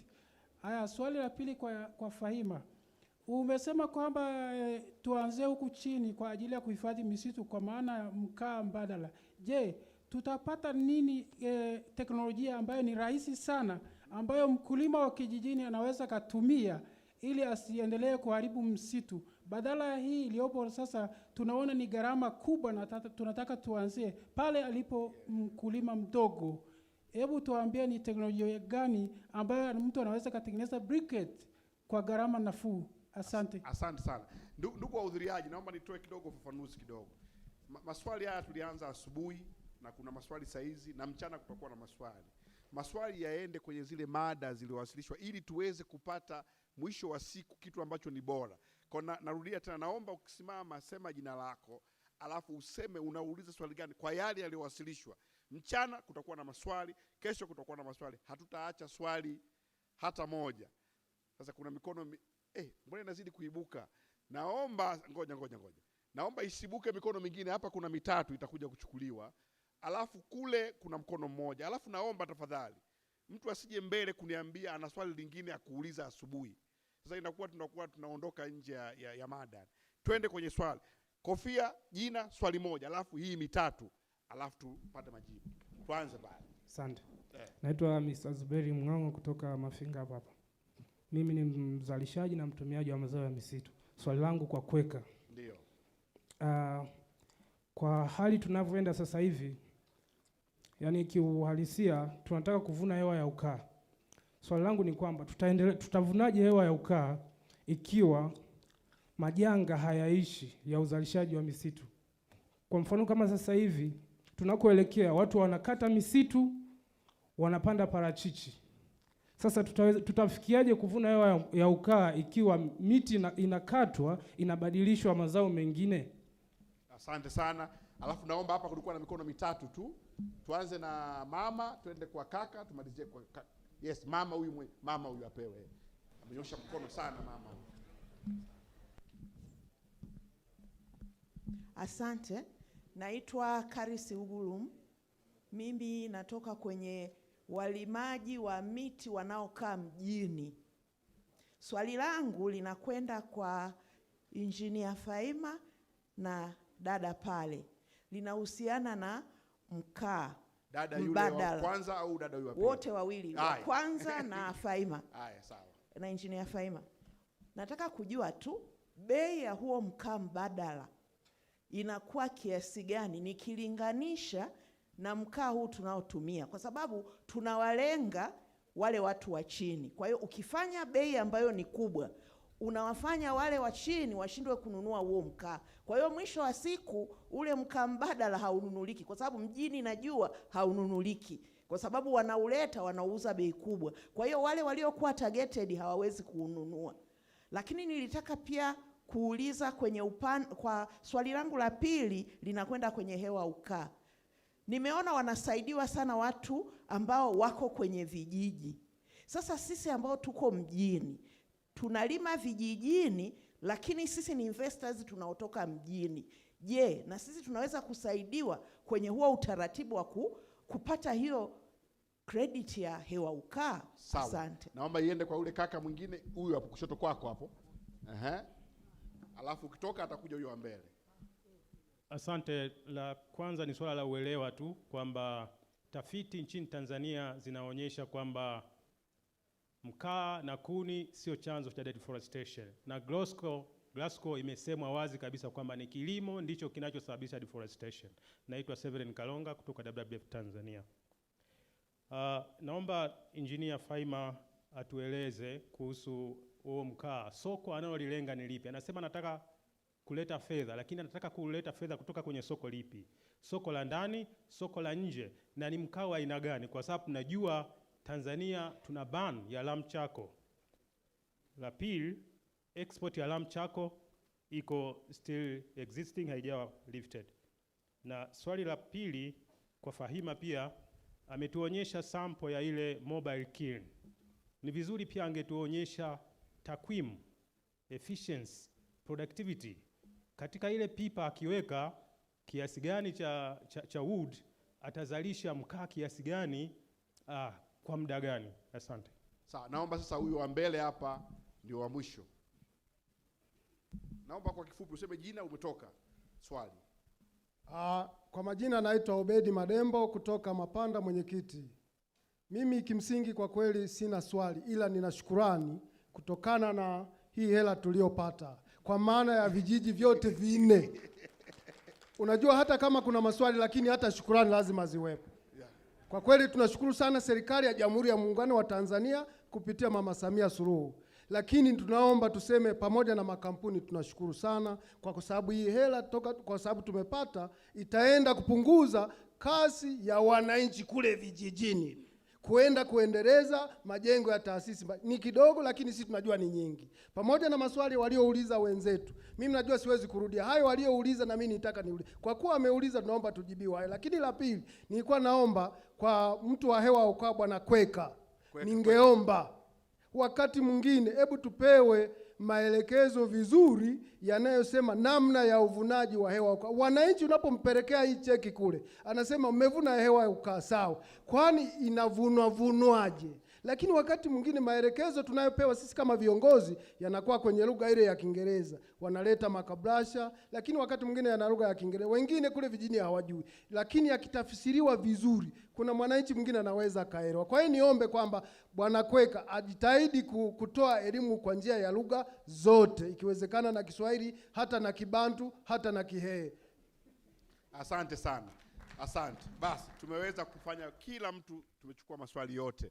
Sasa kwa utaratibu huu, speakers mmeletewa maswali, kila mtu amepata maswali hapa. Kwa hiyo ningeweza kuwapa dakika 2 za kujibu ya maswali, lakini baadaye mtakuwa na dakika 1 ya kusummarize, kwa bado mna opportunity ya kukazia majibu yenu. Sasa sijui upendeleo nianze na nani, manake ngoja nianze na dada kule mwanzo. Naomba utujibu maswali yako yale ambayo umeulizwa. Asante, karibu. Asante sana kuhusu mkaa mbadala.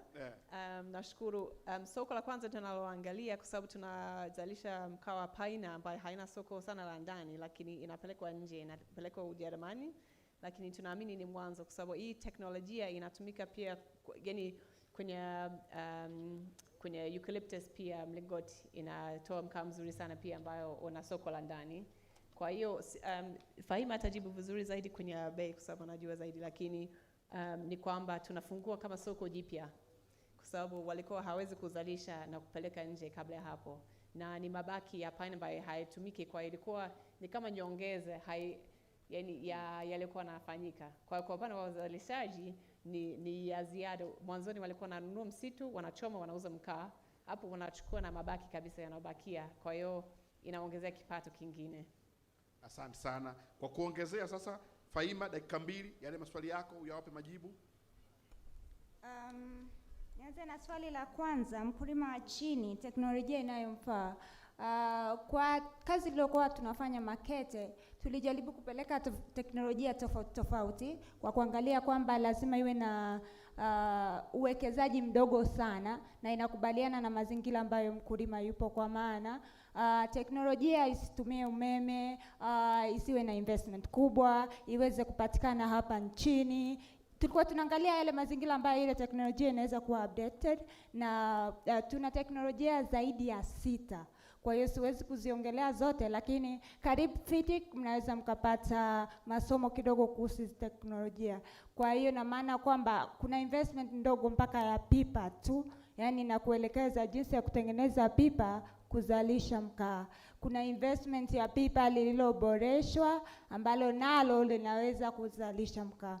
Kwa hiyo capacity, kiasi gani unataka kuzalisha, muda gani unataka kuzalisha, vyote vinategemea na teknolojia ambayo utatamua kutumia. Bei ya mkaa mbadala, najibu swali la mama pale, investment ni kubwa kwa mtu ambaye anayekuja hapa, kwa maana inabidi aweke fedha ya usafiri kuipeleka. Yeye hana access ya mabaki hapa, kwa inabidi ayanunue. Mashine anafanya export, kwa hiyo akianza kufanya hivyo bei yake inakuwa kubwa zaidi, na akiingiza kwenye soko la Tanzania bei ya mkaa inakuwa kubwa. Lakini sio hilo tu, ni kwamba mkaa tunaotumia sisi ni informal, yani yule anayeutengeneza kule kijijini kwetu Makete hana anachokilipia. Ina maana ni yeye kuchimba shimo, kuweka kuni, kutoa mkaa na kuingiza. Labda tariffs chache zinalipwa kama TP au kama analipa TFS, lakini kinachobaki ni dalali yule wa katikati ambaye ndo anaipeleka mkaa Dar es Salaam. Kwa hiyo kwa mtu ambaye amefanya kwenye informal sector na yule wa formal sector wakiingiza wote sokoni, bei haiwezi kuwa sawa. Ndio maana unakuta mara nyingi ukifika kule mkaa mbadala ni kali zaidi kuliko. Lakini kwa hapa sisi tumefanya costing ya mkaa, na upo mkaa ambao unaweza kuuzwa hata kilo 1 kwa shilingi 200 tu. Naelewa kwamba tumezoea mikaa yetu ya debe 7, debe 5, ile ni kilo 30. Kwa hiyo kwa kuiangalia kwa hali ya kawaida tunasema kilo 30 kwa hapa inauzwa 15,000. Kwa hiyo kilo 1 ni shilingi 500. Ndio hivyo inavyouzwa mikaa mbadala huko. Lakini kwa vile hatuiangalii kwa kilo, tunaiangalia kwa debe, hatuwezi tukaiona hivyo. Na pia naongezea kusema kwamba ukiuangalia kwenye mfuko na ukaupima, ile back density ni tofauti kidogo. Swali la soko lipi, ndani au nje, la Kalongo. Sisi tunaangalia kutoa soko lolote, kwa maana tunamfungulia macho mtu aone kipi kipo. Kama anaona nafasi ya kuuza nchini, anaendelea na soko lake. Kama anaona anaweza kuwa certified kuingia kwenye biashara ya nje, anaingia kwenye soko la nje. Lakini ni kumwelimisha zaidi kuangalia ni quality gani yaangalie, ni vitu gani muhimu inabidi anze navyo wakati anaingia kwenye biashara. Na umeulizia kuhusu oil drums zile modified. Maswali ni mengi sana, lakini nitajaribu kujibu moja machache kidogo. Efficiency yake ni 30%, asilimia 30. Productivity ni kilo 20 kwa mti aina ya wato, kilo 15 kwa mti aina ya pine. Muda gani kwa pine ni masaa 7, kwa maana kuna watu wanafanya batch 3 kwa siku. Kwa aina ya wato ambayo ina moisture content kubwa, ina maana maji mengi zaidi, tunaweza kufanya mpaka masaa 10 kwa batch moja. Asante sana. Naomba mtu wa tatu awe ni Dr. Engineer Kweka, alafu nitarudi kwa Profesa. Engineer Kweka.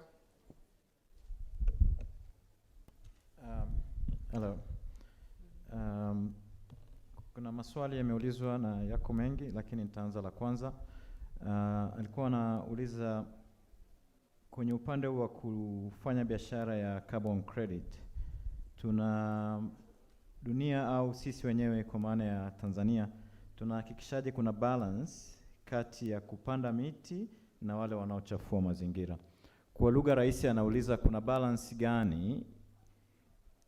Kwa lugha rahisi anauliza, je, hiki ambacho kimeanzishwa kitafanya watu waendelee kuchafua mazingira tu bila kuwa na kikomo? Kama nimemuelewa vizuri, si ndio? Kuna vitu viwili. Kwanza, dunia sasa hivi inaelekea, kuna sera nyingi kwa ajili ya kubadilisha teknolojia ya jinsi tunavyofanya vitu. Kuna mashine zinatumia au magari yanayotumia umeme badala ya kutumia mafuta ya petroli au ya gasoline ambazo zote zinachafua mazingira. Kwa hiyo kwa kifupi, kwa jibu lake ni kwamba kuna mambo mengi yanayoendelea kuweza kubadilisha teknolojia ya jinsi ya kutumia kitu kinaitwa fossil fuel au vitu ambavyo vinachafua mazingira. Kwa hiyo kuna hilo. Tumeona Sebastian ametuambia kuhusu CLT na jinsi gani ambavyo concrete ina pollute zaidi au inatengeneza carbon ya hewa ukaa nyingi zaidi kuliko mbao. Kwa hiyo ni mojawapo ya mabadiliko ya technology. Kwenye upande mwingine kuna kitu duniani kinaitwa cap and trade. Inamaanisha unapewa kiwango fulani, unaambiwa uwezi kuendelea kuchafua mazingira zaidi ya hapa. Kwa lugha nyingine uwezi kutoa carbon dioxide au hewa ukaa kubwa zaidi ya kiwango hiki. Unasema sawa, ukishaambiwa hivyo unaambiwa sasa unaweza ukafanya biashara. Kwa hiyo utakachozidisha zaidi ya pale ndio unachokuwa penalized, ndio unachokuwa unapigwa penalty yani kama kampuni. Na hiyo wanaifanya ili watu wasiendelee tu kufungua viwanda tu au nini ili kuharibu mazingira. Naweza kuendelea? Malizia ile Kwenye lingine ambalo kuna mtu ameuliza ili uingie kwenye hii biashara unaanzia wapi? Ili ni swali zuri sana. Sehemu ya kuanzia kabisa ni wanasema information is power. Ni lazima uingie kwenye kujifunza au tutoe sera ya mafunzo ya sehemu unaweza ukaanzia wapi.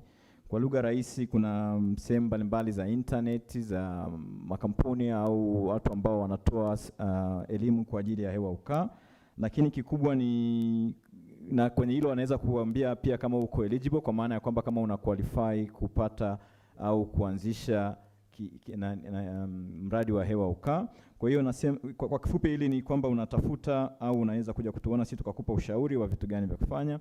Lakini ametaja miti ya asili, ningesema pia kuna watu wengine wanaofanya miti ya asili Tanzania, kwa mfano Carbon Tanzania, kuna mtu anaitwa Mark Becker, angeweza kwenda kumuona pia au tungeweza kumpatia hizo contact. Kuna bwana mmoja amesema utavunaje wakati kuna majanga mengi, na majanga ambayo alikuwa anayataja ni kwa mfano ni majanga ya mabadiliko ya matumizi ya ardhi, kwa mfano land use changes, challenges au vitu vinavyotokea. Kama mnakumbuka nilitaja hiki kitu nikasema lengo sio kukata mti na kupanda mti, hapana. Lengo ni aidha kukata kabisa au kurudishia ile ambayo imekatwa. Unaona? Na hapa unaposema mtu amekata miti kwa ajili ya kupanda maparachichi, ina maana huyu anaweza asiqualify. Inategemea au maparachichi miti alikata lini au msitu alikata lini na maparachichi alianza kupanda lini. No. Kwa hiyo haimaanishi tu kwamba kwa sababu anaweza akakata sasa hivi na akabadilisha akaingia kwenye upande wa maparachichi basi anaweza akapata credit. Tulikuwa tunaongelea mambo ya additionality, na hapa ndio inapokuja ndo inapofanya kazi hasa zaidi. Hewa ukaa, kwa nini wanaopata zaidi ni watu wa kijijini? Kuna mtu kauliza hilo swali, na sio watu wa mjini. Hapana, hewa ukaa haichagui tu, sisi tunafanya na watu wa kijijini kwa sababu ndo watu ambao wametuzunguka. Na labda nielezee kitu kimoja ambacho kimetokea leo. Hawa ambao tumewapa hela ya hewa ukaa ni kwa sababu tunatumia ardhi yao, ni part ya corporate social responsibility. Tunatumia ardhi yao kuzalisha hewa ya ukaa, na makubaliano ambayo tulikuwa nao ni kwamba watapata 10%, you know, kwenye hayo makubaliano. Na ndio maana tumeuza karibu $1.2 million za credit, na tumewapa 10% ambayo ilikuwa ni $120,000. Kwa hiyo hatuchagui, ni kwamba kwenye sehemu mbalimbali unaweza ukajiunga na skimu au miradi mbalimbali ya carbon credit kutokana na, kama ya mjini ipo unaweza ukajiunga, kama ni kwa ajili ya vijijini pia unaweza. Unaweza ikawa ni ya miti ya matunda, inaweza ikawa ni ya wanakijiji wanamiliki, inaweza ikawa ni serikali. Kila mtu anaweza kaingia kwenye hili, halichagui watu. Asante sana. Nadhani nimemaliza hapo. Asante. Kwa Profesa Susan Agustino, yale maswali yako ulioulizwa. Asante mwezeshaji, lakini utaweza ukaniruhusu nipe muda niongezee ni taarifa. Taarifa, naomba nitoe taarifa kwa swala la taarifa za mambo ya hewa ukaa na biashara yake kama ambavyo Dr. Kweka amesema. Nafikiri kutakuwa kuna shida na itabidi kujitangaza. Tayari tuna kituo cha kitaifa cha kusimamia au kuratibu hewa ukaa, the National Carbon Monitoring Center. Hii iko Chuo Kikuu cha Kilimo Sokoine. Wanafanya kazi wakishirikiana na ofisi ya makamu wa rais mazingira. Kwa hiyo wadau tunatakiwa tuitumie hii. Ni kwamba iko kwenye fezi ya mwisho, wakamilishe mradi wasimame, lakini wanatakiwa wasajili miradi yote inayohusu hewa ukaa nchini, lakini pia ndio wanaotoa taarifa ambazo zinasemewa kitaifa. Nitaka nitoe taarifa sasa, naomba nirudi kwenye maswali niloulizwa. La kwanza lilikuwa la Bwana ya Mungu. Asante sana kwa swali hilo. Na kama ulifuatilia, ni kweli nilikimbia kwenye ile presentation, sikuweza kutoa takwimu, lakini nilisema naongelea mada yangu nikiweka kwenye changamoto, na mwisho nikipenda changamoto zilizopo tuzigeuze sisi wawekezaji leo katika sekta ya misitu ziwe fursa. Sasa ukisema takwimu, kwa kweli takwimu ni mtihani. Takwimu za kiasi gani cha miti dawa kwa mfano tunapeleka nje ni mtihani. Takwimu za kiasi gani kuna matunda pori yanapelekwa nje ya nchi ni mtihani.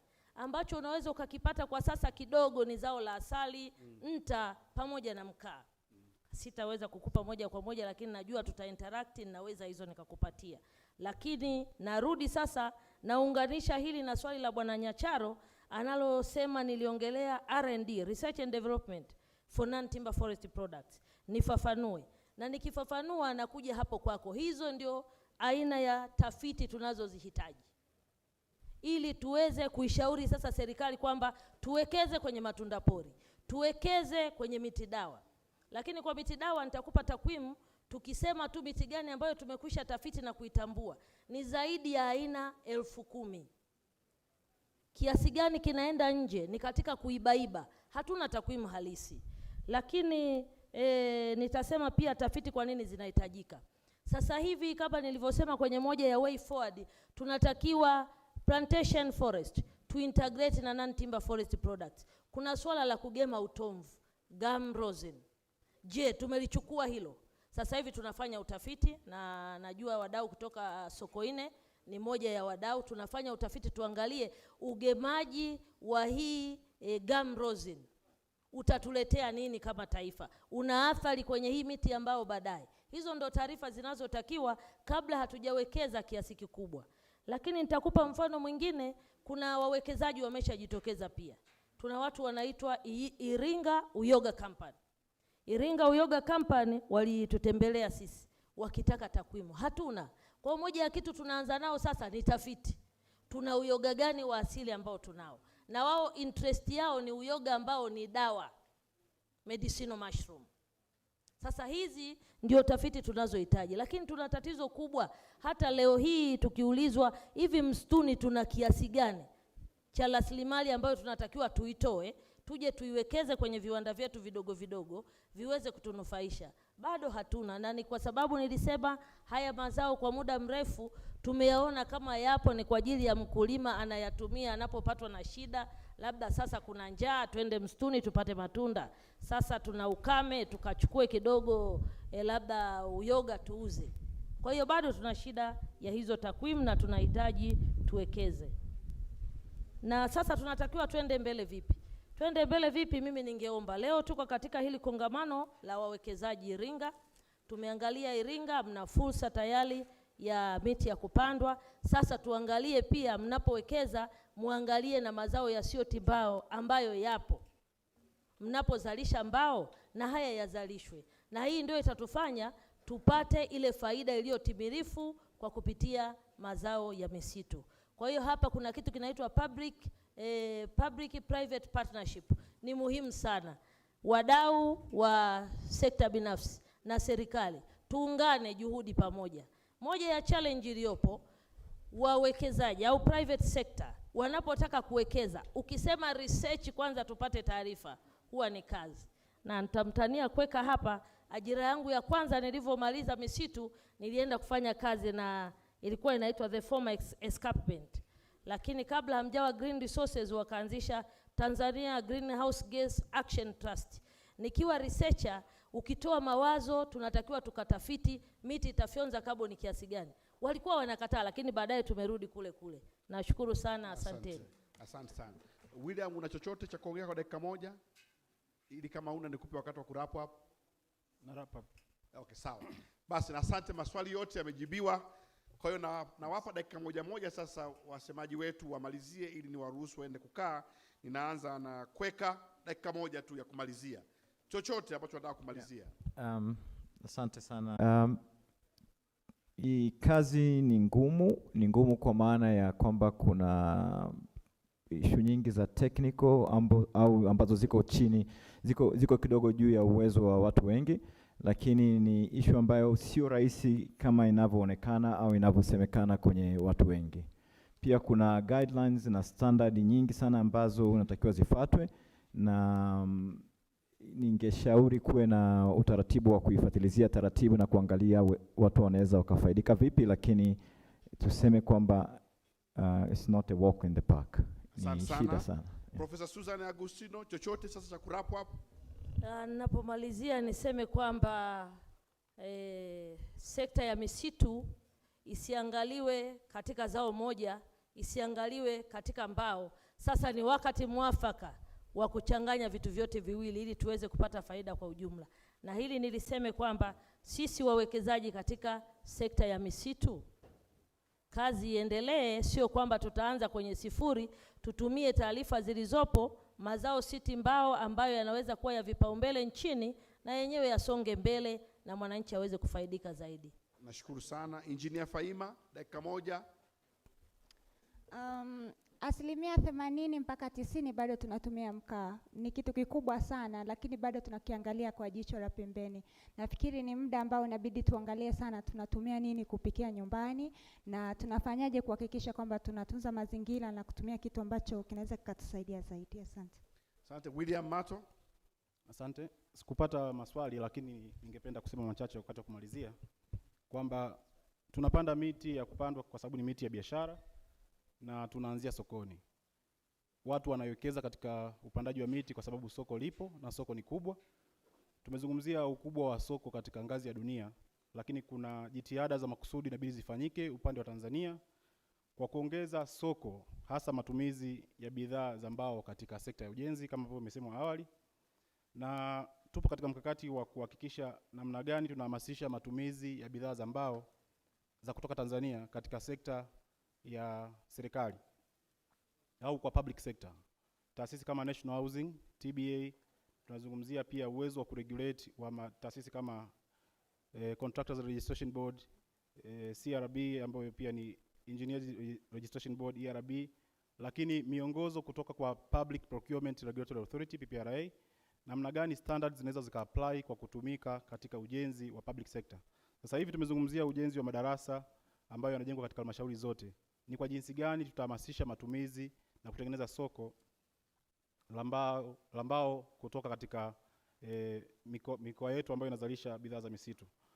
Nchi zetu za jirani kama Kongo na Zambia zimekuwa ni sehemu ya soko kubwa katika kipindi cha karibuni, kwa sababu pia hawakutunza misitu, hasa upande wa Zambia ambao wana eneo la takriban hekta 58,000 tu la misitu kupandwa, ukifananisha na nchi kama Tanzania ambapo tuna hekta zaidi ya 325,000. Kwa demand kubwa ipo kwa nchi zinazozunguka katika ukanda wa Afrika Mashariki, takriban Zambia, na nadhani wakazi wa Mafinga na wafanyabiashara Mafinga wameanza kuliona hilo na tunaendelea kulifanyia kazi. Upande wa EWP ningetoa wito wa mwisho kwamba tuna program ndani ya FDT ambayo tunaangalia namna gani ya kuwaunganisha wazawa wanaowekeza katika EWP kuweza kuyatambua haya masoko na kuweza kuyafikia. Kwa hiyo nadhani kuna jitihada kubwa za kushirikiana zinahitajika ili wanaowekeza waweze kukutana na haya masoko ili wasiweze kukata tamaa. Asante sana. Asante sana. Naomi, una nafasi sasa ya kumalizia. Asante sana. Nadhani ushauri wangu ni kwamba tunavyowekeza tutumie sana akili zetu. Pesa nyingi zinapotea kwenye vitu ambavyo havina thamani, na sisi mara nyingi sana tunasema mtaji, tusiangalie sana mtaji, inaweza kawa ni aina ya fikra mgando. Tunasema fikra mgando kwamba umeangalia tu kwamba nikipata mtaji basi nitafanikiwa, lakini kuna vitu vingi sana.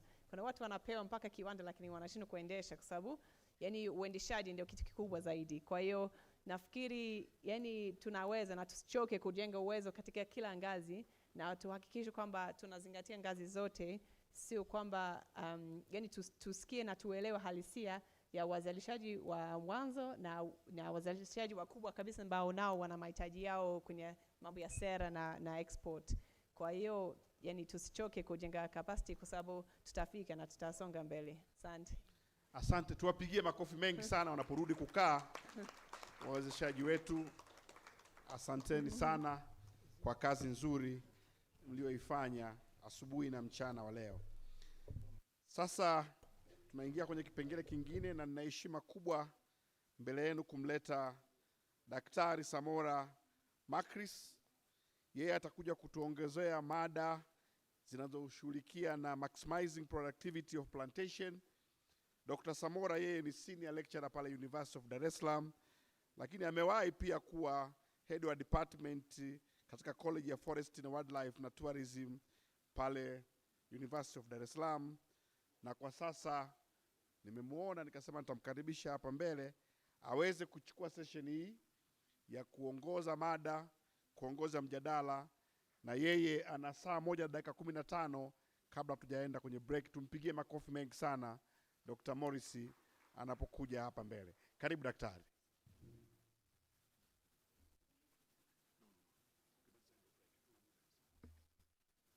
Jamani, habari za mchana. Nashukuru ndugu wadau. Mimi kazi yangu ni ndogo tu. Ningeomba tusimame, tujinyoshe kidogo. Nafikiri tumekaa vya kutosha na tunahitaji mzunguko mzuri wa damu ili tuweze kusikia kile kinachofuata. So please feel free to stand, stretch up yourself before we enter into the next session. I think we have been sitting for quite some time, and it's not the best health practice. Tujinyoshe kidogo, to the left, to the right, back, mbele. Naomba tukae. Sasa kwa sababu ya muda, nitatumia tu muda mfupi kuwasilisha mada. Na mimi naitwa Samora Makris. Nilikuwa nafanya kazi chuo kikuu cha Sokoine miaka 16, lakini miezi miwili iliyopita nimehamia chuo kikuu cha Dar es Salaam kama mhadhiri mwandamizi. Tunaongelea maximizing productivity in plantations, lakini plantations maana yake ni mashamba makubwa. Lakini nitakachokiongea sio kwa mashamba makubwa, ni mashamba madogo, mashamba ya kati na mashamba makubwa. Yote tutakayokuwa tunayaongea yanagusa aina zote za mashamba. Next slide. Next slide. Sasa tukiangalia maongezi mengi ambayo tumeongea jana na hata leo, ule mnyororo wa thamani wa sekta hii ya misitu ni mkubwa sana, na kama ambavyo picha zinaonekana pale, samahani siko comfortable na hii microphone, kuna ile ya kushikia. Yeah.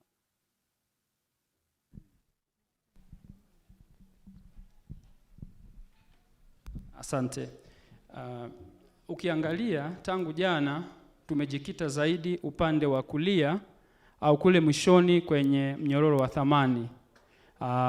Lakini kama tulivyokwisha kuona, sekta ya misitu ina mnyororo mpana sana. Ile forest value chain ni kubwa sana. Kwa hiyo tunaanzia tangu ukusanyaji wa mbegu, tunakuja kwenye vitalu ambapo tunatengeneza miche mizuri ambayo inafaa kwenda kupanda. Tunakwenda kwenye uanzishwaji na utunzaji wa mashamba, tunakwenda kwenye uvunaji, tunakwenda kwenye uchakataji, tunakwenda kwenye matumizi, tunakwenda kwenye biashara, na wadau ni wengi sana kwa ujumla katika ule mnyororo wetu wa thamani. Next slide. Nilikuwa najaribu kujiandaa nikakutana na haya maneno. Sasa nitaka na wewe kidogo ufikirie. Kwa mfano unakutana haya maneno, nitajaribu kutafsiri kidogo kwamba ukiangalia eneo ambalo limepandwa na hali ya hewa nzuri ambayo tunayo katika nchi yetu ya Tanzania, kiasi au ujazo wa mbao niseme, kiasi ambacho tunacho ambacho hakijavunwa ni kidogo, halafu ubora wake ni wa chini.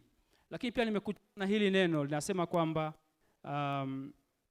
yani upatikanaji wa mazao kwa sasa hivi ni kikwazo cha uchakataji. Yani hatuna mazao au hatuna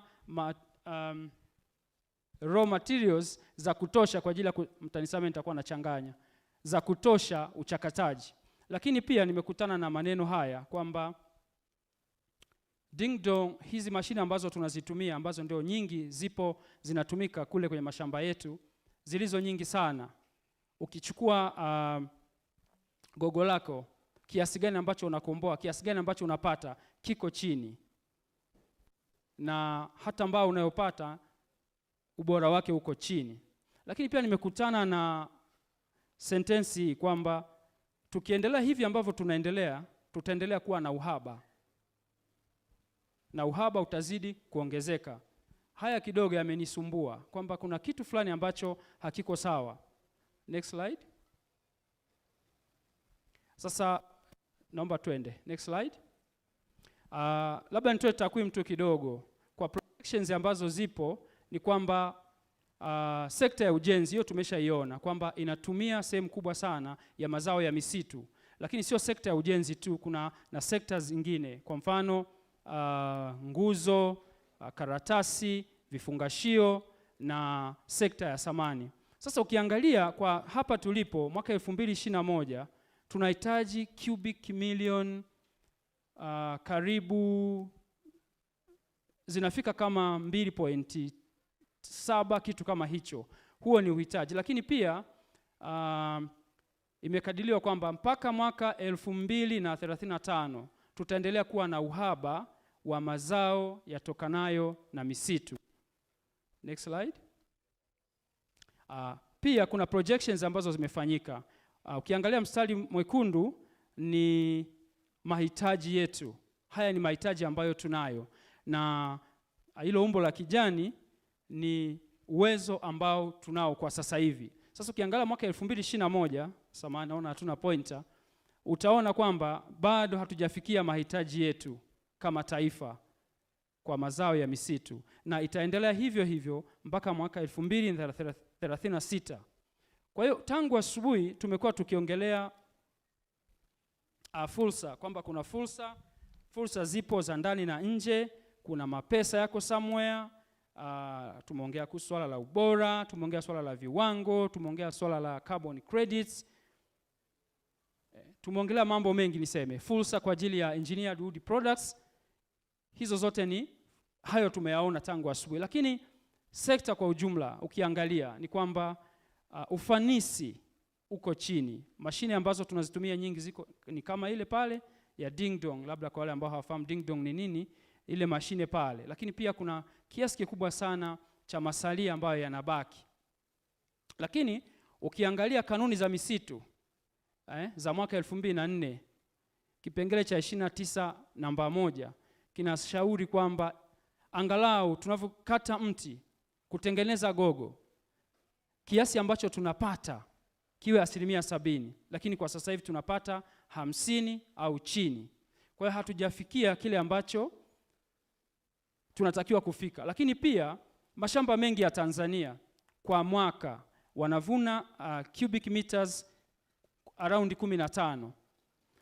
Sasa kuna sababu nyingi ambazo zinachangia, na ukiangalia kama tungefanya inavyotakiwa tungetaka kupata 30 mpaka 40 kwenye haya mashamba yetu. Next slide. Haya ni matokeo kwa sababu hatujafanya vile ambavyo vinatakiwa, hatujaweza kupata ile kucapture ile potential, kwa hiyo mapato yetu ni madogo. Nimetoa hii takwimu ndio ya sasa hivi na ni ya wizara. Ukiangalia fedha ambazo tunapata ni zile pale, sio kiasi kikubwa sana, na hata mchango wa sekta hili tumeshaliona. Next slide please. Sasa tufanyeje basi?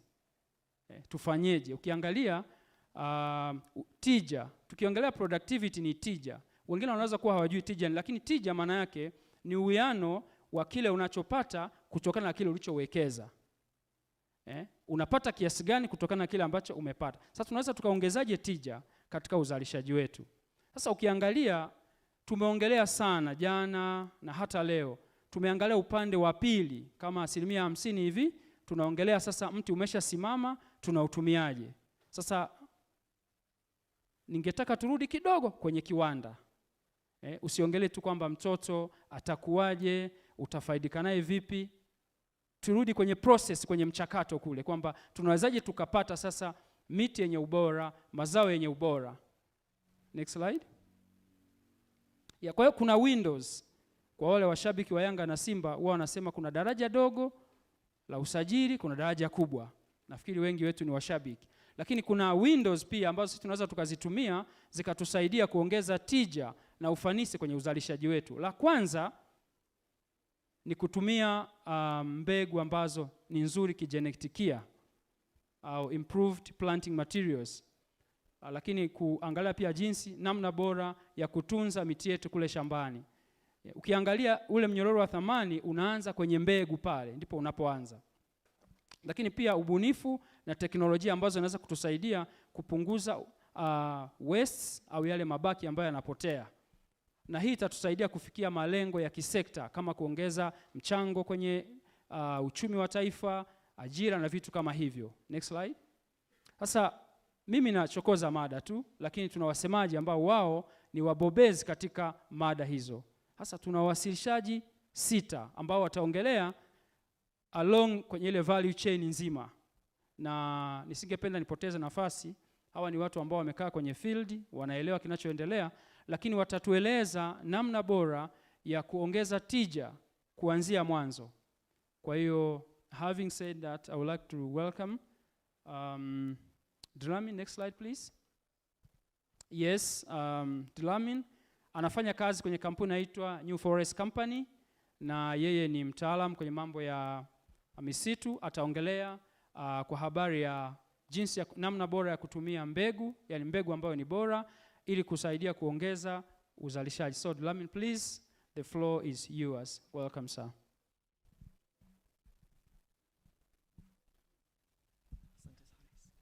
Thank you, Dr. Samora. Wakubwa shikamoni. Ladies and gentlemen, kamwene. I think just a brief introduction about myself. I'm from Swaziland. You can call it Eswatini if you want. But I grew up, it was Swaziland at the time. And I must declare in advance, I've got one wife. I often get the question, how many wives do you have? Each time I say I'm coming from Swaziland. But anyway, I think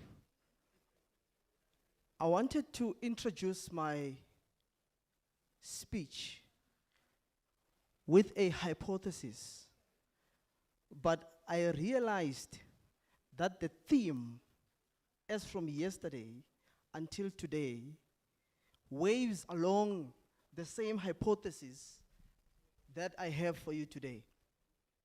So, it doesn't work. So what I'm going to do, I'm just going to summarize the hypothesis, and then I'll dive straight into my presentation for today. So I was requested to talk about the benefits. What is our experience in using improved seed and applying good management practices in quest of maximizing productivity, right? So I think what is important at first is that we need to understand our responsibility. Yours and mine is to build value. That is what we have to do. And it is in the process of building value that which employment is created, that which SMEs and business opportunities are created. The economists will tell you that both they are integers in the construct of economic formulae.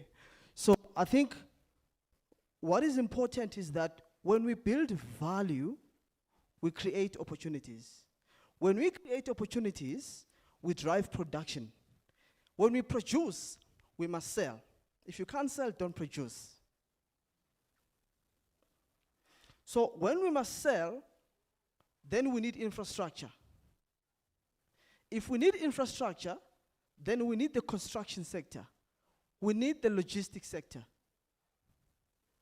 If we need that, it simply means we need raw material for the infrastructure. That means we also need the mining sector for the raw material. And who's going to facilitate all these transactions? The banks.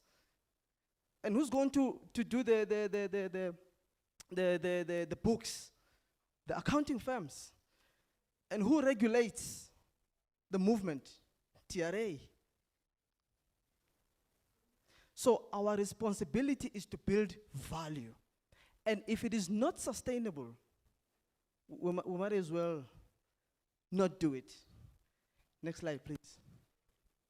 So why then do we need to tap into the new or improved seed material and apply management principles? La kwanza ni kwamba, I think they've spoken much about carbon sequestration. It's been an interesting subject in this forum. So this is what contributes to what we say is greener economy. I think you and I have got no doubt for the past 10, 11, 12 days that we ought to drive a greener economy. And that is taking us to that goal. Next. So when you use improved seed and apply management principles, silviculturists will tell you that will yield an SUG. SUG is survival, uniformity, and growth. So once you get to survival, uniformity, and growth, you begin to realize that your management cost begins to go down as the trees are growing.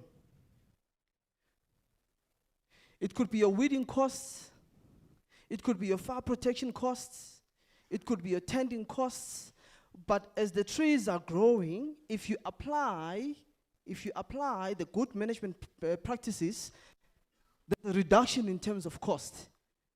And if you go into your balance sheet, you look at your cost, which is your liability, and then you look at the growing value, because what is beautiful about trees is that it is very diligent in following the principles of compound interest. So if you do it right,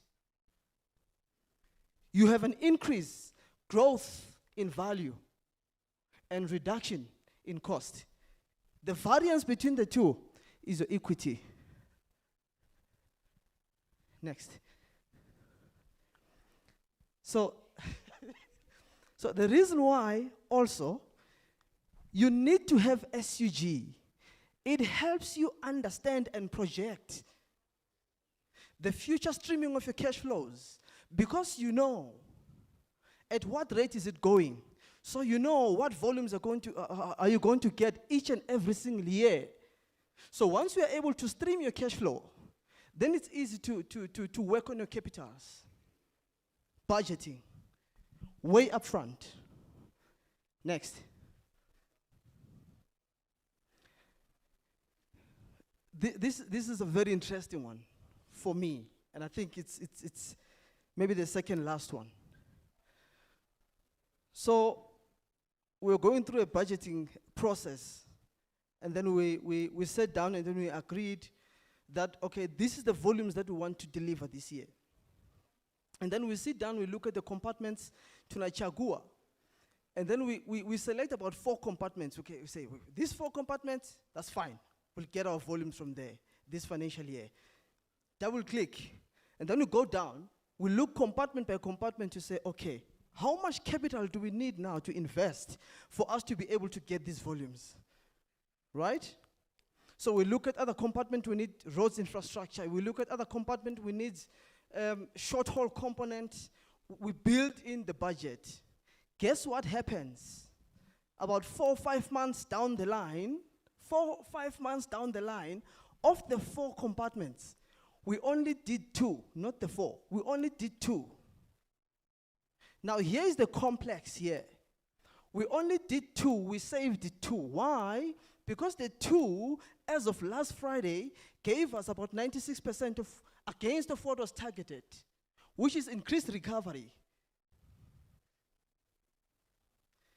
Number 2, revenues. If you convert that 96% into revenues, it's 102% against budgeted. Why? Because of improved seed. 1, you get good recovery. And number 2, because we're doing polls predominantly, what you see is a movement in terms of product size dispensation. You move from low value to high value dispensation. So that is what we've been seeing. So that's what the complex talks about. Last one. If I can imagine if you invest in a plant, our Kiwanda, of 150,000 poles per annum, but you don't know what is your capacity of your plantations. It is true. We're running a hybrid integration system. We're running a vertical integration and a horizontal integration. But at a certain point, we ought to understand what is our capacity upfront, in line with the projections. So I've already spoken about integration. So what we do is a vertical and a horizontal integration. So not only do we harvest from our own plantations, but what we do in partnership with PFP, we've got an outgrower program that we go through, but then we not only do we distribute seedlings, improved seedlings, but we go on to train, because improved seed without proper management practices, it's almost a waste of time.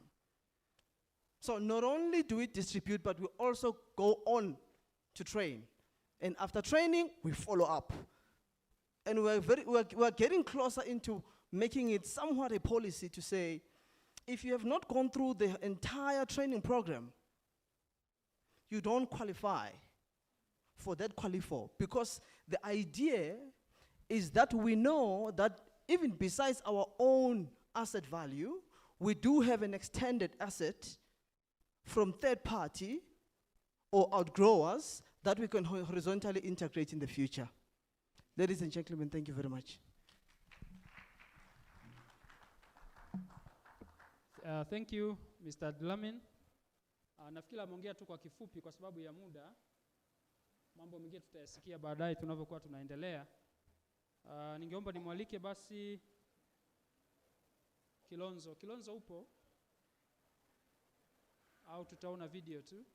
Sawa, basi nitakaribisha video tuone wakulima wa jinsi ambavyo wanazingatia zile kanuni za kilimo bora cha miti ili kupata mazao bora ambayo tunayatarajia na yanahitajika sokoni.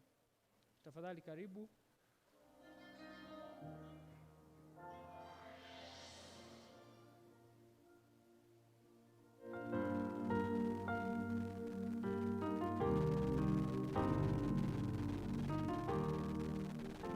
Kwa jina naitwa Daudi Kilonzo, ni mkurugenzi wa kampuni ya Ubora Forest Solution and General Supply Limited. Hapa ni kitaruni, kitalu ambacho nakitumia kuzalisha miche kwa ajili ya wakulima wanaopanda miti.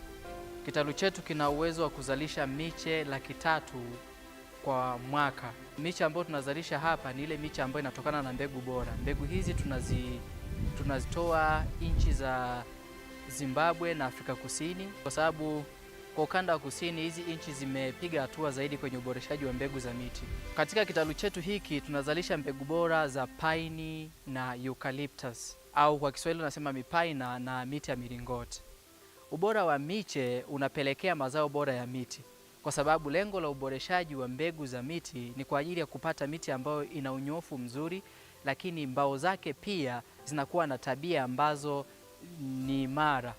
Na lengo lingine la kuboresha mbegu za miti ni kwa ajili ya kupata miti ambayo inakuwa haraka na muda wa uvunaji unapungua. Tunashukuru sana pia kwa upande wa serikali kwa jitihada zake kupitia kituo cha uzalishaji mbegu za miti ambacho kimeendelea kufanya tafiti na kuendelea kuzalisha mbegu kwa ajili ya uoteshaji wa vitalu.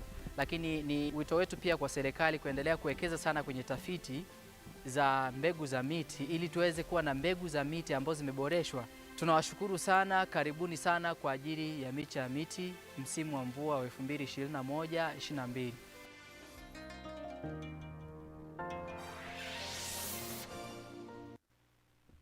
Asante, wametueleza jinsi ambavyo wanatumia mbegu bora.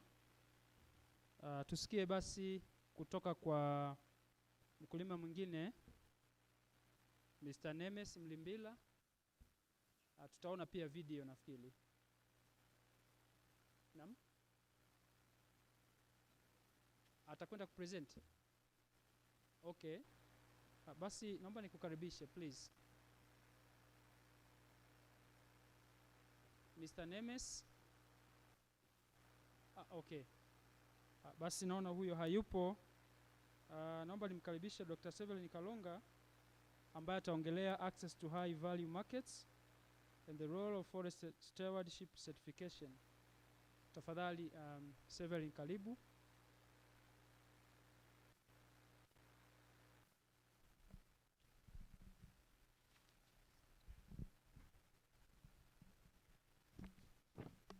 Asante sana moderator.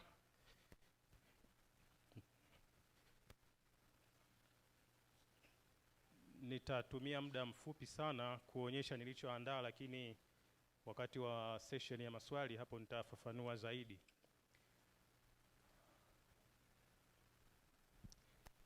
Wataalamu wengi walioko hapa wanaweza kuelewa kwamba katika usimamizi wa misitu mataifa yalikutana huko Stockholm mwaka 1987 na wakakubaliana set of principles ni jinsi gani misitu itasimamiwa.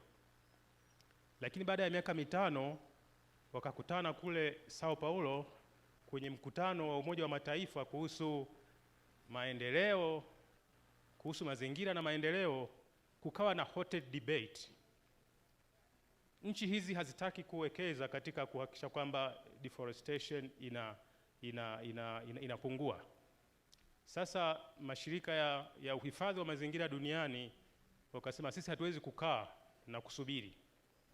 Wakafikiria kuandaa viwango vya usimamizi wa misitu ambavyo ni vya hiari. Ndipo shirika hilo linaitwa FSC, Forest Stewardship Council, ndipo lilipoanzishwa mwaka 1993. Lengo ni kutaka kukabiliana na uharibifu wa misitu hasa kwenye nchi za kitropiki.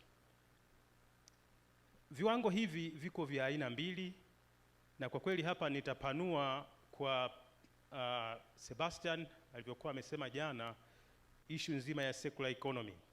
Kuna viwango vya usimamizi wa msitu kutoka kwenye kitalu kule bustanini mpaka kuja kukata gogo kwa ajili ya kupeleka kiwandani.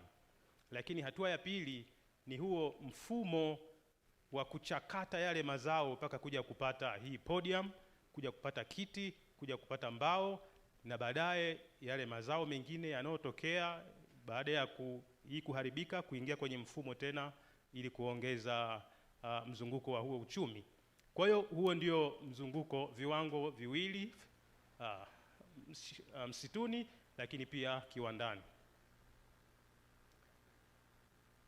Sasa viwango hivi vinatusaidia nini? Au vinasaidia nini?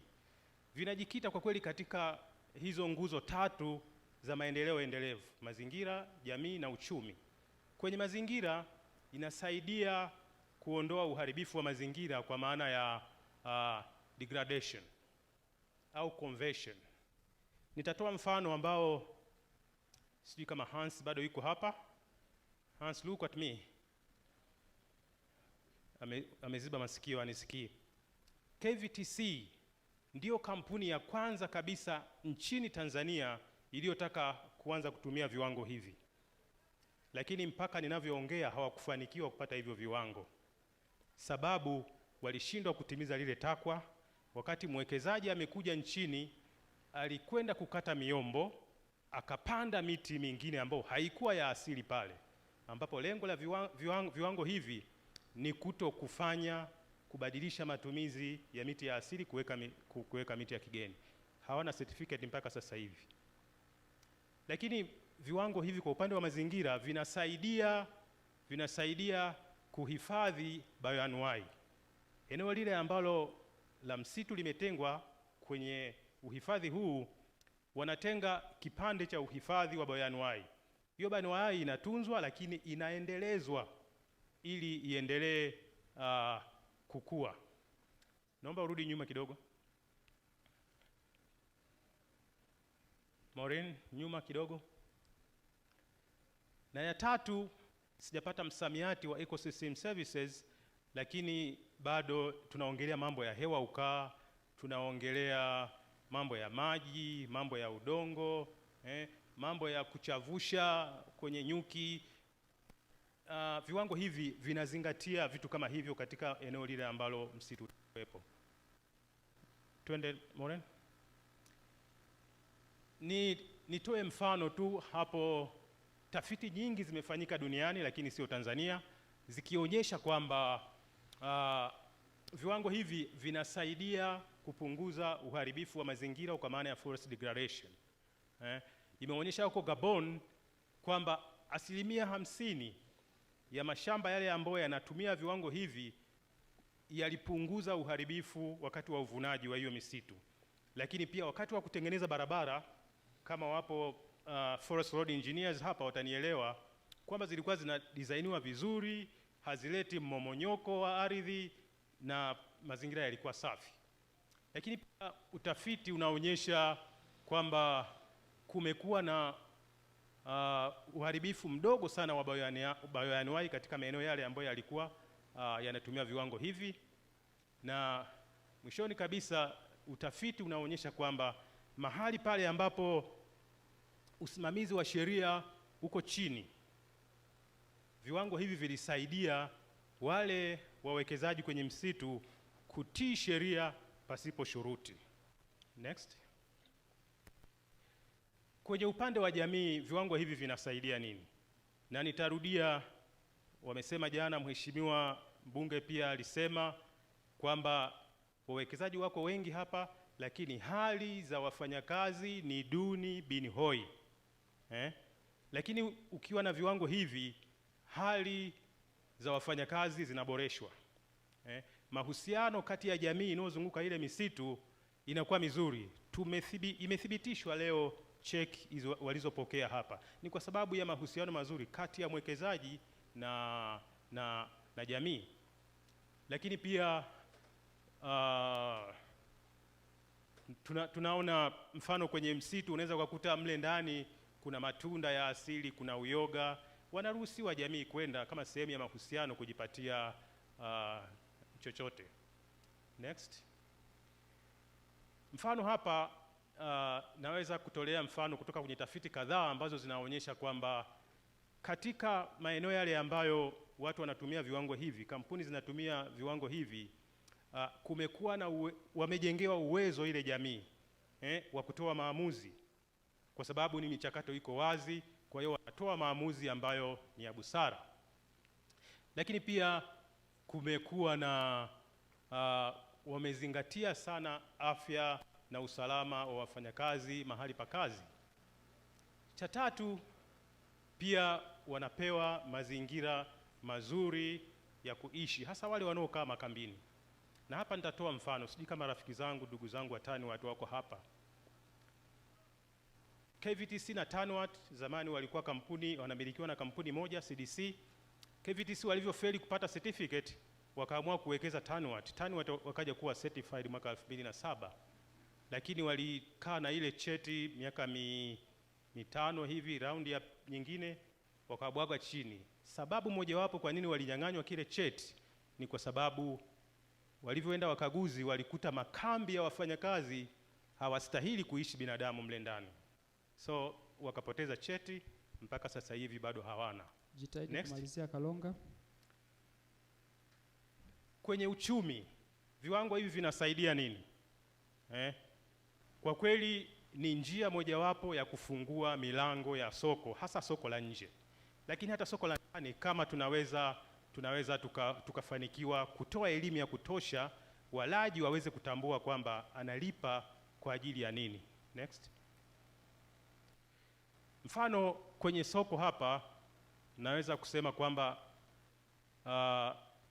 labda mbao cubic mita moja inauzwa kwa $4.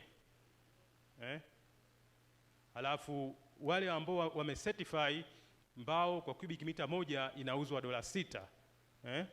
Kwa hiyo nyongeza pale kwa yule ambaye amecertify misitu yake ni $2 per cubic mita, si haba. Kwa hiyo ni afadhali ukapata hiyo nyongeza na ukawa viwango kuliko ukaamua kukaa na business as usual alafu ukapoteza pesa. Next.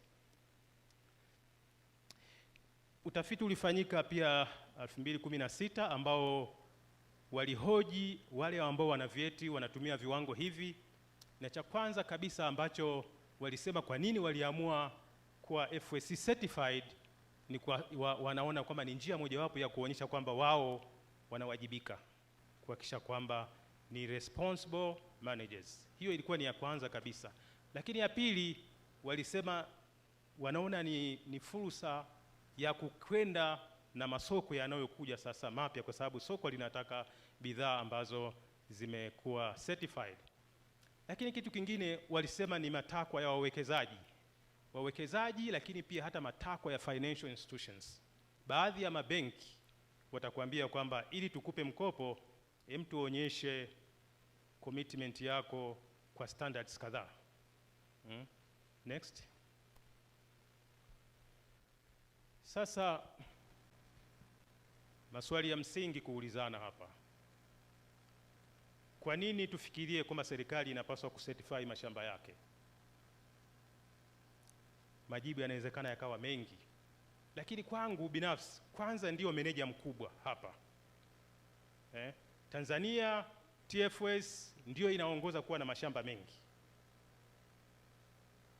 Kwa hiyo wakifanikiwa kucertify, kwanza itakuwa ni njia mojawapo ya wao kutimiza international obligations, SDGs. Lakini tunajua kuhusu issue nzima ya bond challenge, na wizara au nchi imecommit 5.2 million hectares by 2030. Sasa wakiwa na viwango kama hivi vinawasaidia kusimamia vizuri na kureport against hizo commitment. Lakini kwa upande wa kijamii, kimazingira na kiuchumi, kwa kweli wataonyesha jinsi ambavyo wanashughulika na mambo ya kijamii na mambo ya nature kwa maana ya uhifadhi wa mazingira, lakini pia biashara yao itapanda juu. Next.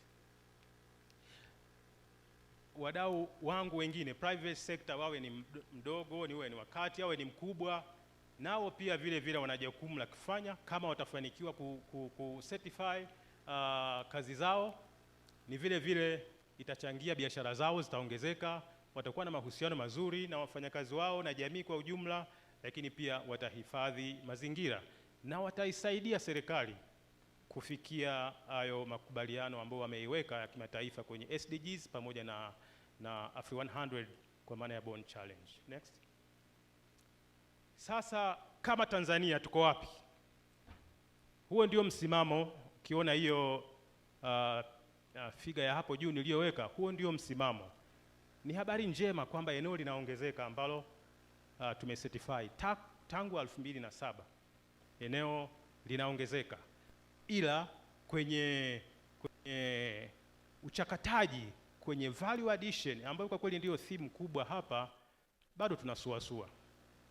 Kwa hiyo kuna vyeti vitatu vya FM Forest Management na vyeti vitatu vya Chain of Custody kwenye uchakataji.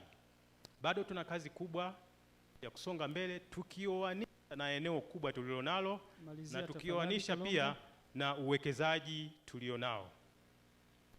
Next. Ni fursa kwa Tanzania kwa sababu tunavyo viwango tayari vya kitaifa kuhusu uthibitishaji huu. Kwa hiyo tutumie viwango tulivyonavyo ili tuweze kuthibitisha kazi zetu tulizonazo ili tuweze kukimbilia soko la kimataifa. Wito wangu, ya kwanza kabisa, serikali akiwa ndio miliki na msimamizi mkubwa wa misitu nchini, atusaidie kuhakikisha kwamba viwango hivi vinatekelezwa hapa nchini. Kutoa elimu, na tumesikia asubuhi TBS pia wanasema viwango vipo lakini havitekelezwi. Hiyo labda inawezekana ni shida ya elimu kwa umma, lakini serikali pia iweze kucertify mashamba yake, na swala jingine pia viwango hivi vionekane kwenye karatasi zetu za kitaifa, iwe ni sheria, iwe ni sera. Hata watu wa PRA waweze kutuambia kwenye public procurement tufuate standards zipi. Naomba niishie hapa, nitaongea nikipewa muda mwingine. Asante. Asante sana Dr. Kalonga, tunakushukuru sana. Nafikiri tutapata nafasi baadaye ya kusikia zaidi. Nafikiri tuna maswali, baadaye tutapata nafasi. Nafikiri naomba nimkaribishe msemaji atakayefuata ni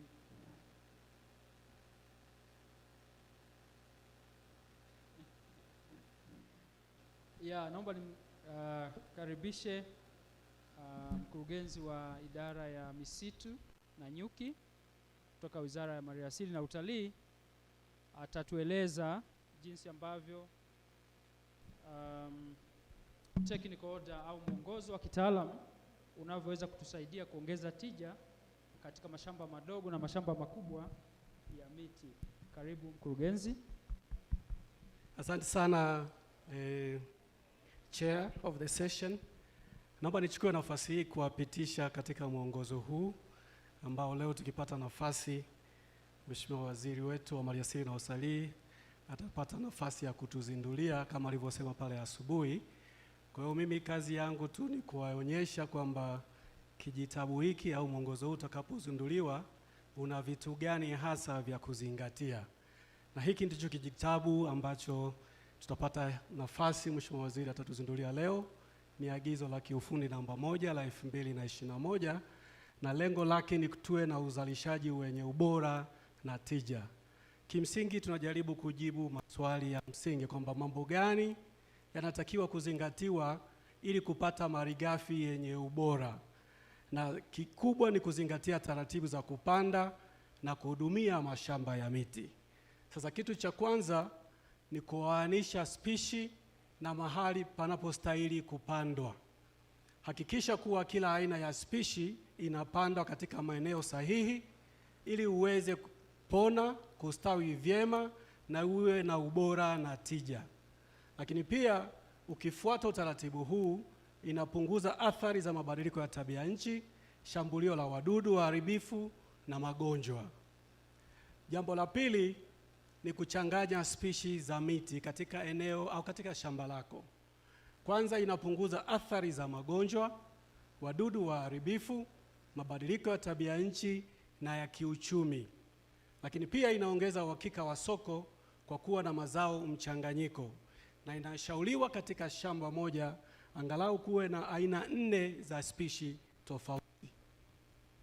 Jambo la tatu ni mbegu na vipandikizi vingine. Tumemsikia ndugu yetu kutoka Swaziland ameelezea umuhimu wa kuwa na mbegu bora na kazi ambazo zinafanyika kupitia programu ya Wizara ya Panda Miti Kibiashara. Kwa hiyo hakikisha mbegu na vipandikizi bora ndivyo vinatumika kwa ajili ya ustawishaji wa mashamba yenye ubora na tija. Na jambo la 4 ni vitalu vya miche ya miti. Kitalu cha miche ni sehemu ambapo mimea inazalishwa na kukuzwa hadi kimo kinachotakiwa. Tumeona vitalu vimeonyeshwa kwenye picha. Kwa hiyo hakikisha kuna kuwepo na uzalishaji wa miche bora itakayopona na kustawi kwa haraka ipandapo shambani. Jambo la 5 ni uanzishaji wa mashamba ya miti. Hii inajumuisha maandalizi ya mahali itakapopandwa miti, ikiwepo kazi ya kuchimba mashimo, kuweka nafasi kati ya mashimo na jinsi ya kupanda ule mti. Watu wanadhani kupanda mti ni jambo rahisi, sio kama kupanda mahindi. Kuna utaalamu jinsi ya kupanda ule mti ili usiweze kufa mapema. Kwa hiyo lengo hapa ni kuhakikisha miche ile inayopandwa inapona, inakuwa na hali ya nzuri na ukuaji wa haraka inapopandwa shambani. Jambo la 6 ni utunzaji wa mashamba ya miti. Ukishapanda miche ya miti shambani, kazi inayofuata ni kuhudumia lile shamba. Cha kwanza ni baada ya kupandwa unatakiwa kuhakikisha kwamba unapalia, weeding, upogoaji, pruning, na upunguziaji wa idadi ya miti iliyopandwa, thinning. Michael Hawks katika mradi wetu wa Panda Miti Kibiashara asubuhi alionyesha graph inaonyesha wadau wetu wengi wanapanda miti mingi, wanafikiri ndio utajiri. Kumbe kadi miti inavyokuwa mingi ndio inakuwa midogo miembamba, inashindwa kunenepa vizuri na unakosa value ya huo mti husika. Kwa hiyo thinning unakuwa unapunguza kadi miaka inavyokwenda, unaacha ule mti unajitanua, unakuwa kufikia diameter inayotakiwa. Kwa hiyo huu ni utunzaji wa mashamba ya miti ambayo hizi kazi zinatakiwa zizingatiwa. Jambo la 7 ni afya ya misitu. Ya nchi, wadudu waharibifu na magonjwa vinaweza kuwa na athari kubwa kwenye uhai wa mashamba ya miti. Kwa hiyo lengo la maelekezo ya kiufundi katika kijitabu hiki ni kuhakikisha misitu inakingwa dhidi ya moto, limeongelewa kwa mapana hapa, species vamizi, invasive species, wadudu waharibifu na magonjwa, ili kukuza tija na ubora. Na jambo la 8 ni ujenzi na utunzaji wa barabara za msituni. Kuna aina 2 ya barabara za msituni: barabara za kuingia ili uweze kupata access kufika ndani ya msitu, na barabara tawi ambazo zinakuwezesha wewe kupata mazao kule na kuyaleta kwenye barabara kubwa. Kwa hiyo barabara ya kuingia inakuunganisha msitu na barabara za umma, na barabara tawi ni kiungo kati ya eneo linalovunwa, kwa sababu unafika wakati wa kuvuna huvuni tu karibu na barabara za public, unavuna ndani ya msituni. Kwa hiyo lazima utengeneze zile barabara. Kijitabu hiki kinaeleza utaratibu wa kutengeneza hizo barabara ili uweze kufikia yale mazao ya ndani. Na lengo la maelekezo ya kiufundi ni kutoa mtandao sanifu wa barabara ambazo unathibitisha mwingiliano kwenye eneo la utendaji, kwamba unavyokwenda kupeleka miche shambani unatumia hizi barabara. Uwasilishaji wa vifaa vya kuanzisha misitu, ulinzi, kufanya patrol, kuzuia moto, na utoaji wa mazao msituni lazima uwe na barabara. Kwa hiyo lazima uandaji wa hizo barabara uzingatie masuala ya mazingira, lakini pia ziwe na bei nafuu uweze kutoa yale mazao kule ndani yasije kuwa na gharama huko nje. Na jambo la mwisho ni uvunaji wa misitu. Uvunaji wa misitu ni kubadilisha mti kuwa katika mazao yanayotumika, kutoka kwenye mti uliosimama kupata gogo, kupata nguzo na vitu vingine. Kwa lengo la maelekezo ya kijitabu hiki ni kufanya kazi hizo ziwe na ubora, uzalishaji mzuri, kuwe na safety, kuwe na usalama, wenye madhara madogo kwa mazingira, na msitu utakapopandwa baadaye usije ikapata shida ya kukua. Tunasema compaction, kwa mashine zinavyotumika kuzunguka kwenye shamba mara nyingi zinafanya udongo unakuwa mgumu. Kwa hiyo ukija kupanda mti next time, mti unashindwa kukua vizuri kwa sababu udongo unakuwa umeharibiwa, umegandamizwa. Kwa hiyo kutumia mashine na magari kwenda kuchukua mazao ya misitu, lazima itembee kwenye barabara maalum ili kutunza productivity ya ile soil. Nashukuru sana kwa kunisikiliza. Hapo ndo mwisho wa ufafanuzi wangu. Asante sana. Asante sana mkurugenzi. Nafikiri ametupitisha kwenye technical order au mwongozo wa kitaalamu namba 1 wa mwaka 2021.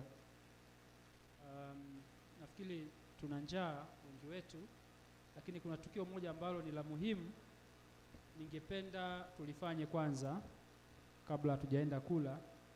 Kwa maana hiyo meza kuu mkiridhia, nitaomba niwahamishe, niwaombe mje mkae kwenye floor huku juu ili tuendelee na tukio la uzinduzi rasmi wa mwongozo wa kiufundi au technical order namba 1 ya mwaka 2021. Kwa hiyo meza kuu mkiridhia, tafadhali nikaomba mhamie huku wote kama mlivyo, ili tuchukue protocol, tufuate protocol zile.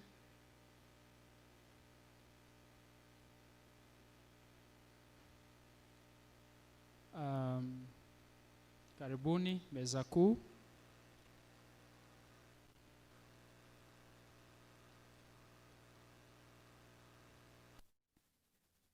Mkurugenzi alitupitisha kwa kifupi content au maudhui yaliyomo kwenye kile kwenye ile technical order au mwongozo wa kitaalamu namba 1 mwaka 2021. Amepita tu kwa kifupi. Una sura 9 na alikuwa anaelezea kila sura ina maudhui gani kwa ndani, lakini tutagawiwa hivyo vitabu, tutaondoka navyo. Vitatusaidia sana. Ni mambo mengi. Sasa kwa sababu ya muda ni kidogo kidogo tu basi.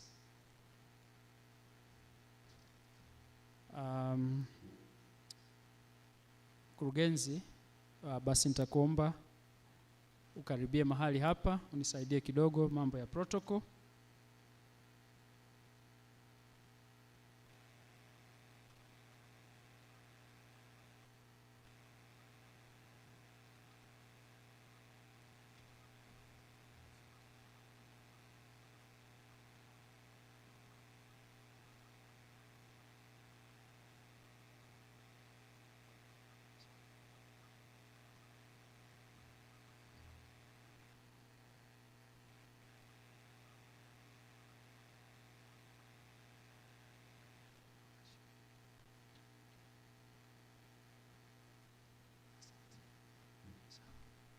Nashukuru sana. Nashukuru kwamba naibu katibu mkuu Wizara ya Maliasili na Utalii yupo. Kwa ningependa tafadhali nikukaribishe ili unisaidie kumkaribisha mkuu wa mkoa ambaye atamkaribisha Mheshimiwa Waziri wa Maliasili na Utalii kwa ajili ya ufunguzi. Karibu.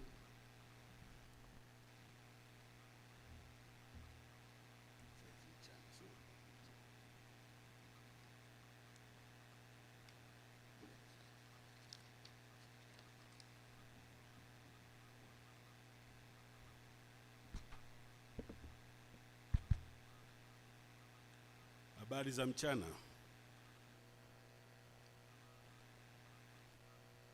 Mheshimiwa Waziri wa Maliasili na Utalii Daktari Damas Ndumbaro, Mheshimiwa Mkuu wa Mkoa Madam Queen Sendiga, Katibu Mkuu Ofisi ya Rais TAMISEMI Profesa Shemdoe, viongozi wote meza kuu na viongozi wote mlioko huko mbele, na wasalimia kwa jina la Jamhuri ya Muungano wa Tanzania. Maliasili na Utalii Asante sana. Mheshimiwa Waziri na viongozi wote, mi kazi yangu ni ndogo tu. Kazi yangu ni kumkaribisha Mheshimiwa Mkuu wa Mkoa kama tu protokali za kulitekeleza hili jambo. Lakini Mheshimiwa Waziri, kwa ridhaa yako uniruhusu tu niseme maneno machache tu, mawili matatu, katika kufanikisha hili swala. Kwa niaba ya katibu mkuu wangu ambaye alipenda awe na nyinyi hapa lakini amepata majukumu mengine ya kitaifa, Daktari Aran Kijazi. Mheshimiwa Waziri, kama unavyofahamu na kama ulivyotuelekeza, mwongozo huu chimbuko lake, agizo hili la kiufundi chimbuko lake ni agizo la kiufundi namba 1 la mwaka 2003. Kwa hiyo hili ni toleo baada ya miaka kama 19 hivi. Na kwa nini limekuja kama toleo la pili la mwongozo wa kiufundi wa mwaka 2013?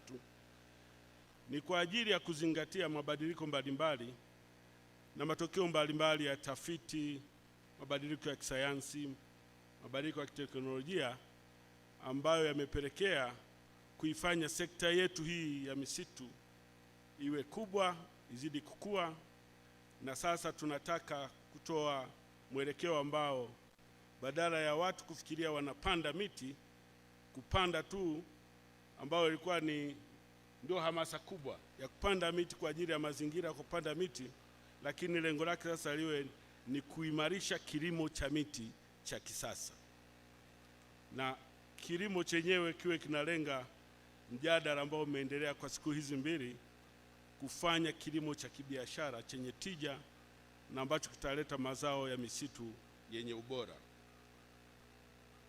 Mkurugenzi ameeleza vizuri kilichomo ndani ya mwongozo. Mheshimiwa Waziri, siwezi kurudi huko, lakini tukiuzingatia huu mwongozo au hili agizo na tukatekeleza matakwa ya hili agizo, itatupa majibu ya maswali mengi ambayo tulikuwa tunaulizana hapa, ya kuhakikisha tunazalisha mazao bora ambayo yataleta manufaa makubwa kwenye uchumi na kwenye jamii yetu. Lakini Mheshimiwa Waziri na viongozi wote, mimi niseme nimezingatia mjadala unaendelea hapa kwamba kwa kweli ili tufanikishe hii sekta kutoa mchango unaokusudiwa kwenye uchumi na jamii, lazima tuanze kwa kuangalia mwisho wake, masoko. Alisema Hans hapa, tuangalie masoko yanahitaji nini na sisi tuone tuna uwezo gani katika kutengeneza mazingira yetu na mifumo yetu ya uzalishaji ili kuzalisha bidhaa ambazo zitaweza kuhimili ushindani wa dunia, kikanda na ndani. Tunafahamu waziwazi kwamba sasa soko la ndani linazidi kupanuka. Tulikuwa na soko la Afrika Mashariki, lakini sasa linazidi kupanuka na tunaelekea kwenye Continental Free Trade Area. Soko la Afrika mwishoni litakuwa soko la ndani. Lazima na sisi tujipange kuwa washindani sahihi kwa kuangalia sera, taratibu na mambo mengine, lakini kwa kuzingatia misingi bora ya uzalishaji ili kuzalisha bidhaa zenye ubora. Baada ya kusema hayo, Mheshimiwa Waziri, nimechomeka tu kidogo, naomba kwa ridhaa na heshima na taadhima nimkaribishe mkuu wa mkoa ili aweze kukaribisha. Asante sana.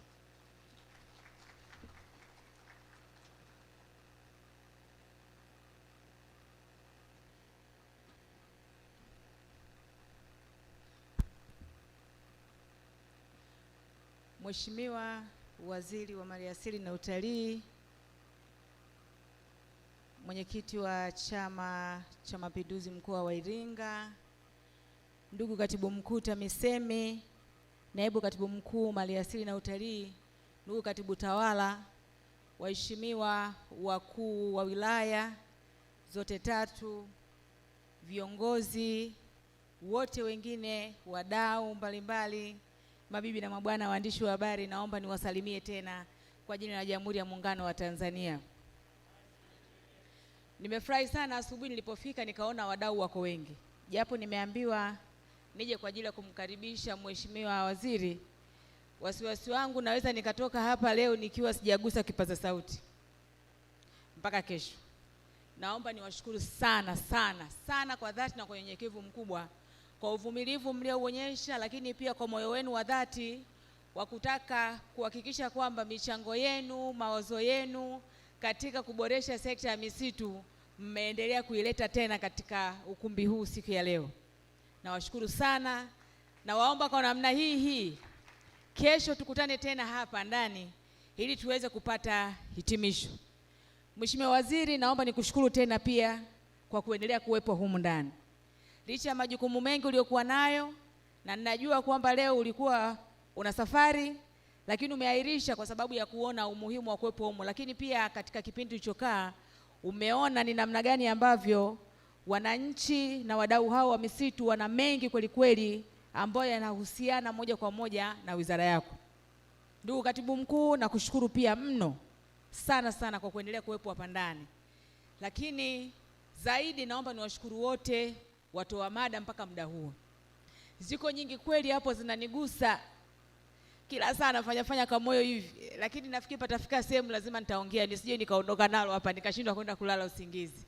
Nimesikia mengi, nimeona mengi mazuri, lakini pia nimejifunza mengi sana ambayo kimsingi sisi kama viongozi tunatakiwa kuyabeba na kwenda kuyafanyia kazi. Na uhakika mpaka itakapofika jioni tutabeba mengine mengi zaidi, na mengine tutachukua tena kesho. Lakini naomba niwatoe hofu na niwape imani ndugu washiriki na wadau wa misitu kwamba michango yenu ya mawazo yote ambayo mnaiweka hapa ndani siku ya leo ina maana kubwa sana kwetu sisi katika kuinua sekta ya misitu. Na kama una wazo lolote ambalo umekuja nalo humu ndani siku ya leo, hakuna wazo bovu.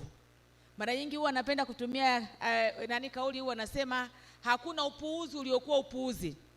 Wazo lako lilonalo kichwani siku ya leo, naomba nikwambie ndio mwarobaini wa kukuza sekta ya misitu. Usiondoke bila kulitamka humu ndani ili tuweze kulibeba kwenda kulifanyia kazi. Baada ya salamu hizi fupi kabisa, Mheshimiwa Waziri, naomba nikukaribishe rasmi ili uweze kuzungumza machache na hatimaye kutuzindulia ambacho tunakisubiri kukiona hapa. Karibu sana Mheshimiwa Waziri Maliasili na Utalii. Karibu sana.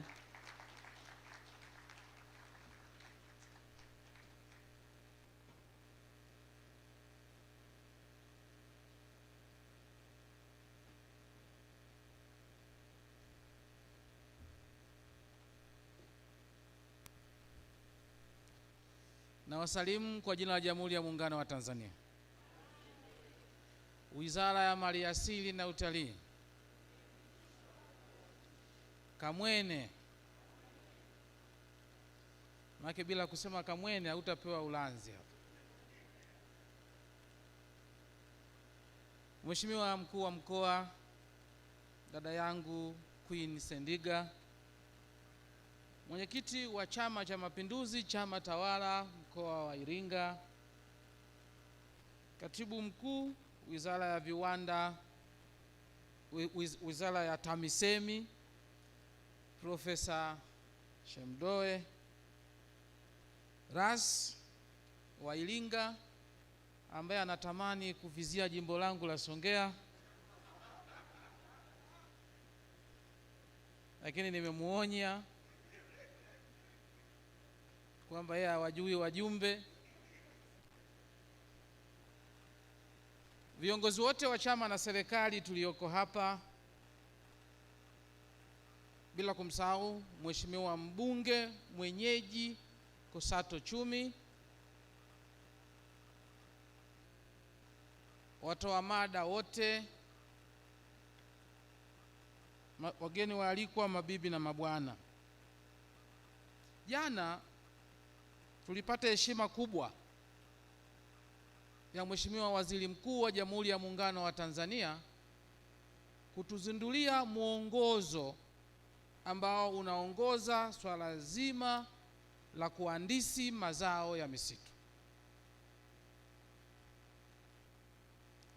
Katika hali ya kawaida,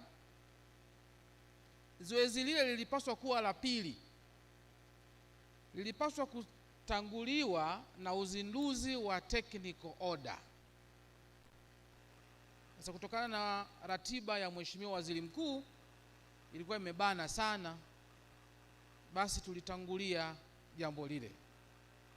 Sasa technical order au agizo la kiufundi ndicho kinachopaswa kutangulia, kwa sababu technical order au agizo la kiufundi linaelezea kuanzia kuandaa shamba, mbegu, upandaji, kupogolea. Makeleo watu walikuwa wanashangaa hapa kupogolea ni nini.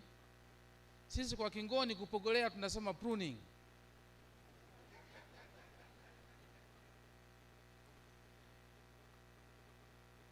Kuvuna, mpaka sasa kuingia kwenye mnyororo wa kuongeza thamani. Hizi hatua zote za awali zinaratibiwa na technical order au kwa Kiswahili agizo la kiufundi. Na mkurugenzi Dr. Ezekiel Mwakalukwa ameeleza hapa kuna maeneo 9 ambayo technical order hii imeelezea. Kama ulifuatilia wasilisho lile la mkurugenzi, ni wazi utakuwa umeelewa. Sasa ukiangalia hii ndio la msingi zaidi. Bila agizo hili la kiufundi, mambo yote ya engineered wood product yatakuwa hayana thamani. Utatoa mazao yasiyo bora. Kwa hiyo huwezi kutengeneza bidhaa za mbao zilizoandisiwa zilizo bora, haiwezekani. Kwa hiyo kuna kila sababu na umuhimu wa wadau kuielewa hii technical order namba 1 ya mwaka 2021. Technical order ya mwisho kabla ya hii ilitengenezwa mwaka 2003. Kwa hiyo tumekuwa tukiitumia hiyo. Wataalamu wetu TFS, wataalamu wetu SUA na wataalamu wengine mbalimbali wakishirikiana na TAFORI, namwona mkurugenzi mkuu wa TAFORI yuko hapa, wamefanya tafiti kutoka mwaka 2003 mpaka hivi leo. Tafiti iliisha mwaka jana, na wakabaini kwamba yale ambayo walitoa maelekezo mwaka 2003 yamepitwa na wakati. Mathalan, eneo moja kwa wakati ule walisema ili miti ivunwe iwe tayari kwa matumizi lazima iwe imekaa miaka 25. Tafiti ya sasa wamesema hapana, tunaweza tukavuna tukiwa na miaka 18. Kwa hiyo utafiti huo umesaidia kupunguza miaka 7 ya kusubiri. Pia wamefanya tafiti na kutupa maelezo kwenye spacing kati ya mti mpaka mti, umbali uwe kiasi gani. Kwa hiyo nichukue fursa hii kuwashukuru na kuwapongeza sana hao wadau wetu watatu ambao wametufanyia tafiti hizo, kwa maana ya TAFORI. TAFORI ni Tanzania Forestry Research Institute ambayo iko chini ya Wizara ya Maliasili na Utalii. SUA alikuwa ananiambia Profesa Mombo hapa, na kwa kujidai kabisa kwamba kila aliyeongea leo hapa amesoma SUA. Sasa mimi nikuambie mimi na Mheshimiwa Rasia hatujasoma SUA, lakini tumeongea. Mheshimiwa Rasia, umesoma SUA? Mimi wala sijasoma SUA. Lakini pia TFS, taasisi yetu hii ambayo inafanya kazi nzuri sana chini ya uongozi wa Profesa Silayo, tunawashukuruni sana. Utafiti wenu ndio umetufikisha hapa kuwa na technical order namba 1 ya mwaka 2021. Utekelezaji wa technical order hii ni muhimu sana. Ni muhimu kiasi kwamba sisi tunasema yaliyoko ndani, taarifa iliyoko ndani ni ya muhimu sana, lakini ni ya lazima. Ile ya jana ya muongozo ni ushauri, ukitaka fanya, ukitaka usifanye. Lakini hii ya leo ni muhimu sana, ni ya lazima, kwa sababu pasipo kutekeleza hii hatuwezi kupata mazao bora, na tusipopata mazao bora hatuwezi kupata engineered wood product ambazo zitakidhi viwango vya kimataifa. Tumeongelea standards, tumeongelea hapa certification, zote hizi zitakuwa hazina maana kama hatutatekeleza hii technical order. Kwa hiyo naomba niwasisitizie kwamba technical order hii ni muhimu sana na pia ni ya lazima.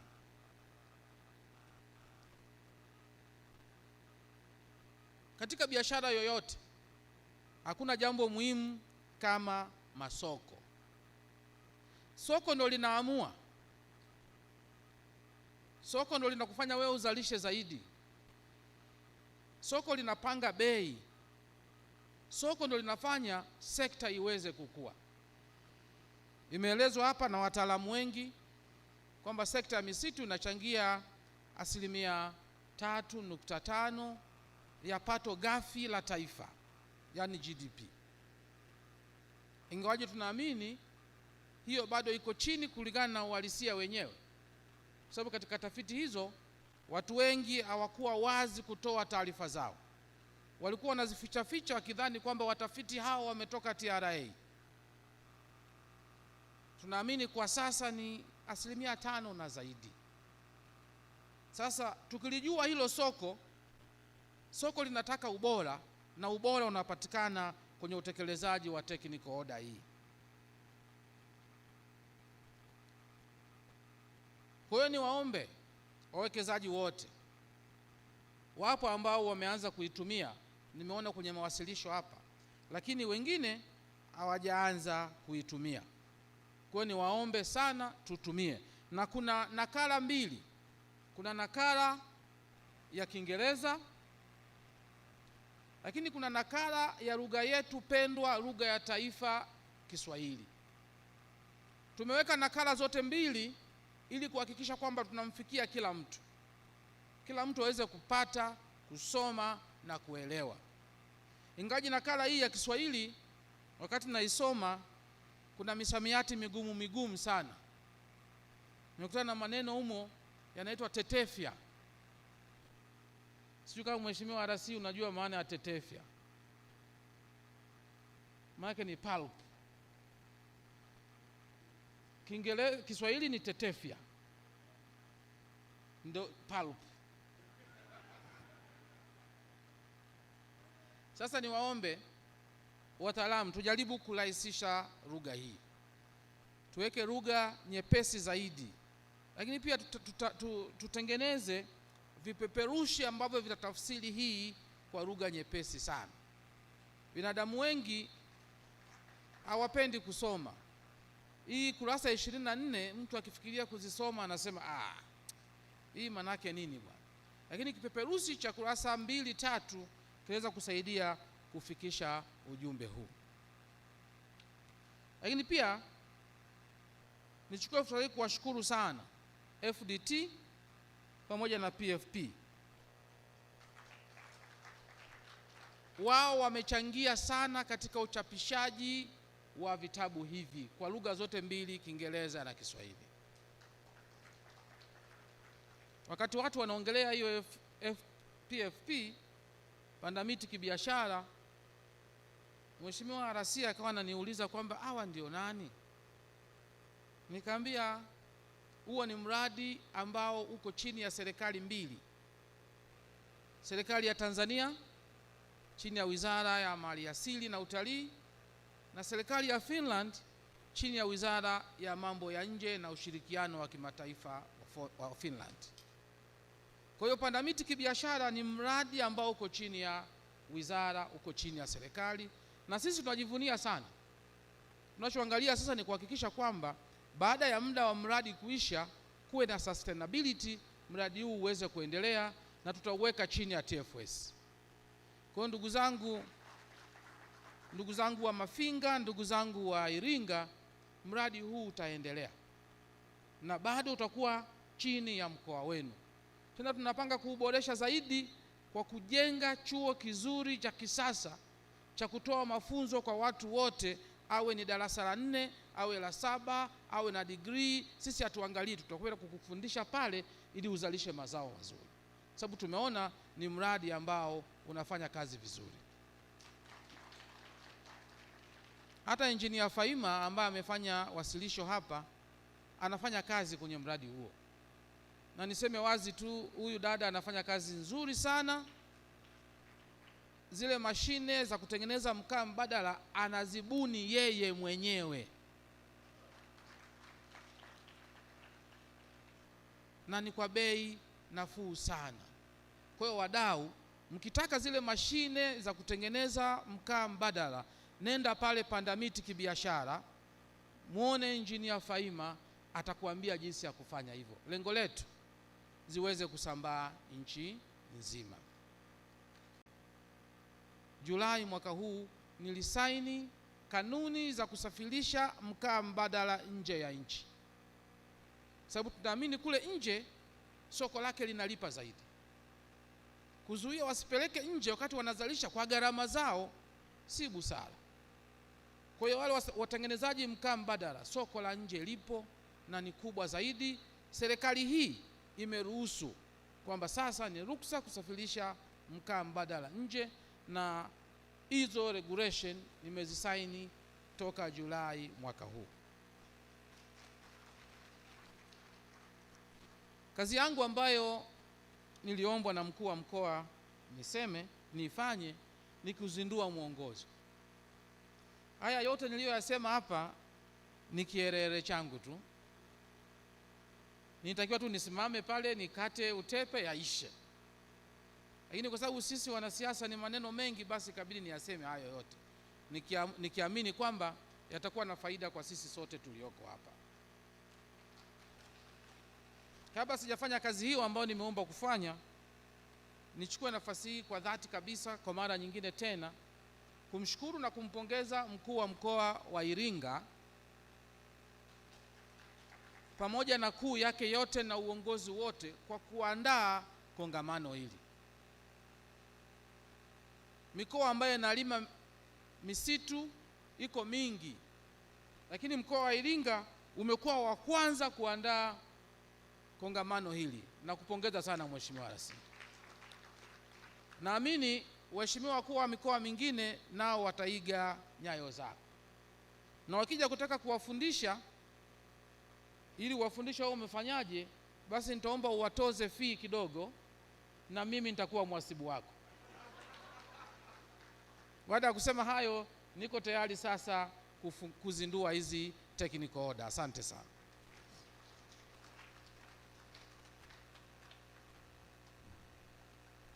Mheshimiwa Waziri, tunakushukuru. Karibu sasa kwa kukata utepe.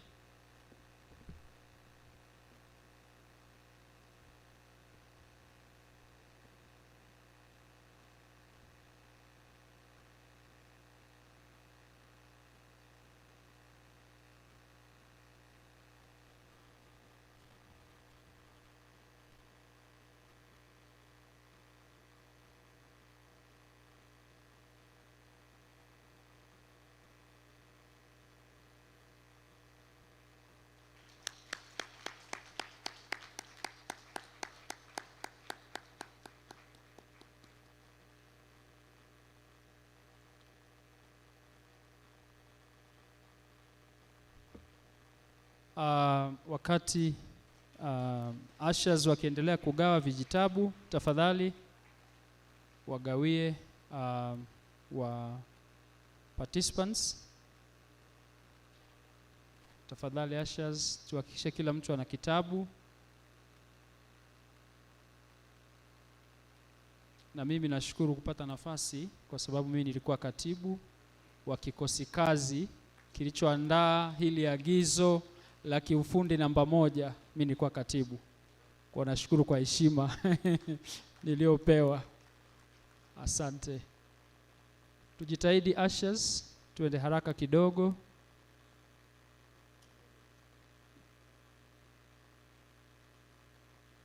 Na ninaamini wizara hasa idara ya misitu na nyuki watafanya utaratibu ili kwamba agizo hili la kiufundi liweze kufikia mbali kule kwa plantation managers, kwenye vyuo vya ufundishaji kama SUA, FIT na vingine, na kwa wananchi ili iwe rahisi elimu hii isambae kwa haraka. Karibu mkurugenzi. Sawa. Alikuwa ananidokeza tu kwamba vitabu vingi in case umekosa au unataka kopi zaidi, tunaweza tukavipata kwenye mabanda ya PFP, ule mradi wa Panda Miti Kibiashara, na pia banda la TFS au Wakala wa Huduma za Misitu Tanzania. Ninaulizwa Mheshimiwa Waziri na mkurugenzi pale, naulizwa kwamba soft copy zinapatikana. Lakini swali gumu kwangu. Naona mkurugenzi ana nodi kichwa akimaanisha kwamba zinapatikana. Yeah. Asante. Nafikiri baadaye kutakuwa na utaratibu fulani. Zitakuwa kwenye website labda ya wizara ili iwe rahisi kufikika. Baada ya kusema hayo, naomba nimkaribishe Felix ambaye ni overall moderator kwa leo, aendelee kutupa utaratibu unaofuata. Karibu. Iringa hoye! Mkuu wa mkoa hoye! Waziri wa Maliasili na Utalii hoye! Haya, tumekuwa na siku nzuri sana tangu asubuhi. Tunakwenda kwenye mapumziko mafupi ya dakika 45, lakini mwenyeji wetu mkuu wa mkoa imempendeza na ameona vyema mapumziko hayo yaambatane na chakula cha mchana katika utaratibu ambao nautangaza. Kwa sasa nitaomba meza kuu ikiongozwa na Mheshimiwa mkuu wa mkoa isimame, mkuu wa wilaya ya Mufindi akiwaongoza kwenda kwenye chakula. Wengine wote naomba tukae kwa sababu utaratibu leo ni tofauti kidogo. Hautaingia kwenye lile banda kama hauna kuponi. Kwa nitaka meza kuu iingie kwanza ili nihakikishe kwamba watu wote mmepata coupon ndio muweze kwenda kula. Naomba mkuu wa mkoa tafadhali uongoze meza kuu. Mkuu wa wilaya atawaongoza, muende muingie kwanza. Wengine wote tukae mpaka atakapotoa utaratibu ili meza kuu iingie ndani kwanza yote. Meza kuu iingie ndani yote. Alafu ningeomba yule chief Asha aje hapa mbele, yule kiongozi wa Asha aje hapa mbele.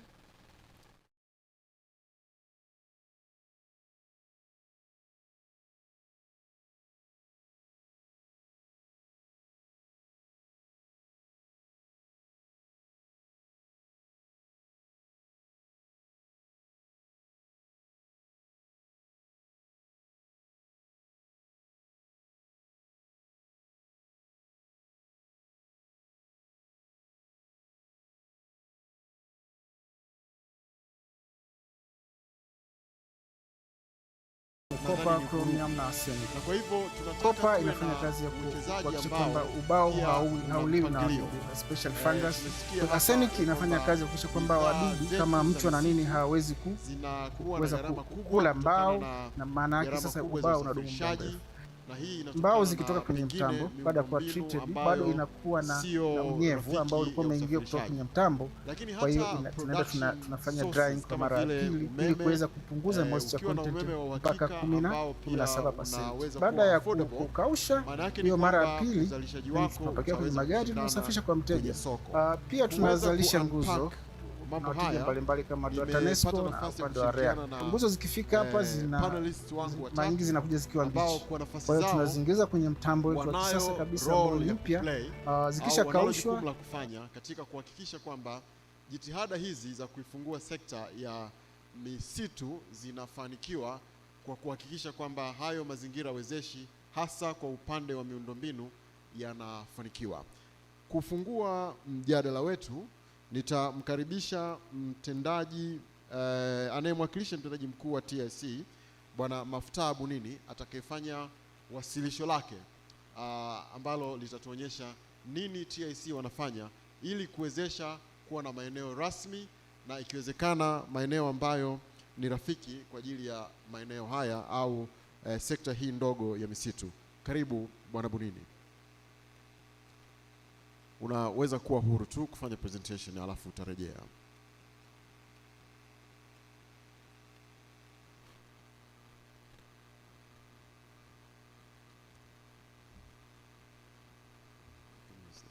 Na unazo dakika 7, si zaidi ya hapo.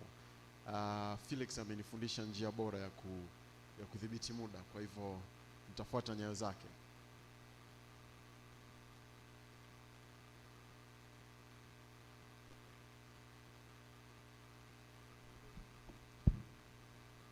Habari za mchana. Kama nilivyotambulishwa, ninatoka Kituo cha Uwekezaji Tanzania.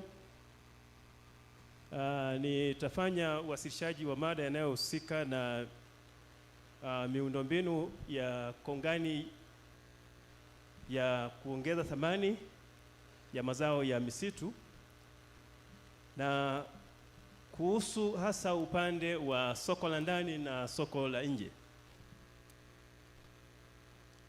Nianze kwanza kwa kueleza Kituo cha Uwekezaji. Nafikiri tunakifahamu, ni taasisi ya umma ambayo ilianzishwa kwa sheria namba 26 ya mwaka 97. Lakini kabla ya hapo kilikuwa kinaitwa Investment Promotion Center. 97 ndipo sasa ikabadilisha ikaitwa Tanzania Investment Center. Na kina majukumu makuu, hasa jukumu la kwanza ni kupromote au kuhamasisha uwekezaji, kufacilitate au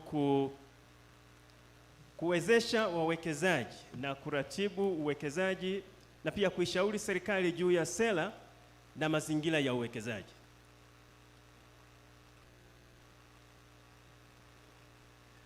Sasa katika kufanya majukumu hayo, hasa jukumu la kuwezesha uwekezaji, Kituo cha Uwekezaji kinafanya usajili wa miradi mbalimbali ya uwekezaji. Mwekezaji anapokuja nchini au mwekezaji Mtanzania unapohitaji kuwekeza, tunakushauri fika katika Kituo cha Uwekezaji ili uweze kupata maelekezo na uweze kushauriwa namna ya kusajili mradi wako. Na tukikamilisha utaratibu wa kusajili mradi, kawaida tunatoa cheti cha vivutio vya uwekezaji, Certificate of Incentives. Kwa cheti hicho kinakuwezesha mwekezaji kupata vivutio vya kikodi na vivutio visivyo vya kikodi. Nimetaka kuwaonyesha tu hapa kwa sababu tunazungumzia uwekezaji katika sekta ya misitu. Tangu tulipoanza Kituo cha Uwekezaji kuanzia mwaka wa 90 kikiwa ni Investment Promotion Center mwaka 90, utaona tumesajili takriban miradi 11,000, na miradi hiyo imeweza kutoa, ilitarajiwa kutoa ajira 1.5 milioni. Lakini nikataka tu tuangalie katika upande wa misitu peke yake, ni miradi mingapi imeweza kusajiliwa ya wawekezaji wa ndani na wawekezaji wa nje. Utaona miradi 84 tu kati ya miradi 11,000. Ni kidogo sana. Lakini kama tulivyozungumza, tulivyoangalia, hii ni sekta kubwa. Na kwa miradi hiyo, ajira, kiwango cha ajira ambacho kilitarajiwa kutolewa kwa miradi iliyosajiliwa katika Kituo cha Uwekezaji ni kama 1%, haifiki 1%. Wakati ukiangalia sekta nyingine, angalia uwekezaji uliofanyika. Hatuna maana ya kwamba uwekezaji haujafanyika, lakini hii inatuonyesha ukitaka kupata takwimu halisi za uwekezaji kwenye sekta, sehemu ya kwanza kabisa ya kupata taarifa ni kwenye Kituo cha Uwekezaji. Tunawahimiza na tunawashauri wa Tanzania, njooni kwenye Kituo cha Uwekezaji ili muweze kusajili miradi yenu na mpate vile vile facilitation ya vivutio vya kikodi na vivutio visivyo vya kikodi ili kwa ajili ya kuwawezesha kufanya uwekezaji. Nikajaribu, tunapozungumzia sasa tunataka tuangalie kongani ya misitu, jinsi ambavyo inaweza kukapcha soko la ndani na soko la nje. Kaangalia, fanya utafiti kidogo kuangalia, je, tunapozungumza sekta ya misitu, na hili limeshazungumzwa sana, mchango wake. Mimi nikachukua tu mwaka 2018. Kama inavyoonekana, mwaka huo sekta hii ilichangia 2.7%. Leo tunazungumza ni 3.5%. Kwa hiyo unaona jinsi ambavyo inakuwa. Na pia tukaangalia tukakuta kwamba sekta hii mazao ya sekta ya misitu, thamani yake ni zaidi ya thamani ya mazao ya kilimo yanayouzwa nje ya nchi. Wakati sekta ya misitu inakuwa na thamani ya dola za Marekani milioni 751, mazao ya kilimo yanayopelekwa nje kwa mwaka ule yalikuwa ni dola za Marekani milioni 330. Kwa hiyo utaona jinsi ambavyo sekta hii ni muhimu, na kwa mwaka huo ilikuwa imetoa ajira 3%. Hizi ni ajira ambazo watu wanalipwa kila mwezi, paid up labor. Acha zile ajira nyingine ambazo unaweza usiweze kuquantify malipo yake ni kiasi gani.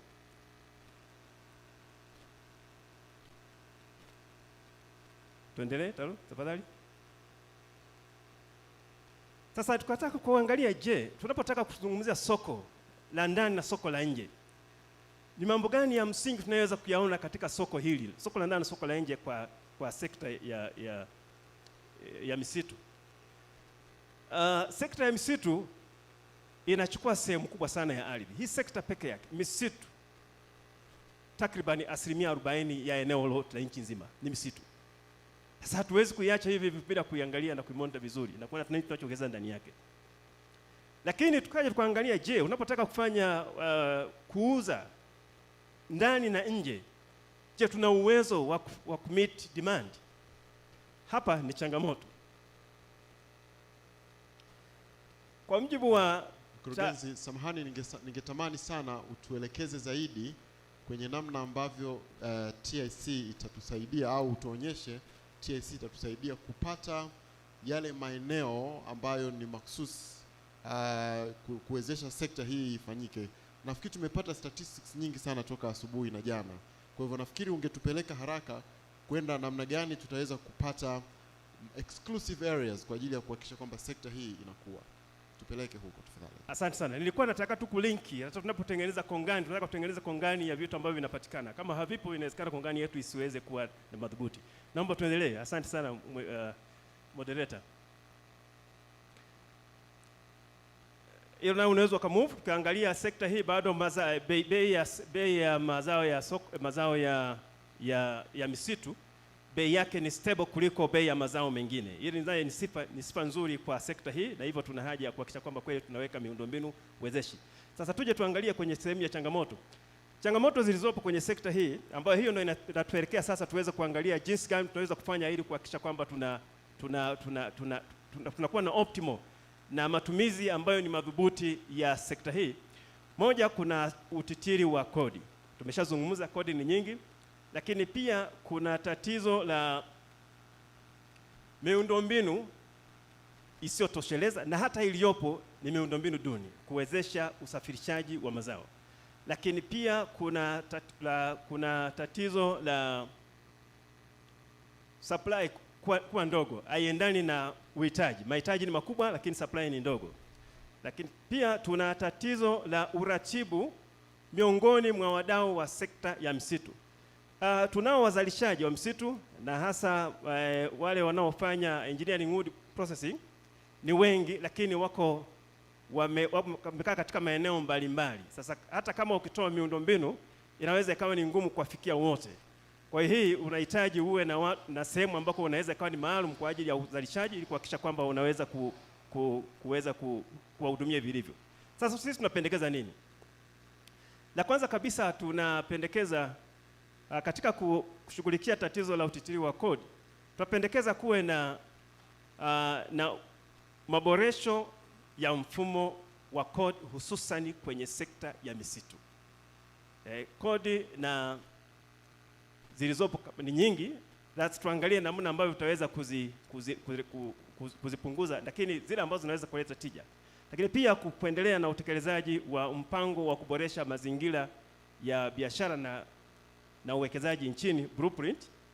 Na pia tunapendekeza taasisi zinazohusika na kuweka miundombinu, taasisi kama TANESCO kwa ajili ya umeme, TANROADS, TARURA na mamlaka ya maji, pamoja na taasisi zinazohusika na uwekezaji kama TIC na EPZA, kwa pamoja kuweka vipaumbele katika kuboresha miundombinu inayohusika katika maeneo haya ambayo kuna uzalishaji mkubwa wa mazao ya misitu. Lakini sasa zaidi ya yote, ambalo ndo kubwa zaidi katika kuyafanya hayo, hili linaweza likafanikiwa zaidi kama tukiwa na mahali maalum ambapo pametengwa kwa ajili ya uzalishaji. Dakika moja umalizie. Kwa hiyo tunapendekeza kuwa na Forestry Industrial Park, na mpaka sasa hivi serikali imeanza mpango huu na tumekuwa tumeengage wataalamu waelekezi kwa kushirikiana na mkoa wa Iringa, na wanaendelea kuandaa taarifa yao ambayo itatuwezesha kuona namna ambavyo tutaweza kuandaa na kuanzisha hii Forestry Industrial Park. Lakini zaidi pia ni shauri kwamba tunahitaji kujenga uwezo kwa ajili ya wazalishaji, hasa wazalishaji wadogo, ili waweze kuzalisha mazao ya msitu ambayo ni yenye ubora, lakini na kuongeza tija ili kuhakikisha kwamba tunafikia demandi ya mahitaji. Asante sana. Utapata nafasi nyingine tena wakati utakapokuwa umekaa hapa wakati wa maswali. Nimkaribishe sasa mtendaji mkuu wa EPZA. Jukumu lake ni kutengeneza maeneo haya mahususi kwa ajili ya uwekezaji. Pengine wakati unapojiandaa kufanya presentation yako, tunaomba utusaidie kuelewa mikakati iliyopo, na kwa kuzingatia ukubwa na umuhimu wa sekta ambayo tunaizungumza sasa, ni vipi mmejiandaa kuisaidia sekta hii kwa kuipatia maeneo ambayo yatakuwa mahususi kwa ajili ya uwekezaji huu. Karibu. Asante. Nashukuru kwa kupata fursa hii, na kwa upande wa mamlaka ya EPZA, labda tu nizungumzie kwa kifupi sana programu mbili ambazo tunazisimamia, ambazo zote kwa namna moja au nyingine zinahusiana na uwekezaji, na uwekezaji kwenye sekta hii ya misitu ni sehemu ya maeneo ambayo yanalengwa au yanaweza yakanufaika na programu hizo mbili. Programu ya kwanza inaitwa EPZ. EPZ au Export Processing Zones ni programu ambayo iko chini ya sheria ya EPZ, ambayo hii inasimamia uwekezaji katika viwanda. Kwa hiyo inadili sana katika kutengeneza thamani ya bidhaa mbalimbali. Tumeona wawasilishaji mbalimbali hapa ambao wametangulia kuanzia jana hata leo, ambao wanajishughulisha na miradi mbalimbali inayotokana na bidhaa za misitu. Kwa hiyo kupitia sheria ya EPZ, mwekezaji yoyote yule wa ndani au wa nje anaweza akanufaika na vivutio vya kodi ambavyo vinaendana sambamba na miradi hii ya EPZ. Sasa labda kabla kuvata hivyo vivutio, ni yupi ambaye anastahili kupata hiyo leseni ya EPZ na kuweza kuaccess hivyo vivutio ambavyo vilivyoko? Kwa Mtanzania inatakiwa awe na uwezo wa kuuza nje thamani ya bidhaa isiyopungua $100,000. Lakini kwa wale wageni basi awe na uwezo wa kuuza nje, yani annual turnover, yale mauzo yake ya mwaka mzima yasipungue $500,000. Kwa hiyo kwa kufanya hivyo anakuwa amekidhi kigezo kimojawapo cha kuweza kupata leseni ya EPZ. Kwa hiyo ile leseni sasa inamsaidia yeye kupata vivutio mbalimbali vya kikodi na visivyo vya kikodi, na hivi vivutio ni vya kikarimu mno kuliko sheria nyingine yoyote ile ya uwekezaji. Kwa hiyo lengo ni kumwezesha mwekezaji huyu azalishe na kuuza nje. Lakini kwa upande wa serikali ina malengo ambayo ni ya kutengeneza ajira za kutosha, kupata fedha za kigeni na kupata ujuzi kutoka nje kwa ajili ya watu wetu wa hapa ndani. Kwa hiyo baadhi tu labda nitaje ya vivutio ambavyo huwa wanapewa. Kimojawapo ni kwamba huwa wanapewa misamaha ya kodi kwenye bidhaa za mtaji wanazoziingiza kwa ajili ya miradi yao ya uwekezaji.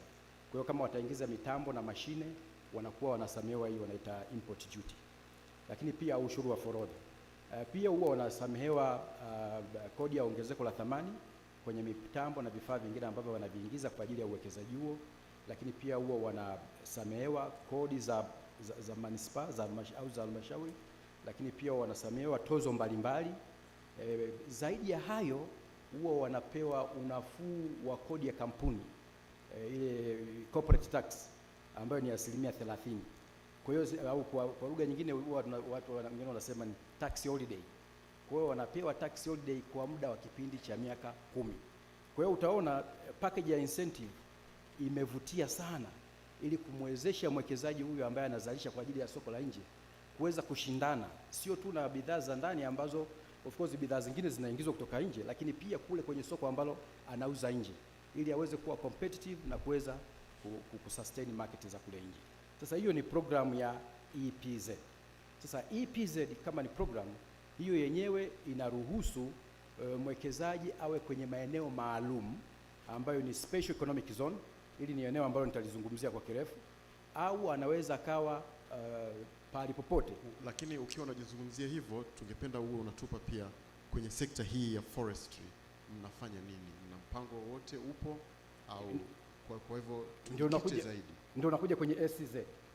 Kwa sababu kwenye EPZ haiwezi, EPZ inamsaidia mmoja mmoja, lakini sasa ukitaka kuwasaidia watu wengi au wawekezaji wengi kwa pamoja, ni vizuri unaenda kwenye program ya SEZ. SEZ ni tunaita special economic zones, ni kanda maalum za kiuchumi ambazo ni ziko chini ya sheria ya EPZ ya SEZ ambayo pia inasimamiwa na mamlaka ya EPZ.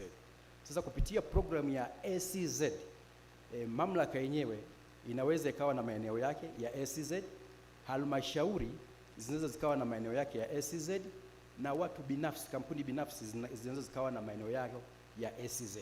Sasa nikirudi kwenye upande huu kwenye sekta hii ya misitu, ni kwamba lengo la taasisi ni kuwa na kanda maalum za kiuchumi, I mean SEZ, kwenye ukanda wote ambao kuna mazao mbalimbali ya misitu. Na namna gani tutafanya hivyo? Tutafanya kwa kushirikiana na halmashauri husika. Kwa hiyo kama hapa kwa mfano tumeshaanza mazungumzo tayari au kwenye hatua za mbele kabisa na halmashauri ya Mafinga kuwa na eneo la SEZ ambalo litasaidia kuattract wawekezaji kwenye sekta ya misitu. Uzuri wa kuwa na eneo la SEZ ambalo linakuwa chini ya halmashauri ni kwamba inarahisishia mamlaka ya EPZ kuweza kuwasaidia wawekezaji kupata maeneo ya kuweka viwanda vyao, kwa sababu eneo linakuwa kubwa la mahali pamoja, ambapo pia huduma zote za kimsingi zinafikishwa kwa urahisi, huduma za maji, umeme na kadhalika. Kwa hiyo hata mwekezaji anapokuja inakuwa rahisi kumwonyesha eneo ambalo anajenga kiwanda chake na kuendelea na uzalishaji. Lakini pia kwa upande wa pili, kwa upande wa halmashauri, inakuwa ni chanzo kingine cha mapato kwa halmashauri, kwa sababu wawekezaji hawa sasa hawatalazimika kupata hati ya kumiliki ardhi. Badala yake hati ya kumiliki ardhi itaendelea kumilikiwa na halmashauri yenyewe. Kwa hiyo kwa kufanya hivyo inasaidia kuwafikia watu wengi zaidi na kwa muda mfupi zaidi. Kwa hiyo sasa kupitia programu hii ya Special Economic Zone kuna vivutio pia ambavyo vimeambatanishwa ili kuhamasisha wale ambao wanatengeneza miundombinu ya kimsingi ya kuweka Special Economic Zone, ikiwemo pamoja na hizo halmashauri, kuweza kupata unafuu wa kikodi wanapoagiza bidhaa mbalimbali za ujenzi wakati wanafanya hatua za mwanzo za ujenzi wa kuandaa maeneo hayo ya SEZ. Kwa hiyo baadhi tu ya vivutio hivyo nitaje, kama bidhaa hizo wataziagiza kutoka nje, huwa wanasemewa ushuru wa forodha au import duty, wanasemewa kodi kwenye VAT kwenye bidhaa za mitaji, lakini pia na bidhaa zingine ambazo zinatumika kwenye ujenzi, lakini pia wanasemewa pia bidhaa zingine, kodi zingine kwenye vifaa ambavyo sasa vitatumika katika shughuli hiyo ya kutengeneza miundombinu ya SEZ. Sasa ukiingia ndani zaidi ya SEZ, hii ni kama sheria pana kidogo, ukinipa muda tu. Unaona unataka kunikata muda. Malizia. Ukiingia ndani zaidi kwenye SEZ, SEZ ina components tatu. Component ya kwanza ndio hiyo ina focus kwenye utengenezaji wa miundombinu, ndio ambayo nimeizungumzia. Lakini component ya pili ni ile ambayo inatoa leseni kwa ajili ya wawekezaji wanaozalisha kwa ajili ya soko la ndani. Na component ya tatu ni ile ambayo inatoa leseni kwa ajili ya wawekezaji ambao wanauza soko la nje. Kwa hiyo maana yake ni nini? Maana yake ni kwamba kwenye ukanda mmoja wa kiuchumi au kwenye special economic zone moja wapo, unaweza kukawa na wawekezaji ambao wanauza kwa ajili ya soko la ndani, wanazalisha kwa ajili ya kuuza soko la ndani, lakini kukawa na wawekezaji wengine ambao wanazalisha kwa ajili ya kuuza soko la nje. Kwa hiyo sasa uchaguzi ni wa mwekezaji mwenyewe kwamba yeye target market yake ni wapi, ni ndani au nje. Kwa hiyo ukiangalia kiujumla wake, hii programu ya SEZ na programu ya EPZ ina vivutio vizuri sana ambavyo vinamsaidia mwekezaji kupunguza gharama zake za mwanzo anapoanzisha mradi wake wa uwekezaji. Lakini mwekezaji anao uhuru wa kuweka mradi wake nje ya utaratibu wa SEZ, nje ya utaratibu wa EPZ, lakini tu utofauti wake ni kwamba yule anayeweka chini ya utaratibu wa EPZ au SEZ anakuwa more competitive kutokana na kwamba gharama zake zinakuwa chini za uwekezaji. Labda niishie hapo kwa muda. Okay. Nashukuru, tutapata nafasi ya kuongezea hapo. Nihamie kwako Engineer Mkumbo. Tunazungumza upatikanaji wa nishati ambayo ni ya kuaminika, na REA ni taasisi ambayo imekuwa na kazi kubwa ya ku-electrify maeneo haya ya vijijini, ambako ndiko hasa uzalishaji wa mazao ya misitu unafanyika kwa kiwango kikubwa. Ni kwa jinsi gani mipango yenu inakuwa influenced na ukubwa au na potential iliyopo kwenye sekta hii tunayoifanyia kazi mchana huu? Asante sana. Ili uweze kufikisha umeme maeneo ya vijijini ni lazima tujenge miundombinu, na ili tuweze kujenga miundombinu tunahitaji vifaa. Tunategemea sana vifaa vya misitu kwa ajili ya kupata nguzo. Kwa mfano, toka wakala wa nishati vijijini umeanza kufanya kazi mwaka 2007, tumejenga takriban kilomita 1032 za njia za msongo wa kati kupeleka umeme vijijini, na tumetumia nguzo zinazokaribia 1,100,400,000. Na ukienda kwa upande wa miundombinu ya usambazaji ni nyingi zaidi, kwa sababu hii ukienda kwenye miundombinu ya usambazaji nguzo zinakuwa karibu, sio kama hizi ya kusafirisha.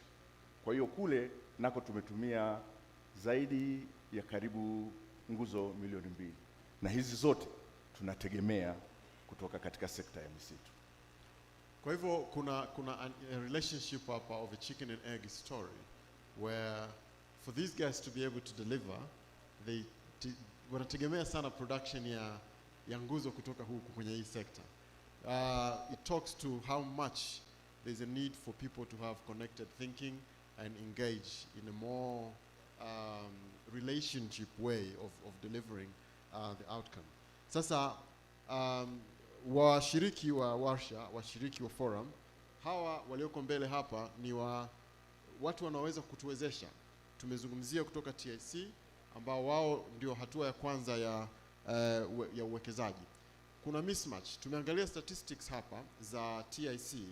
Namba ambayo TIC inatuonyesha kwenye forestry sector na iliyoko kiuhalisia on the ground, inaonekana on the ground kuna namba kubwa zaidi kuliko ile ambayo wanayo TIC. Swali hapa ni kwamba na hivi viwanda vingi vinaonekana ni vya wageni pia, na it seems kwamba kuna namna ambayo either TIC haipati hiyo visibility ya what is going on the ground. It talks to the mismatch ambayo tunaisema kwamba tunaishi kwenye silos. Kuipeleka hii sekta kwa pamoja ni lazima kila mmoja awe na interest ya mwenzake anafanya nini. And this brings me to a question ambayo nitawauliza watendaji wote wawili wa EPZA na TIC. Ni kwa namna gani mipango ya local government, local authorities mkoa wa Iringa na mikoa mingine ambayo ina drive hii sector ya forestry, ni kwa kiwango gani ina influence mipango yenu na kuifanya kuwa na priority, kwa sababu mnapofanikiwa kufacilitate uwekezaji huo, nadhani ndio success ya malengo yenu. So ningependa kujua kwa dakika moja kila mmoja kujaribu tu kusema kwenda mbele, na baada ya kusikia haya tuliyoyasikia hapa kwa siku 2 zijazo na pengine mpaka kesho, nini ambacho mnadhani sekta hii ya misitu inapaswa kufanya, na nyinyi mnadhani mnapaswa kufanya nini, na pengine baada ya hapo tupate mwelekeo wa kwenda mbele, namna ambavyo tutaweza unlock hii potential ambayo sote tunakubaliana kwamba ni kubwa na ni muhimu tukafanya jitihada za kuiunlock. Nianze na wewe Bwana Mnali kwa dakika moja. Asante. Hilo jibu lake ni wazi, ni kwamba potential ipo, kila mtu anakubali uwepo wa potential kwenye sekta ya misitu. Kwa hiyo kwa upande wa mamlaka ya EPZ, hatua inayofuata ni kufanya kazi kwa ukaribu na halmashauri kuhakikisha kwamba yale maeneo maalum kwa ajili ya uwekezaji, specifically kwa ajili ya kanda maalum za kiuchumi SEZ, yanatengwa na kutwaliwa na halmashauri zenyewe. Kwa hiyo majukumu ya mamlaka ya EPZ itakuwa kusaidia kuyagazeti yale maeneo pamoja na kutoa leseni kwa wawekezaji ambao watawekeza kwenye yale maeneo. Kwa hiyo cha msingi ni kufanya kazi kwa ukaribu zaidi na halmashauri. Asante. TIC, 1 minute. Tunafanya kazi kwa karibu sana na halmashauri, na kama nilivyosema tunayo ofisi ya kanda ya nyanda za juu kusini, MKOA iko Mbeya, na meneja wetu amekuwa anashirikiana kwa karibu na ofisi ya mkuu wa mkoa hapa na ofisi ya halmashauri ili kuhakikisha kwamba tunapata maeneo hayo kwa ajili ya kutoa leseni kwa wale ambao watahitaji kuwekeza TSC. Unajua kwa changamoto moja, kunaweza ukawa na uwekezaji mwingi lakini sheria haimlazimishi mtu kuja kupitia TSC. Sasa akija ndipo sasa tunamwezesha ili ahakikishe kwamba anafanikiwa na uwekezaji wake unaweza kufanyika. Ndio maana tunasema kwamba tunawahimiza na tunawashauri wawekezaji wapitie kwenye taasisi madhubuti ambazo zimewekwa kwa ajili ya makusudi hayo ili waweze kuhakikisha kwamba wanapata maelekezo na ushauri unaohitajika. Asante sana. Okay. Bwana Rea, mchana wa leo tumezungumzia pia habari ya viwango hapa. Mazao yanayotoka huku yawe ya viwango. Nguzo 2 milioni, nguzo 1 milioni kwenye uzalishaji na usambazaji, it's not a small feat. Je, mnazingatia, mna viwango, mna standards? Kwa kufanya hivyo mtawawezesha wazalishaji wa hapa wazingatie viwango hivyo ili kuhakikisha kwamba kwanza product mnaopata ni sustainable na itakaa kwa muda mrefu, lakini pia kuwawezesha sasa kuwa formal. Tusaidie tu kuelewa ni kwa kiasi gani mnajali viwango, lakini pia lile ulolisema ningependa kusikia kutoka kwako, nini kifanyike ili kuhakikisha kwamba supply ya poles mnazotumia nyinyi ni sustainable na kuweza kuhakikisha kwamba mnaendelea na jukumu la kuelectrify hizi rural areas ambazo sasa ndio pia ni producer. Kwa hiyo hii ni mzunguko hivi, ni cycle au chicken and egg story, lakini ningependa kusikia kutoka kwako kwenda mbele mnapanga nini baada ya kusikia haya uliyosikia siku mbili hizi. Asante sana.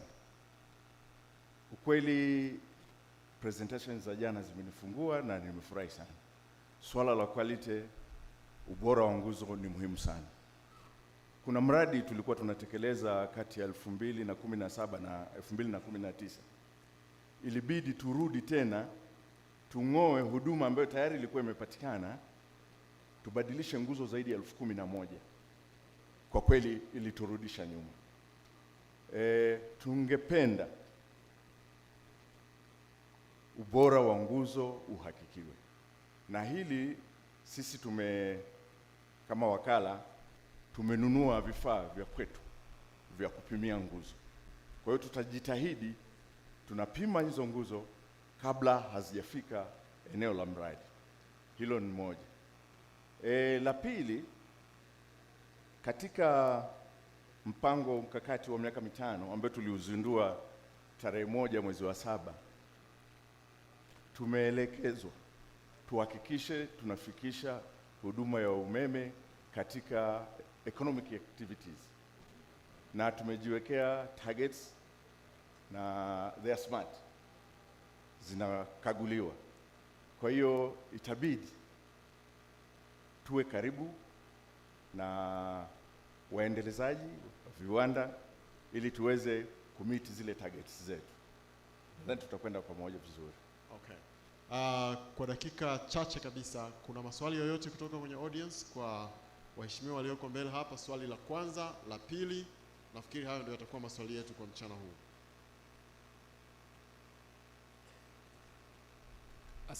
Asante sana mwezeshaji. Nilipata muda wa kuongea katika wale wasemaji wa asubuhi na nilidhani kwamba ningepata muda mwingine, lakini nafurahi walioko hapa wameigusia mambo nitaka niyaongee hapa na yauliza kama swali lakini pia suggestion. Kuna hili swala la special economic zones. Nafikiri hii ni tiba.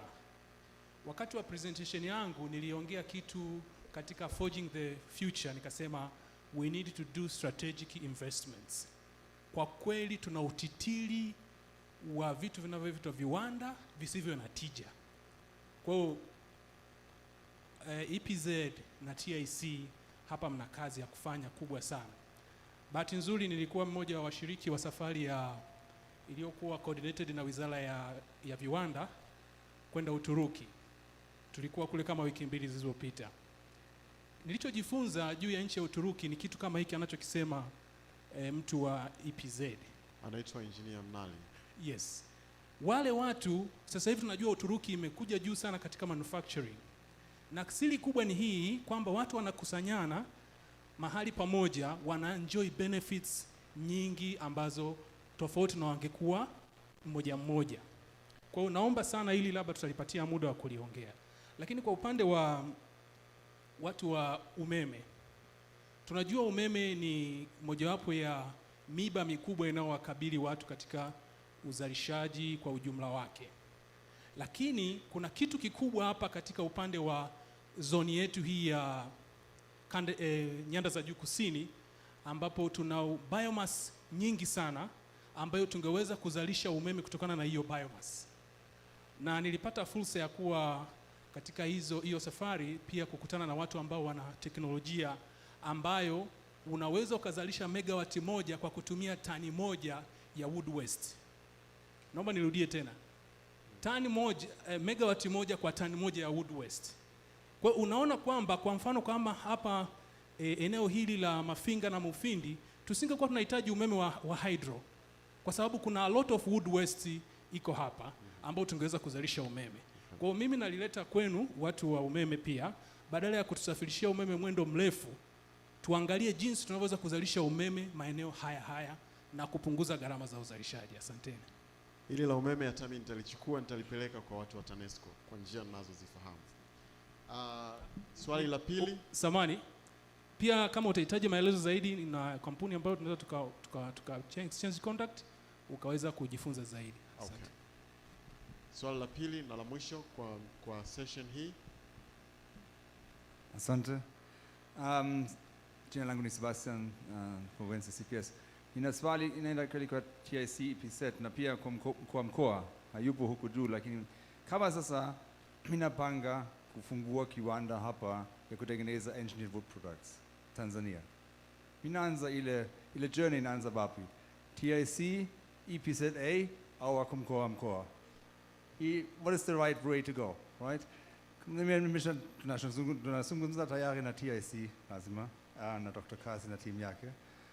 Wale wananitumia naenda kwa NCC, naenda kwa huyu, naenda kwa huyu, baadaye tunarudi huko. Baadaye sasa special economic zone ambayo ni interesting sana kwa sisi, tunapitia kwa TIC au na pia tunaenda sasa EPZA. Na kama nataka kupata eneo nzuri na support ya local government hapa, naenda kwa mkoa. Sasa what is the correct way if you're an investor to take this on? Thank you. Nafikiri swali limeeleweka. Watu watatu wanaulizwa swali hapa. Nani ni nani in the zoo? Tunaanzia kwa mkuu wa mkoa tukitaka eneo zuri kwa sababu anayajua maeneo mazuri mkoani mwake, au TIC atatuelekeza eneo zuri, au ni EPZA? Nafikiri ni swali ambalo linahitaji mtu apate clarity ili ajue the proper way forward to take on. Who wants to go? Okay. Asante kwa swali zuri. Kimsingi tuna IPA moja. IPA ni Investment Promotion Agency. IPA. Nchi nyingi duniani, karibu kila nchi ina IPA yake, ambayo jukumu lake kubwa ni kupromote na kufacilitate investments kwenye nchi hiyo. Sasa kwa Tanzania bara, IPA yetu ni TIC.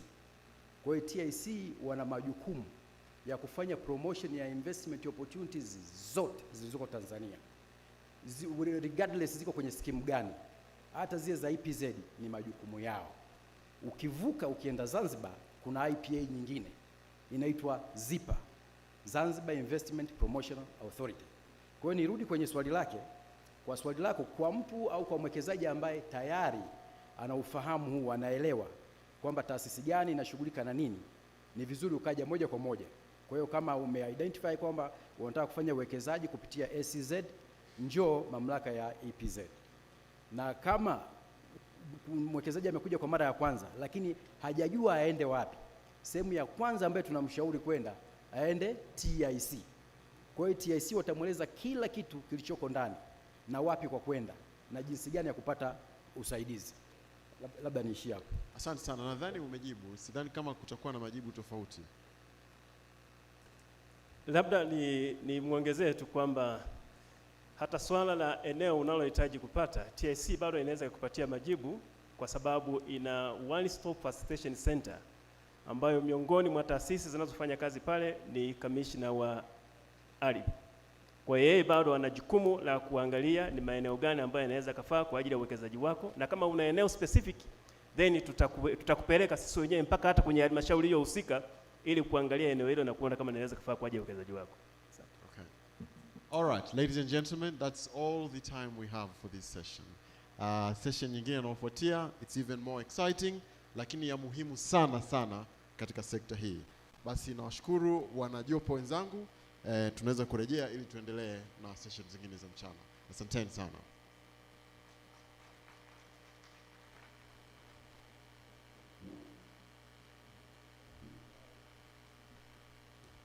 Makofi mengi sana sana sana. Tunaingia sasa kwenye uwekezaji na upatikanaji wa fedha, na nina bahati kubwa mbele yenu tamkaribisha moderator wa mchana huu kwa uzito wake,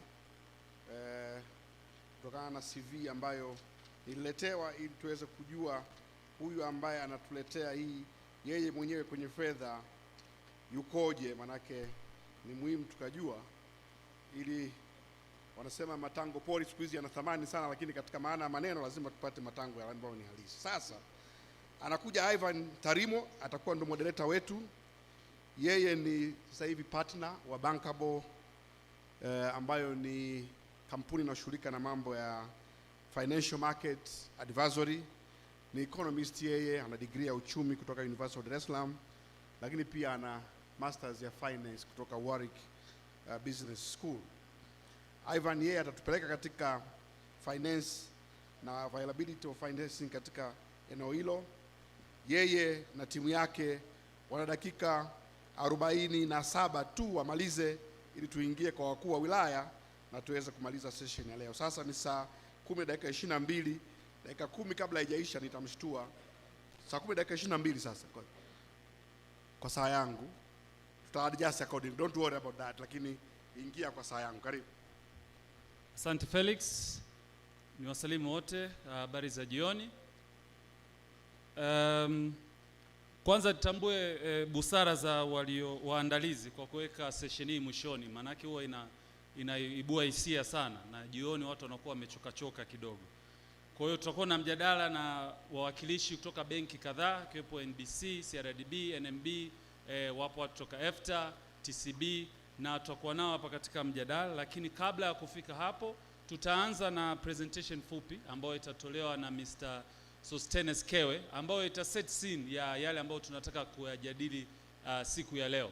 Sasa Sostenes yeye ni mmoja ya waratibu wa hii shughuli ya leo, kwa hiyo anajua fika kabisa mkono wetu kwenye masuala ya muda. Sasa bunduki tunamgeuzia yeye na tunampa muda wa dakika 10 tu, alafu muda utakaobaki tutautumia katika panel discussion yetu ambayo tutaifanyia hapa mbele. Sostenes, karibu sana.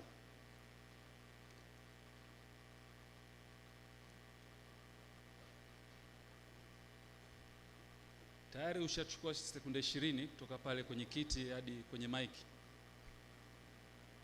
Ipo? Okay, please, karibu. Asante sana mkuu wa mkoa na uongozi mzima wa mkoa, naibu katibu mkuu TAMISEMI na wengine wote.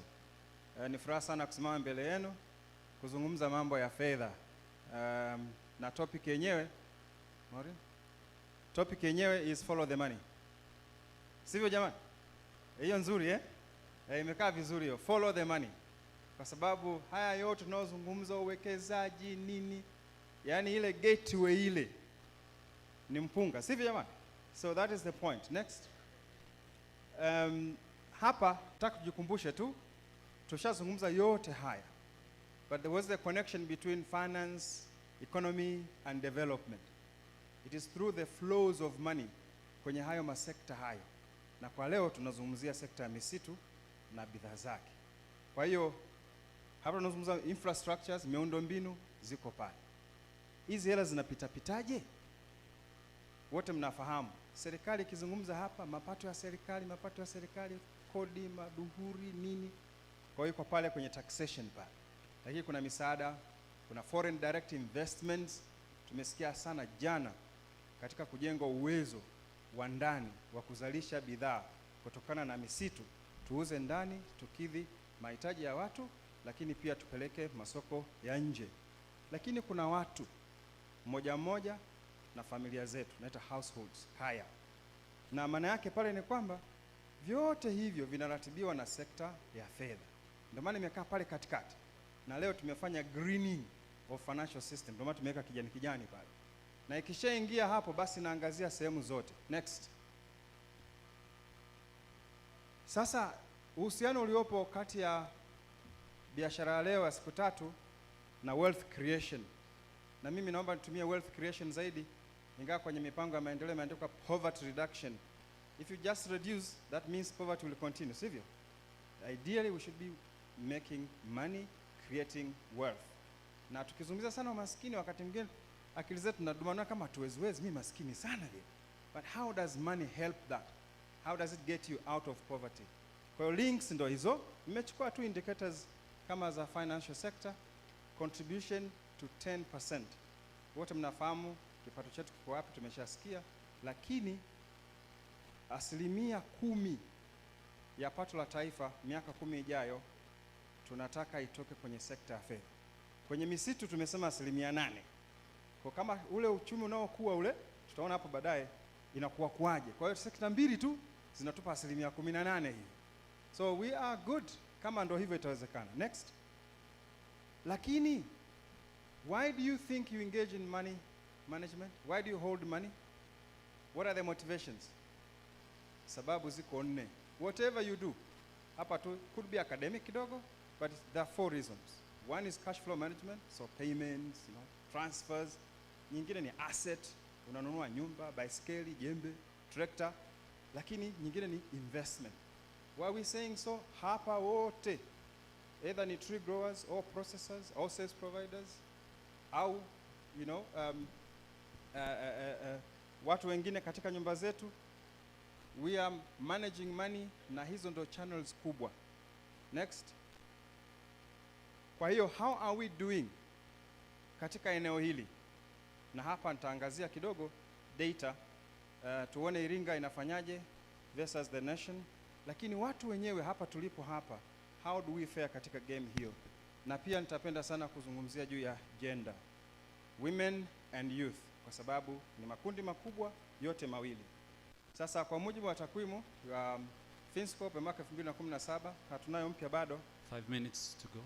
Iringa ni mkoa ambao unafanya vizuri sana kwenye financial inclusion. Next. Lakini pia kuna takwimu za kiwilaya ambayo tulichafanya uchambuzi huo, na ripoti ya Iringa ipo, nafikiri kule mkoani mnayo, na halmashauri zote. Wilaya ya Iringa kwa maana manispaa na Mafinga mji ndio vinara. Wilaya hizo zingine kidogo zina matatizo, pamoja na kwamba Iringa ni ya 3 kitaifa, sawa, lakini hizo wilaya ukipeleka ndani ya wilaya kulingana mujibu wa population za idadi za watu wazima miaka 16 kwenda juu. That's how we are doing. Kwa hiyo ile blue wanaotumia huduma za kibenki, hapo katikati hiyo njano inaongozwa sana na huduma za fedha kutumia simu. Kwa hiyo muone ni kubwa sana. Kwa hiyo hii miamala hii ina maana sana kwenye mzunguko wa pesa. Kumbuka cash flow management kule, transfers. Na maana yake nini kwenye biashara, kwenye misitu, ulipaji wa vibarua, nini, shughuli zote, kununua, kupeleka chakula kwa mashambani na nini. Next. Lakini kama kweli tunaweka akiba au tunakopa, generally how are we doing? Sasa hii ni national statistic. Watu wengi tunaweka hela nyumbani kama mnavyoona, au hatuna akiba kabisa. If I push it to the pension system, is even worse. People don't have any retirement plans. Umeona? Lakini sababu ya kuweka akiba, na kuweka akiba sio kuweka ile iliyobaki. Tuelewane, sawa? So umetumia imebaki ndio umeweka akiba. No. Because the motivation should be, I have a financial goal. Ninaweka akiba, nataka niwe na milioni 1 by the end of the year. Ina maana I can also forego some consumption because of that lengo. Sio nimetumia zimebaki kwenye basket hiyo, nasema ndio inabaki. Hiyo sio akiba. Credit, watu wanakopa wapi? Family and friends. Taasisi za fedha zitakuja hapa, muwaulize, when will you eat that demand? Next. So how do we change gear? versus changing the game. Changing gear manake gari ni hiyo hiyo, 2 minutes. barabara ni hiyo hiyo, thank you. Lakini changing the game means the equation is completely different. Next. I want to link to the aspirations of the country. Kama kweli sisi ni nchi ya kipato cha kati, and in the next 10 years, at the current population growth of around 3%, tutakuwa kama milioni 80. Kwa mujibu wa mpango wa maendeleo ya miaka 5 ambao sasa hivi ndio unatumika, tukienda kwenye kipato cha kati cha 3,000 tu. Kumbuka hatukuwa tumeenda kwenye kipato cha kati cha juu bado. Sababu kwa 20,000 kwenda juu. We need to grow at least 3 times. Which means where we are now, hiyo 1,080 tukipeleka kwenye 3,000 tukiwa milioni 80, this economy has to be around 240 billion. You heard Lawrence referring to these numbers earlier on. It is possible kwa sababu ukiangalia forestry tu tumeonyeshwa jana 18 trillion kwenye forestry, 5 trillion kwenye EWP, sivyo? 8 trillion. Sivyo? Sio kwamba dubious means. No. Ya pili, people have to own. Last Otherwise, 1 minute. Okay. Otherwise, there is no meaning of that development. But enterprise will have to grow to give us those goods. EWP is one of them. Kwenye the question. Next. So, how should the financial system respond? We have been told, follow the markets, sivyo? And that's the change in the DNA now. Follow the markets. That size of the market, tuliyosikia kwenye housing from Sebastian, the need for standards, kwenye maeneo ya polls huku, tunaambiwa kila siku, that's the one. But profile them, because as a financial system, you can't save everybody at the same time. But as a system, you are requested or you're required to save them all. Think impact. Remember, wale wote wanaoshughulika na hizi misitu na viwanda na nini wana malengo yao. The moment you start working with them, you understand why they move, the motivations. That's when you really understand their needs. If you can fulfill those, you have got them. Kwenye wale wa marketing wanaita royalty, sivyo? They follow hata kama ni wa mwaka juzi. Tunakunywa Coca-Cola hata kama ilianzishwa miaka 1800 kwa imani kwamba Coca-Cola ni nini? Ni nzuri. That's all. There's nothing else. Then follow the money. A financial system makes money by following money. You are mobilizing deposits, you are following the money. You are giving credit, you are following the money. You are recovering the money, you are following the money.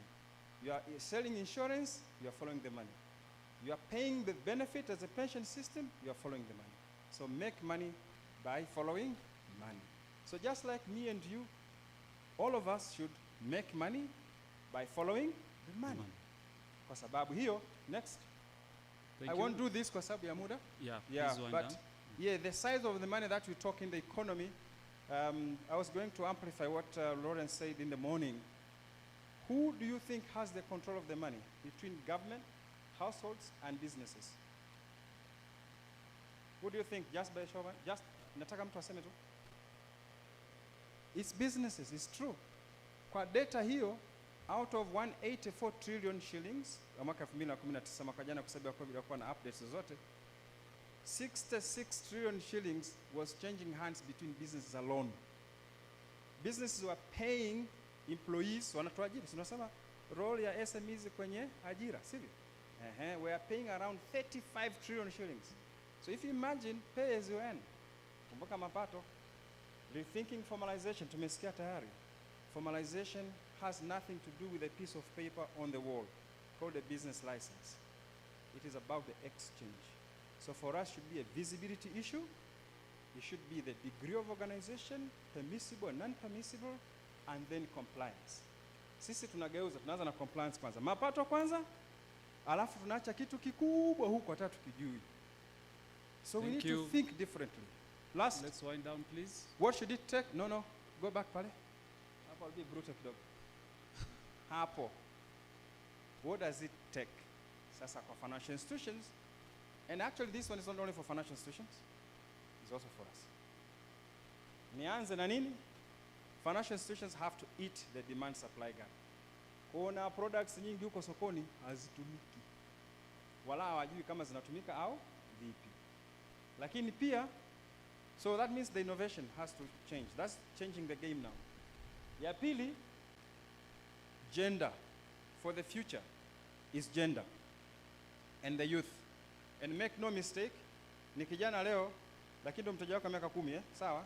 Kwa usipoanza kumwangalia leo unakosea. Mimi na staafu nitakuwa basi na mambo yangu, nataka kustaafu tu, sitaki kujaribu kitu hicho chochote. Huu uzalishaji tunaopanga leo kwenye EWP, it is most likely kwamba it is the young people who will do most of what we are planning today in the next 10 to 15 years. So financial institutions are urged to work with these young people. The other one is evidence. If you cannot use data, insights, evidence to support your decisions, you'll fly blind. And you're unlikely to tap into the $240 billion economy, because the 10% is just a share. But as businesses, your stake means what? Profitability, customer, expansion. And the digital economy perspectives that are really discussed today ni vitu vya muhimu sana kuzingatia. Na sasa hii inatuhusu wote, because that's now changing the game. Kwa sio taasisi za fedha tu zitumie digital, na sisi tunajiandaa vipi, tunaadapt namna gani. And the main points I want to emphasize hapa is because we want productivity. This discussion has already happened. It's because we want to really be inclusive, leave no one behind. Otherwise, we'll leave some people to be poor. Thank you. Wealth creation.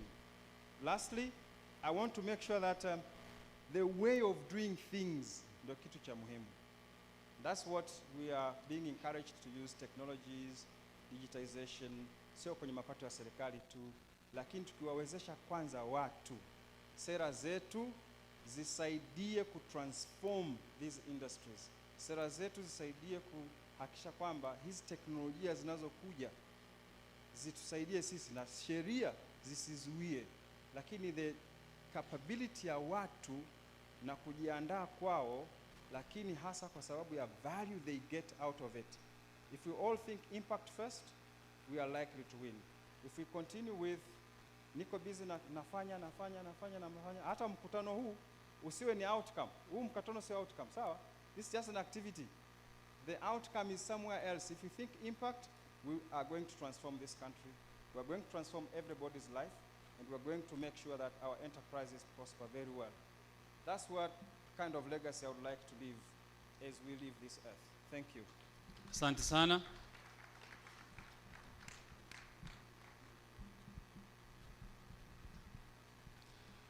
Asante. Naomba asante Mr. Kewe. Najua presentation yako original ilikuwa dakika 25, kwa hiyo umetusaidia sana kuitrim down. Naomba niite wafuatao ambao wako hapa na wakilisha benki ambazo wanatokea. Kama hapo Mr. Christopher Malugenge kutoka NMB, naomba uje hapa mbele kwenye viti. Naomba Dr. Joseph Witz from CRDB. Namuomba kaka Jonathan Bita Babaje NBC. Namuomba Mr. Leons Malamsha EFTA. Pia tuko na mwakilishi wa TCB dada Priscilla, karibu sana. Tutaongelea sasa niwape tu mwongozo kwa sababu ya muda ya style ambayo utakayofanya. Unajua kufanya mtihani kuna maswali ya multiple choice ya kuexplain na essay. Leo tutakuwa na maswali mafupi ambao nitaomba mtoe maelekezo mafupi ili tuweze kuongea maswali mengi kidogo. Lakini kabla hatujaanza maswali yetu hapa juu, ningependa nimkaribishe ambaye ni mteja wenu au pengine ni mteja baadhi yenu hapa. Yupo Mr. Dickson Mlutevele ambaye yeye nitamkaribisha hapa mbele nilipokuepo mimi, ataongea kwa dakika 2 ama 3. Na swali kubwa ambalo tunamuuliza Dickson ni nini imekuwa experience yake katika kupata huduma za fedha, changamoto alizoziona na mapendekezo aliyokuwa nao ambao wadau wetu wa sekta hapa wote watakuwa wakiasikia, alafu sasa tutaanza kuongelea hapo. Lakini wakati Dickson anakuja niulize swali moja tu. Katika soko letu, katika uchumi wetu, mikopo iliyotoka kwa sekta binafsi ni takriban shilingi trilioni 23. hizi ni $10 billion. Je, nani anafahamu kwa mujibu wa ripoti za Benki Kuu hii trilioni 23 kwa mujibu wa ripoti za Benki Kuu ni kiasi gani kimeenda katika forestry? Kuna mtu yote anayefahamu? Anaweza kaotea asilimia ngapi? 2, 5, 10? Kakakeo jaribu. Ni swali la mtego. Jibu ni 0. Kwa mujibu wa ripoti za Benki Kuu, hutakuta sehemu imeandika kwamba forestry wamekopeshwa kiasi fulani. Hakiko measured, hakiko counted. Haya ndio mambo ambayo tunataka tuyabadilishe pia. Kwa hiyo nimkaribishe Dickson, karibu sana kwa hizo dakika chache, alafu tutaenda kwenye panel discussions. Karibu. Asante sana mabibi na mabwana, heshima yenu. Mheshimiwa Waziri, Mheshimiwa Mkuu wa Mkoa, itifaki imezingatiwa. Kama ambavyo amenitambulisha mwendesha mada, mimi naitwa Dickson Nathan Lutevele, mkurugenzi wa kampuni ya Villa Hardware tunaojishughulisha na uzalishaji wa bidhaa za misitu. Swali imeulizwa, ninafikiri ni nini kikwazo ama namna gani tuna benefit kutoka kwenye financial institution. Kwanza nichukue nafasi hii kushukuru uwepo wa kongamano hili, kwa sababu tunapata nafasi pia sisi wateja kukutana na watoa fedha, na pengine haya nitakayoyasema mnaweza kuyafanyia kazi na pengine yakaleta mabadiliko. Kimsingi uwepo wa kongamano kama hili unaweza ukakonvince watu wengi sana, wajasiriamali wa kawaida, kuingia kwenye biashara hii ya misitu. Lakini ipo tatizo ambalo mimi pia ni mwathirika nilikutana nalo. Siwezi kutaja ni benki gani, lakini wakati naanza kwanza nilinunua mashine kwa fedha zangu mimi mwenyewe kutoka kwenye biashara zingine, mashine ya kuzalisha vinia. Nilipoiweka mashine kwenye eneo ambalo nafikiri naweza kuzalishia, kwa sababu nilikuwa nimeingiza umeme, nimefanya vitu vya namna hiyo, nikawa nimeishiwa fedha. Nikaenda kwenye benki kuomba waje waangalie namna ambavyo nimeweka kiwanda changu, na nikawaeleza ninahitaji mtaji kwa ajili ya kuendeshea biashara. Walichoniambia, wakaniambia at least tungekuona unafanya kazi na tukajua wateja wako ni akina nani, ndipo pengine tunaweza kukopesha. Sasa nini nakiona? Ninachokiona yawezekana ni jambo la kisera pengine, au utaratibu wa kibenki. Najua pengine kuna mwakilishi wa Wizara ya Fedha hapa. Hili jambo ni very serious. Kama tunataka kweli kusogea kutoka hapa tulipyo na tuwashawishi hawa wawekezaji wadogo, lazima sera za kibenki zibadilike. Sababu mtu ameshaonesha mpaka ameshanunua mashine, amekwambia niko hapa, kwamba unaweza kumkuta pale hata kesho au kesho kutwa, lakini bado unasema hana sifa ya kukopesheka. Kwa hiyo hii naliona ni tatizo kubwa, na yawezekana kikao kikwazo kikubwa. So ushauri wangu na kitu ambacho pengine kitatusaidia, niwaombe muone ni namna gani kwenye wilaya au mikoa ya kimikakati kama huu wa kwetu na wilaya ya kwetu hii ya Mufindi, hasa kwenye eneo hili la misitu, muone ni namna gani mnaweza mkaweka labda benchi la watu wa misitu, kwa sababu wavunaji tulio wengi kwenye eneo hili tuna mikataba na TFS ya miaka mitatu. Kwa hiyo mnaweza mkaunganisha nyinyi, mkaenda kutuangalia pale TFS kwenye mikataba yetu, mkaona huyu mtu anaweza kukopesheka. Kimsingi najua wako wenzangu hapa ambao hawajaingia kwenye uzalishaji wa vinia. Biashara hii inalipa sana, inalipa, lakini namna ya kuanza ni kazi kubwa, kwa sababu inahitaji investment kubwa. Asante sana.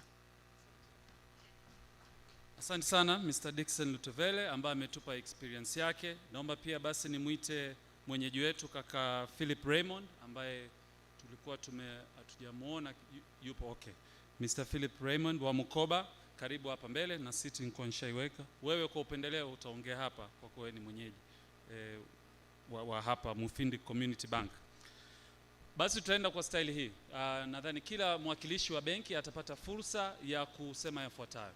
Moja, kutueleza kwa sera za benki yao, jinsi ambavyo wanatazamia kuparticipate, kushiriki katika safari hii ambayo tumeianza, na wana translate vipi policy hii katika bidhaa ama mtazamo wao katika benki.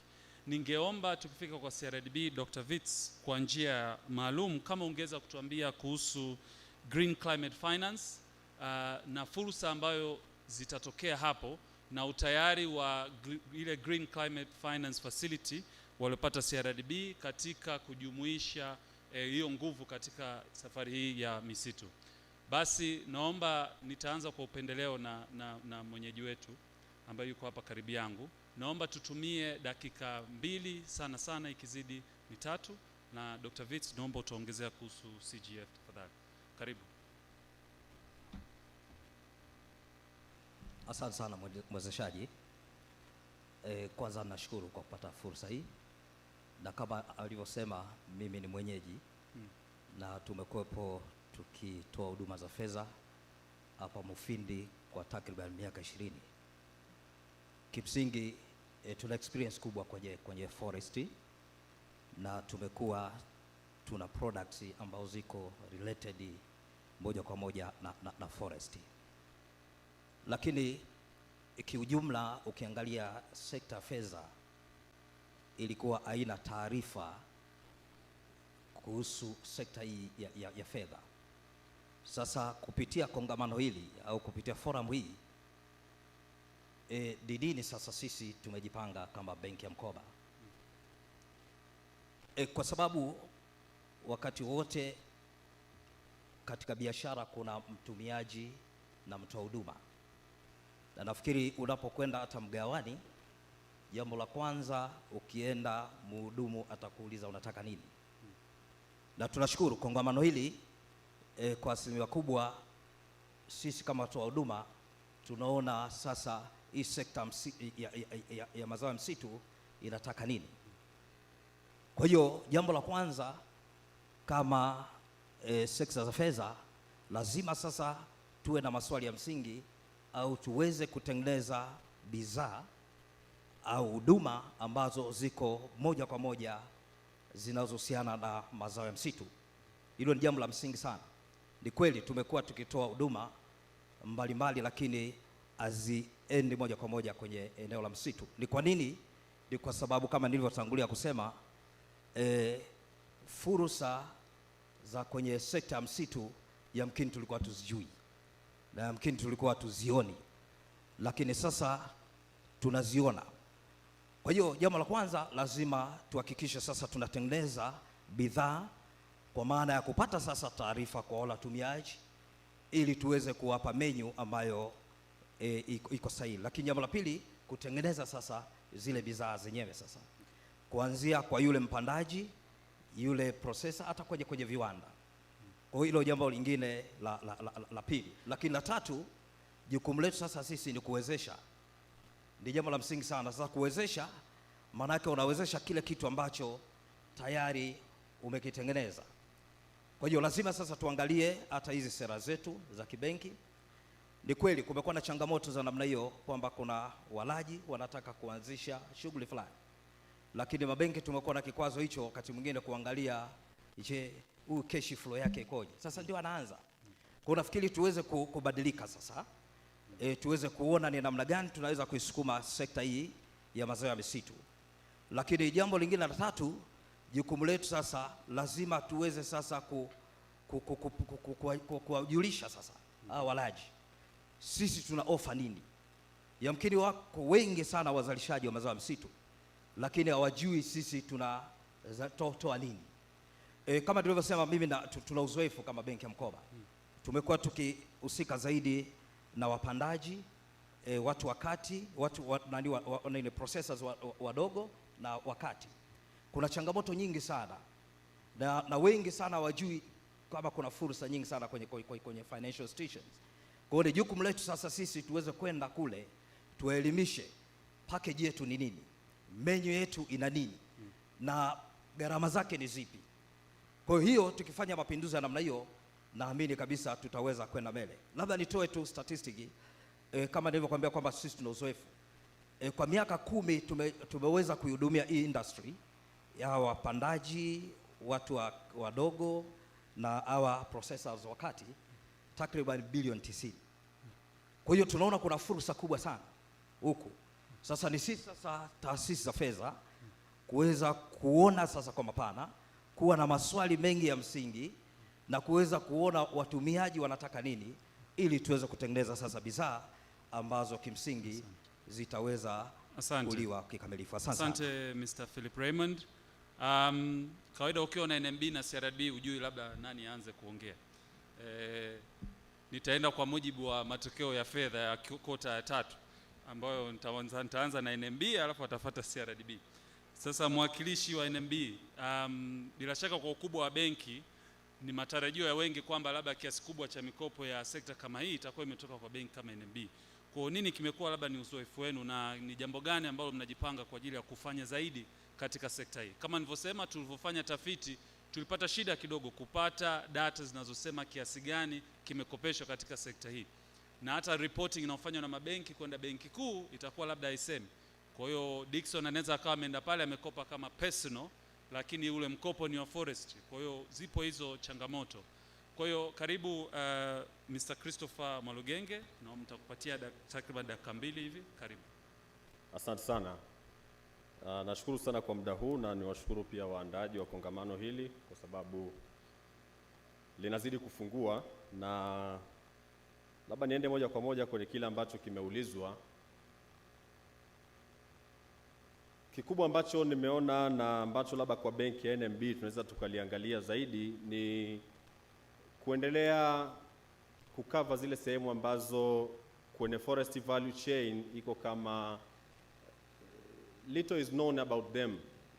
Tukijaribu kuangalia si kwamba sekta ya forest ya hiyo financed, lakini tukijaribu kuangalia concentration inawezekana iko hapa kwenye trading, ambako wale wanaofanya hapa kwenye a little bit of processing na trading, wauzaji ambao ndiko ambako labda finance imeenda zaidi. Na sasa hata kwenye tracking ya hiyo inawezekana sasa inasoma kwingine na sio labda kwenye forest kama ambavyo ingepaswa kuwa. Sasa kwa concentration kuwa hapo inaweza ikaleta picha kwamba nothing is being done by banks kwenye forest subsector. Kwa hiyo kuna haja sasa ya kuangalia jinsi gani other players kwenye value chain katika forestry nao pia wanaweza wakakam into picture na kuweza kuhudumiwa na benki kwa level ambayo inaweza ikaleta significant number, na katika reports ikaanza kuonesha kwamba kweli kuna msisitizo unafanyika.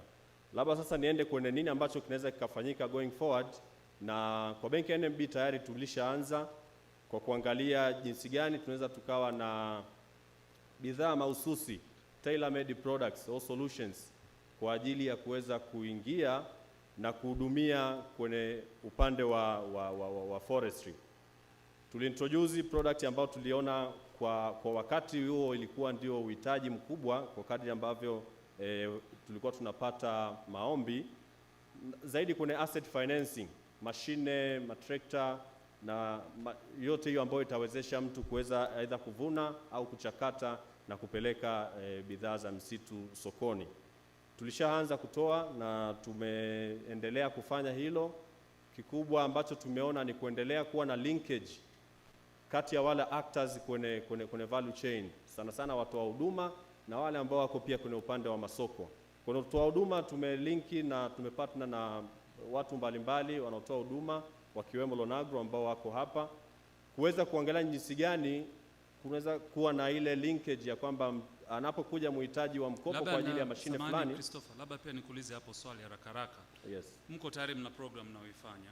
Je, labda kwa ufupi hiyo program inaendeleaje na imekuwa ina mafanikio gani kwa taarifa tu ya ambao wako hapa? Okay, kutokana na muda ambao imeanza kutumika, uptake haijawa kubwa sana, na ni kwa sababu pia we are working to create awareness na kusensitize zaidi katika maeneo mbalimbali ambako we have branches ambazo ziko kwenye maeneo ambayo yanatoa huduma kwa upande wa misitu ikiwemo Mafinga. Kwa hiyo tayari kama benki kuna kiasi ambacho kilitengwa kwa ajili ya kuanza nacho. Ni kiasi gani?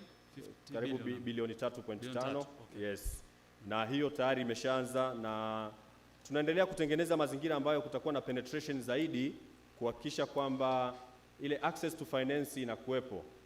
Kuna mambo mengi nadhani apart from hizi products ni kuweza kujua uhitaji halisia wa hawa walioko kwenye value chain ya forestry ni nini. Wengi ambao wako kwenye naomba Christopher nikusomishe hapo kwa sababu kuna kitu kiliguswa about value chain. Niende kwa Dr. Vitz about the CRDB experience and CGF, and then hopefully if we get time we can circle back. Dr. Vitz, karibu. Asante sana ndugu mwezeshaji. Umeniomba kwamba niweze kuelekeza mazungumzo yangu kwenye GCF au Global Climate Fund. Kwanza mimi nianze kwa kuishukuru serikali ya Jamhuri ya Muungano wa Tanzania ambayo iliweza kuiteua benki ya CRDB kuwa kama partner katika mwendo huu ambao umepelekea nchi pamoja na CRDB kuwa accredited na GCF na kuifanya CRDB kuwa benki ya tatu katika bara la Afrika kuwa accredited financial institution au benki katika maana ya GCF. Kwa hivyo ni benki chache sana, ni benki moja iko Algeria na moja Afrika Kusini, na CRDB inakuwa benki ya tatu katika bara la Afrika kuwa accredited na Global Climate Fund kuweza kuadminister mikopo ambayo inatokana na fedha za Global Climate Fund.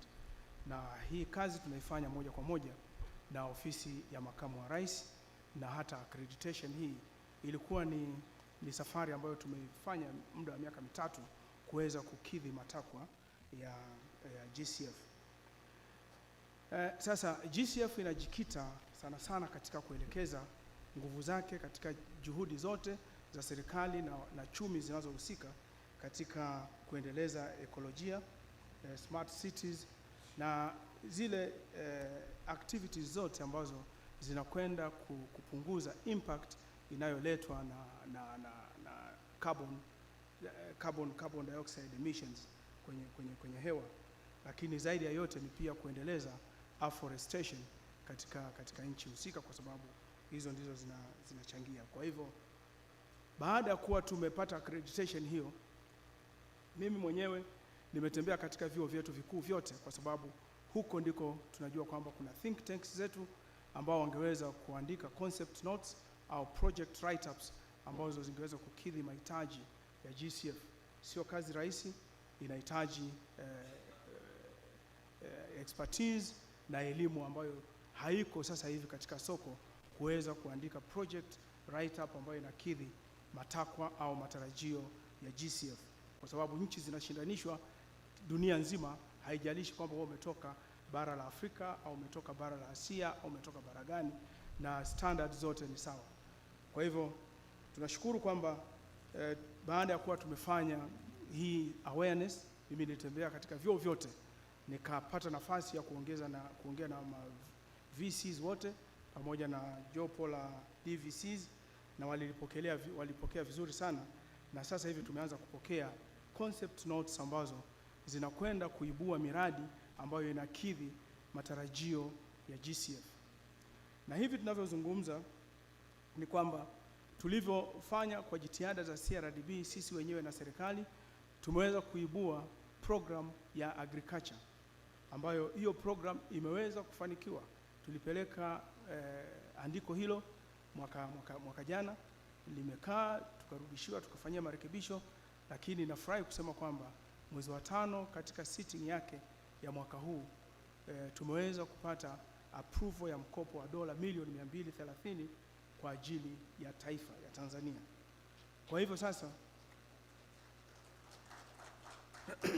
hizi fedha ziko available kwa maana kwamba sasa ziko available kwamba watu waweze kuziaccess. Sisi tuliandika program, lakini sasa individual projects kama sasa hizi za forestry ndizo sasa zinatakiwa kwamba ziandikwe. Na bahati nzuri kwamba wakijua kwamba kuna upungufu wa uelewa katika fani hii wametoa pia na fedha za kuweza kuwezesha consultants ambao wanataka kuandika hii miradi. Kwa hiyo fedha zipo ambazo zimetengwa kwa ajili ya kuwawezesha ili waandike miradi ambayo inaweza kukidhi matarajio ya GCF ili waweze sasa kupata fedha sasa katika component hii ambayo tayari tumeshapata. Hii mikopo uzuri wake ni kwamba inakwenda katika kati ya miaka 10, 15 hadi 20. Jambo ambalo mkitegemea mabenki haya ambayo commercial banks ambazo tunapokea deposits za mwaka mmoja, miezi 6, miaka miwili, hatuwezi kutoa mikopo ya miaka 10, miaka 20. Otherwise ni mismatch kubwa sana ambayo huwezi kuiendeleza, kuweza kuhimili. Dr. Nigomba, wind down. Yeah. Kwa hiyo ninachosema ni kwamba tumepiga hatua kubwa sana na kwamba tayari sasa hizi fedha zipo. Sasa ni changamoto tu kwamba je, capacity ya kuweza kuandika sasa andiko ambalo litaweza kukidhi matakwa ili fedha hizi muweze kuzichukua. Ndizo fedha ambazo zinakuja kwa bei nafuu, riba yake ni kati ya 2% na 3%, ambayo katika commercial banks ukija tutataka 15%, tutataka 16% hadi 20%. Dr. hizi 2-3 ni dola ama shilingi? 2% ni dola. Okay. Sawa. Yeah, ni 2%, interest ya between 2 and 3%. Lakini ukienda katika soko hata kwenye mabenki ukija ukitaka dola hatuwezi kukupa chini ya 6.5. Kwa hivyo nafikiri ni unafuu mkubwa sana na itakuwa ni chachu ya kuweza kuendeleza sekta ya. Asante Dr. Naomba tupate tangazo Dr. Karibu mheshimiwa. Asante. Sio tangazo, ni swali. Ameeleza vizuri process ikoje, wamefikia kupata hizo fedha, wamepata hiyo nini sijui huko. Okay, mmepata na kila kitu. Fedha zimetoka, umesema zipo. Fedha hizi anapata nani? Umesema kwenye agriculture. Nani anapata kwenye upande wa MISITU? Ni processor, ni mkulima, ni mwenye kitu gani? 1, 2, awe na vigezo gani? Hilo andiko liandikwaje ili aweze kupata hiyo fedha? Kwa sababu kuwa na fedha ni jambo moja. Kuna watu wengi hapa wanataka hizo fedha. Sasa pasipokuwa wazi, mwisho wa siku mtu akija huna vigezo, hujafikia hiki, hujafikia kile.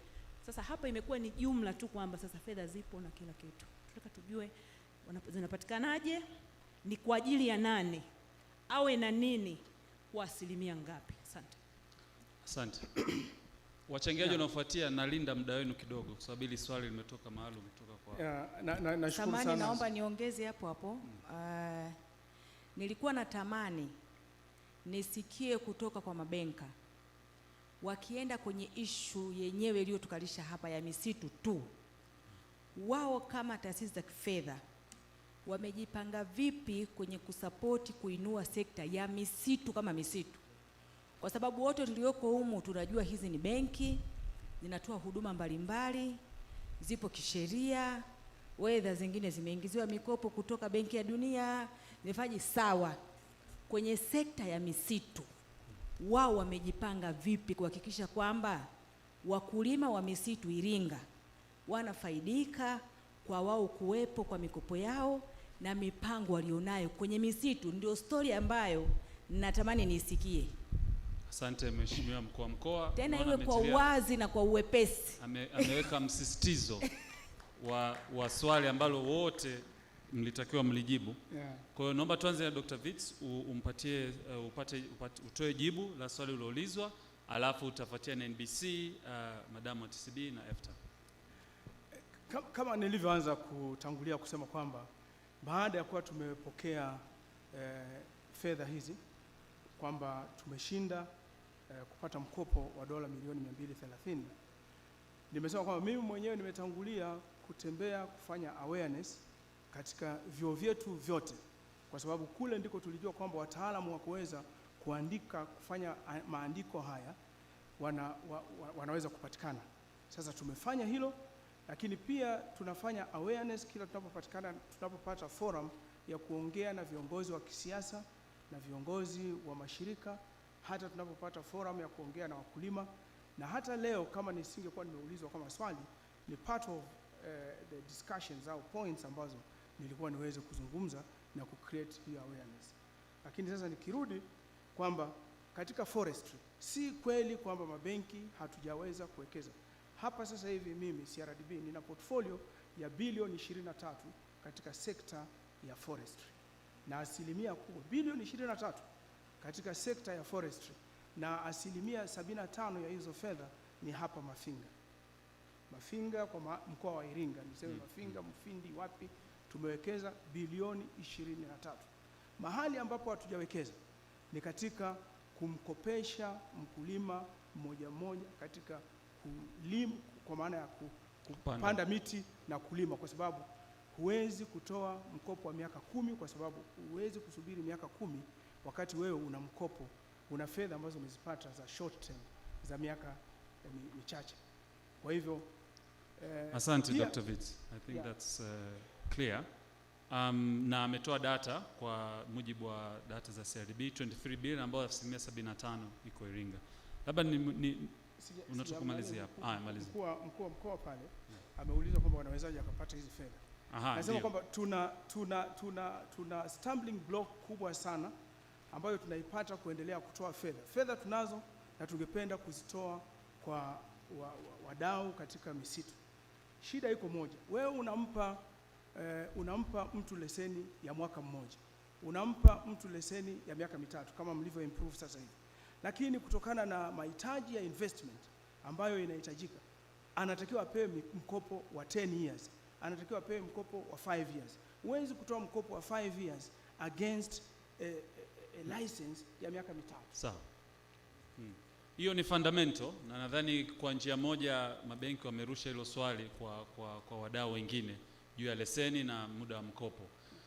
Jonathan kutoka NBC, na ukienda na swali ambalo amesisitiza pia mkuu wa mkoa, mnafanya nini na wale wa Tanzania wana Iringa wa kawaida kabisa walikuwa kwenye mnyororo wa thamani wanaweza kutarajia kupata nini kutoka NBC? Karibu. Asante sana Ivan, nashukuru pia kwa swali na kwa nafasi hii. Sisi kama NBC, eneo la agriculture na forestry ni eneo ambalo ni focus kwenye benki yetu, na lina rank namba 2, linashika nafasi kwenye focus ya benki, liko namba 2 na lina asilimia 11 kwenye total book yetu ya kitabu cha benki kwenye eneo la mikopo, na limekuwa ni eneo ambalo linakuwa mwaka kwa mwaka. Ukiangalia mwaka 2018 tulikuwa na bilioni 74 tumezitenga kwa ajili ya eneo la agriculture na forestry, na mwaka 2019 na 2020 ilishuka kidogo kutokana na COVID, lakini kwa mwaka 2021 mpaka 31 Oktoba tulikuwa tumeset shilingi bilioni 1 na milioni 61 maalum kwa ajili ya eneo la forestry na agriculture. Kwa ni eneo ambalo ni focus na tunaliangalia kama benki kwa kiasi chapo. Sasa kwa upande wa tunafanya nini na wakulima watu wa misitu wategemea nini, wafanyabiashara wa sekta hii hapa, tunazo huduma ambazo tumeshazianzisha tayari maalum kwa ajili ya watu wa kilimo na watu wa forestry. Kwa mfano tuna NBC Shambani ambayo hii hapa inajibu maswali yote yale ambayo yanawasaidia wakulima na watu wa kwenye forestry, kuwapa account ambazo ni cheap kuziendesha, lakini mikopo ambayo ni rafiki kwao. Na tumetafuta, tunajua wakulima wengi wanapata changamoto ya securities, hasa wakulima pamoja na watu wa forestry. Kwa hiyo tumeingia makubaliano na Benki ya Maendeleo ya Kilimo Tanzania TADB pamoja na PAS kwa ajili ya kutoa guarantee. Tuna guarantee scheme ya kuwasapoti wale watu wa forestry na wakulima ambao wanakosa guarantee nzuri za collateral nzuri za kuwasapoti kupata mikopo kwenye mabenki. Lakini tunao mikopo ambayo mingine ni unsecured, tumekuja nayo. Tuna mikopo ambayo ni supply finance. Hii ni mikopo ambayo hatuhitaji security kwa wakulima na watu wa forestry. Tuna rely kwenye zile contract ambazo wanazo kati yao na watu ambao wana supply zile huduma, kama ni huduma au kama ni bidhaa. Kwa hiyo tuna ile contract ambayo wanayo, kwetu inakuwa ni security tosha ya kumsupport mkulima au mtu wa forestry kupata support ya finance kutoka NBC Bank. Hiyo pia ina apply kwa distributors. Kama kuna distributors ambao wana distribute product za large corporate customers wetu na ni wateja wetu wa SMEs, tunatumia zile contract walizonazo kwa ajili ya kuwa supply kwa finance mikopo ambayo haihitaji dhamana. Lakini pia tunakuja na PO finance. Hii kuanzia January 2022 tutakuwa nayo tayari inaanza kufanya kazi. Hawa ni wale wenye purchase order kutoka kwenye large corporates, na wakija na zile PO zao sisi tutawasupport kuwapa mikopo. lakini tunazo product nyingi kuwa facilitate, kuweza kuwasaidia wateja wetu kuziendesha biashara zao vizuri, na tunajua ili wateja waendeshe biashara vizuri wanahitaji pia ulinzi wa bidhaa zao na huduma zao. Tunazo insurance mbalimbali za kuwasupport, na kwa sababu wanadili na finance, wanadili na assets, wanadili na vitu vikubwa, wateja wengi wanakosa fedha za kutosha kulipia zile insurance premiums. So tuna insurance premium finance ambayo tumekuja nayo ya kuwasaidia wakulima hasa wa upande wa kilimo pia pamoja na watu wa forestry. Tunawakopesha kwa riba ndogo kabisa kuweza kulipia insurance zao za bidhaa pamoja na assets zao. Asante pamoja jana. na hizo insurance tunayo pia commercial asset finance. Tunalenga pia kuwasupport watu ambao wanadili na forestry ili waweze kupata mikopo ya njia nafuu, na ile asset yenyewe kama ni mashini au ni gari la commercial inakuwa ndio security yenyewe. So tumejipanga kwa namna kubwa sana kuhakikisha tunaisupport sekta hii ya forestry na agriculture kama benki ya Asante Jonathan, nadhani umetaja njia nyingi ambazo mnashiriki. Sijui kama mko kwenye ule mpango wa loan agro na zile mashine za forest, lakini hiyo ni sehemu ya kuangalia. Na niseme tu hiyo bima si bima ya moto. Nadhani huko bado hatujafika. Najua ingesisimua wengi kama ingekuwa ni bima ya moto. Bado hatujafika kwenye hiyo financial engineering. Tuna madamu ambaye yeye ni mwenyeji wetu pia hapa, na nimeona kila saa yuko anaangalia banda lake pale la TCB. Nimkaribishe atusalimie na tuambie kazi ambayo amekuwa akifanya kwa dakika chache tu, maanake tumeshavuka muda wetu. Alafu tenda kwa mtaalamu wetu wa mwisho pale, si kwa umuhimu, ambao wao sasa wanadili zaidi kwenye vifaa kutoka EFTA. Karibu Priscilla. Nashukuru sana kwa nafasi hii. Habari za jioni mabibi na mabwana. Nawashukuru kwa kufanya hili kongamano. Kwanza ni nafasi kubwa sana kwetu kama TCB katika kuuza bidhaa zetu nyingi ambazo tumeziandaa kwa ajili ya watu wa misitu.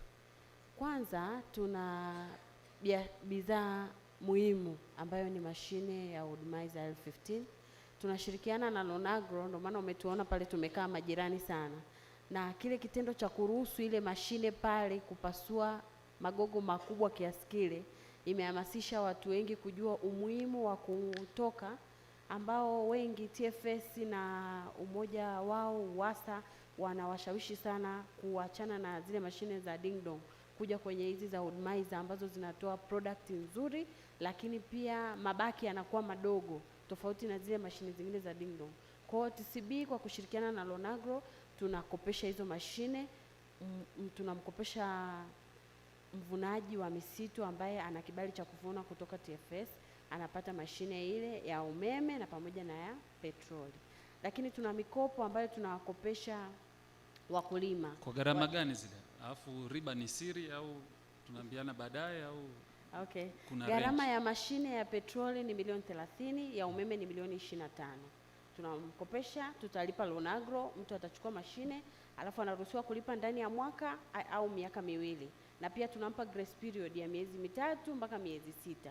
Kwa watu wanaweza kujipatia hiyo huduma. Lakini pia tunakopesha wakulima wanaolima miti kuanzia level ya kuanza, wale wanaouza miche tunawapatia huduma ya mikopo. Tunashirikiana na TDB kuwakopesha wakulima kwa riba ndogo sana.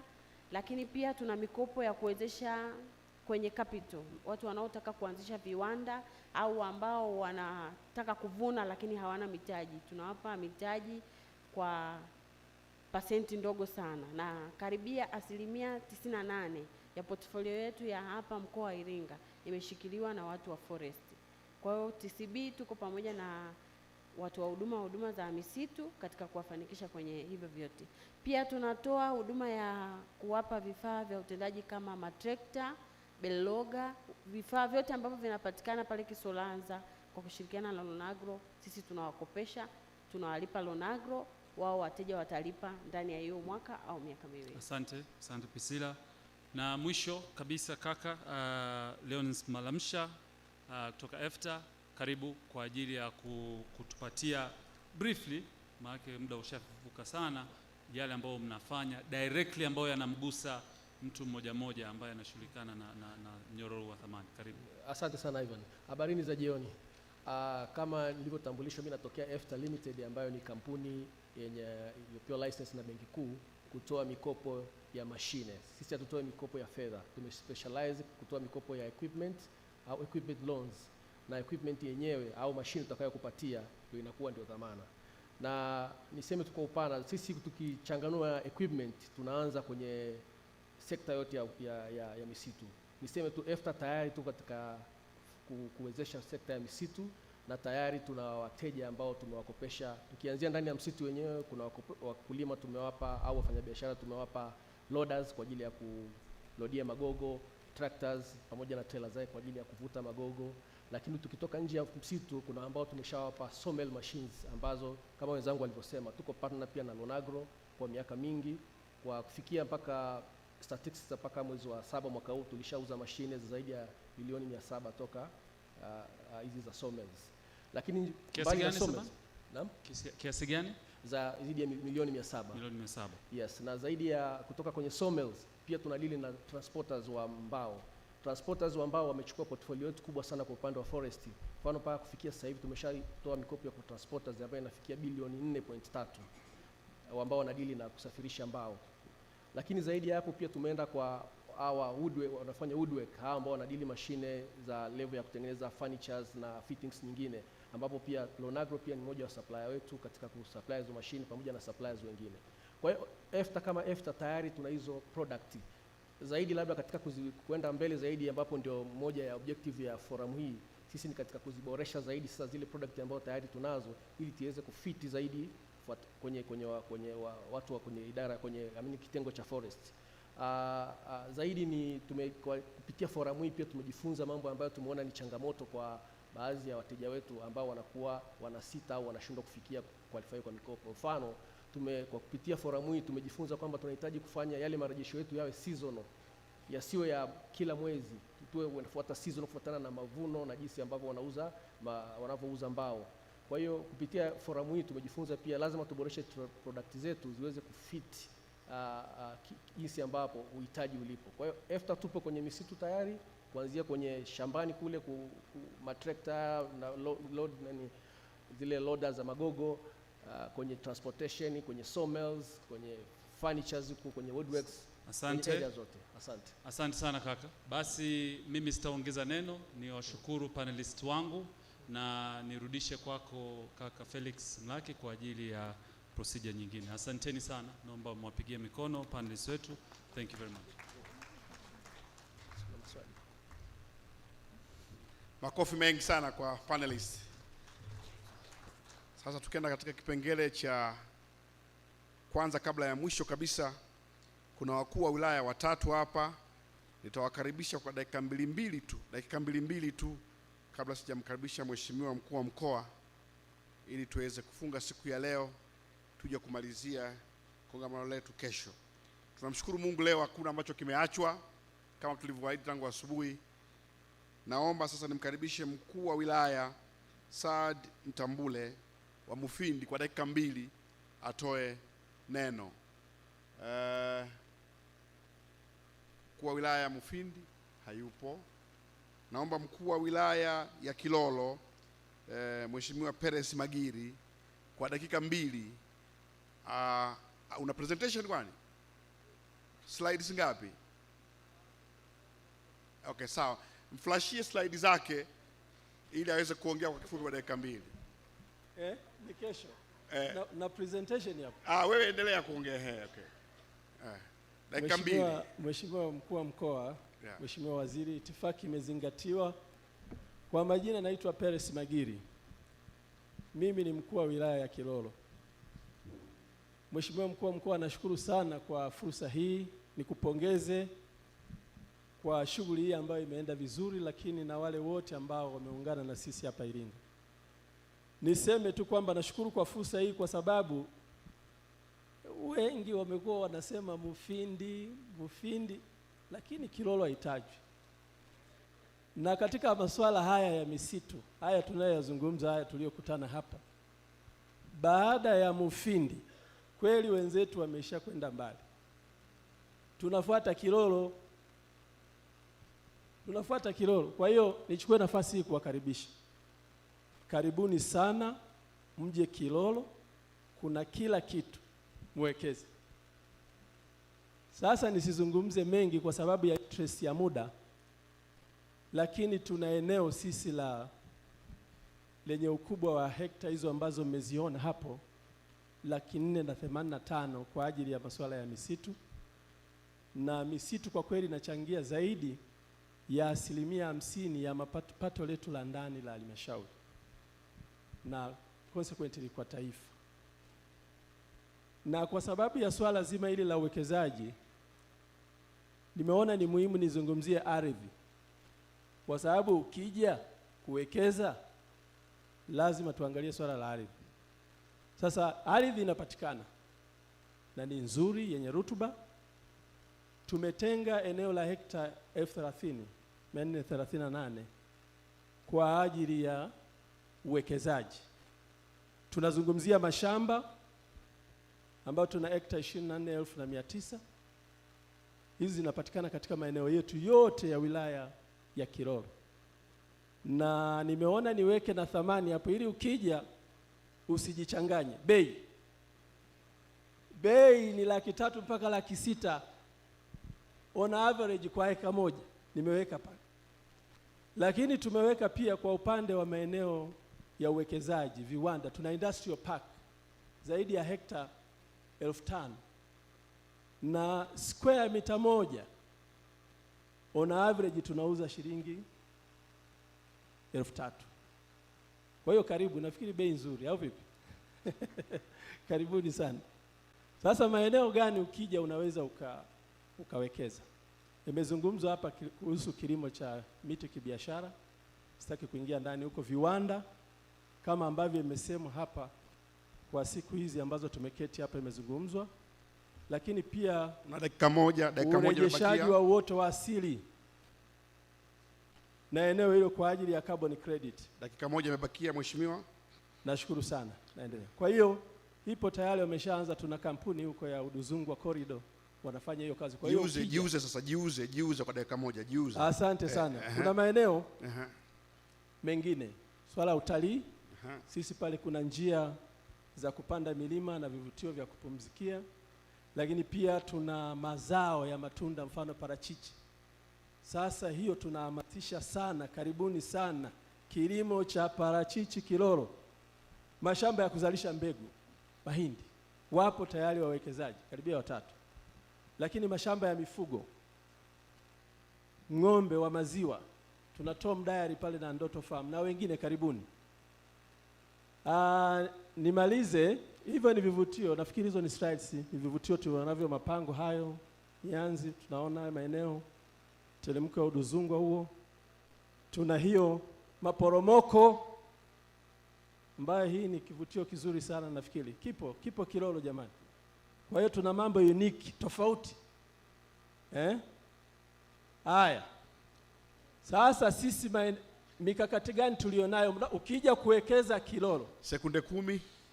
Maana yake maeneo ya kujenga viwanda tunapunguza bei ya eneo, tutakupunguzia kwa bei nafuu. Haya, twendeni Kilolo, eneo la viwanda vimepunguzwa bei. Alafu tena tuna dawati pale la wawekezaji, lakini wageni wakija tutawafundisha Kiswahili. Asante sana. Bure. Mawasiliano bure. Sawa. Jamani, mnataka nini tena hapo? Alafu tunaanzisha bandari, tunatarajia kuanzisha dry port Kilolo. Kwa hiyo ni fursa nyingine ambayo pia inaweza ikatusaidia sana. Jamani, tutatoa elimu na mambo mengine tutaendelea kama mikakati yetu ya wilaya. Nashukuru sana kwa sababu ya interest. Asante mheshimiwa Magiri, makofi mengi sana. Uduzungwa ipo Iringa, Kilolo. Ndio maana nimetaja pale Uduzungwa. Karibuni sana. Mnadhani labda iko Morogoro? Ipo Kilolo, Uduzungwa na Kihansi. Asante sana, nashukuru sana mheshimiwa. Jamani, Uduzungwa ipo Kilolo. Kule Morogoro unaiona tu ile, lakini pelipo Kenya ni huku. Ni masuala ya mlima Kilimanjaro, mheshimiwa Ndumbaro kila siku anahangaika duniani. Kuna mtu anasema unaweza kuiona Kilimanjaro, sitaki kutaja jina. Unaweza kaiona, lakini ilipo hataji. Sasa hii ipo. Kule Morogoro unaiona tu, lakini ipo. Sasa namkaribisha mkuu wa wilaya ya Iringa Mohamed Moyo kwa dakika 2 tu. Moyo una slide na wewe?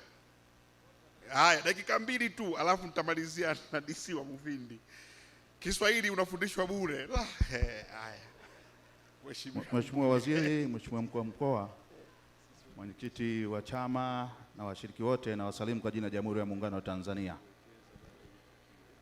Ndugu zangu, kutokana na muda, sisi wilaya ya Iringa tuna halmashauri mbili, halmashauri ya wilaya pamoja na manispaa. Kama ninavyoeleza hapo, wilaya ya Iringa ipo katika eneo la kimkakati la Southern Agriculture kwa maana SAGOT, na ipo katika kitovu cha eneo la Ihemi kwa maana Ihemi Cluster, na pia inapitiwa na barabara kuu ya Tanzam. Twende maeneo ya uwekezaji. Wilaya imetenga maeneo ya viwanda, industrial park. Naomba twende kwenye jadwali.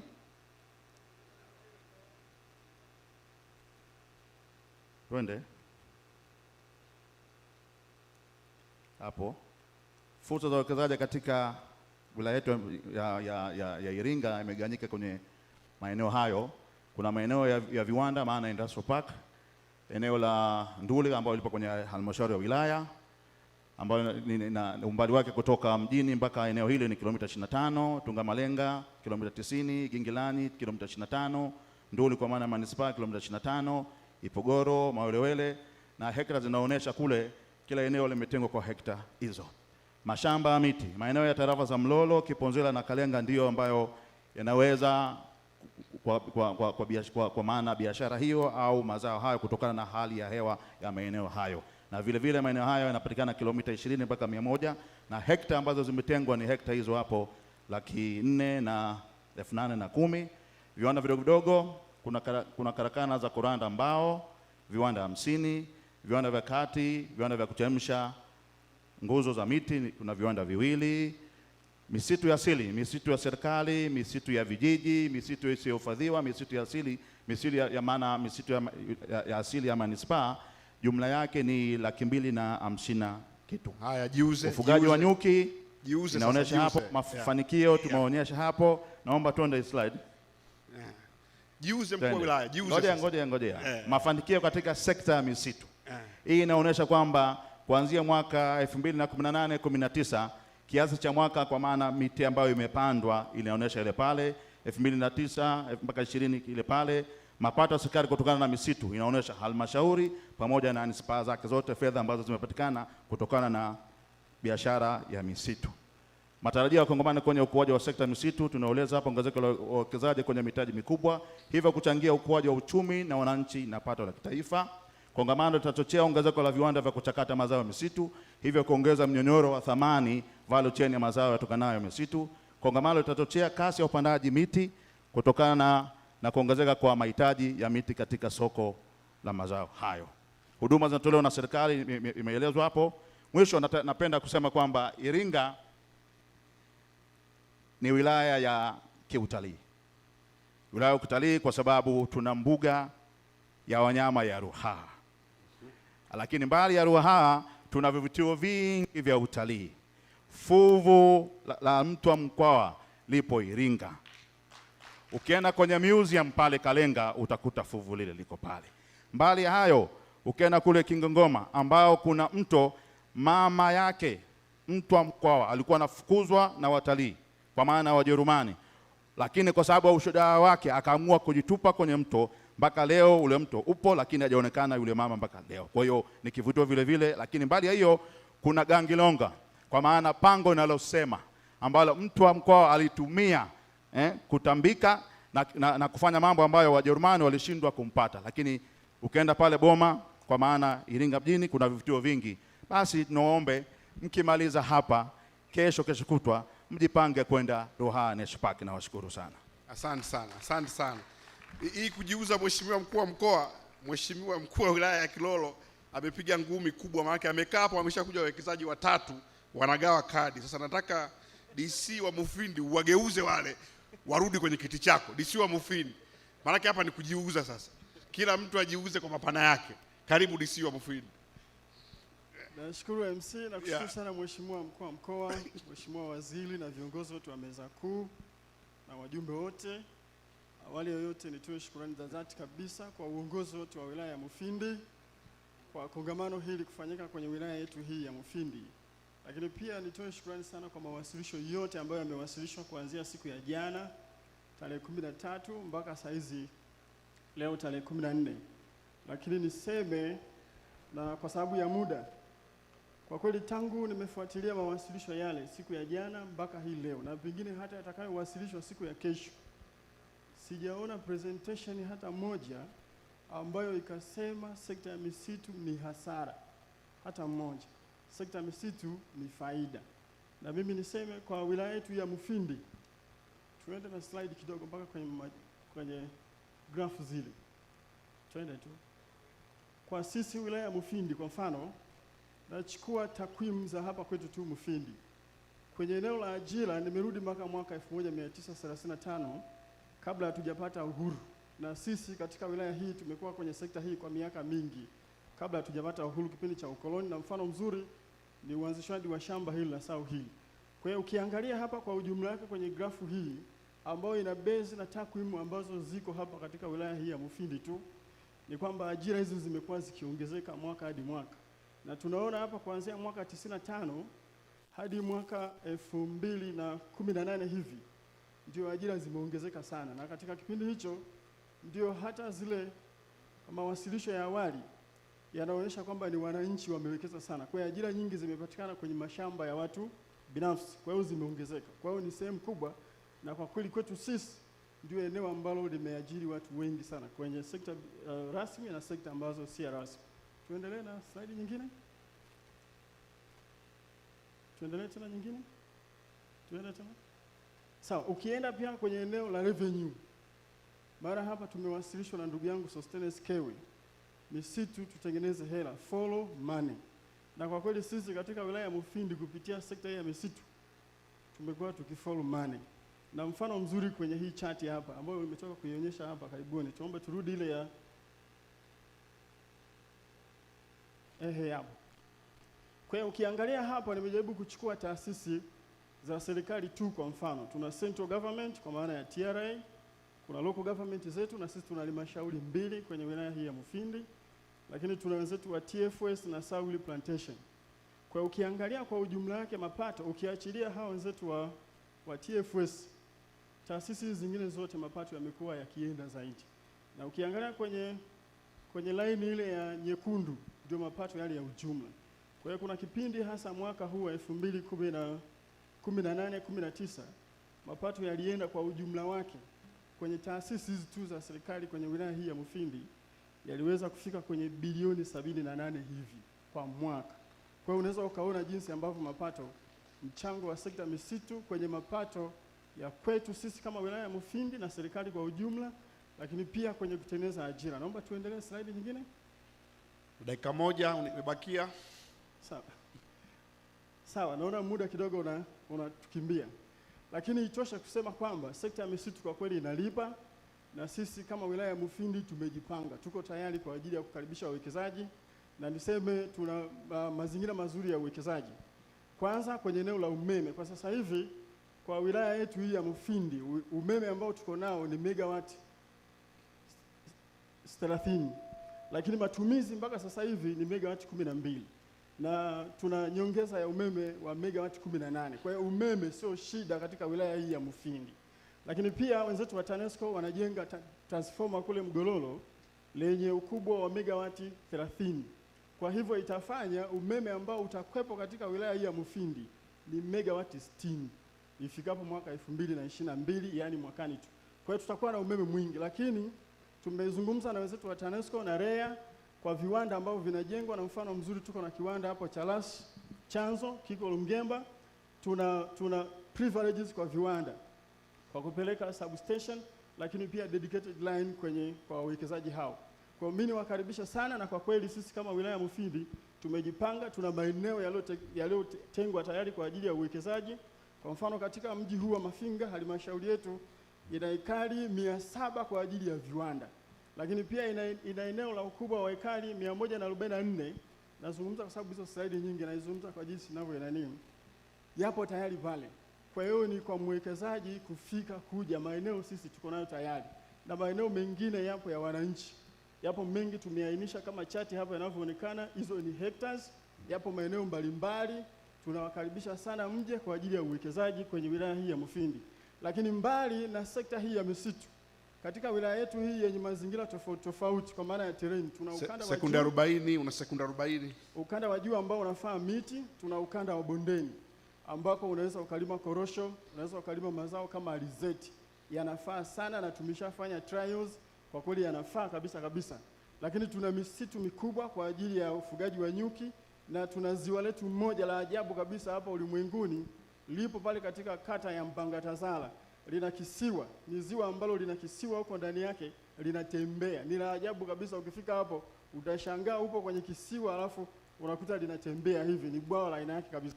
Lakini tuna maeneo mengine ya uwekezaji kama ziwa Ngozi hapo, linafaa kwa ufugaji lakini pia kwa utalii. Na tumeshaongea na Mheshimiwa Waziri wa Maliasili, kwa kuwa tuna misitu mingi. Tunapozungumza mkoa wa Iringa una 40% ya misitu, basi katika hizo 40 ujue 38 ziko katika wilaya hii ya Mufindi, ambayo inafaa si tu kwa kuongeza misitu, lakini pia kwa ajili ya huduma zingine, utalii wa ekolojia pamoja na ufugaji wa nyuki. Kwa hiyo tunawakaribisha sana, sisi tuko tayari kwa kazi.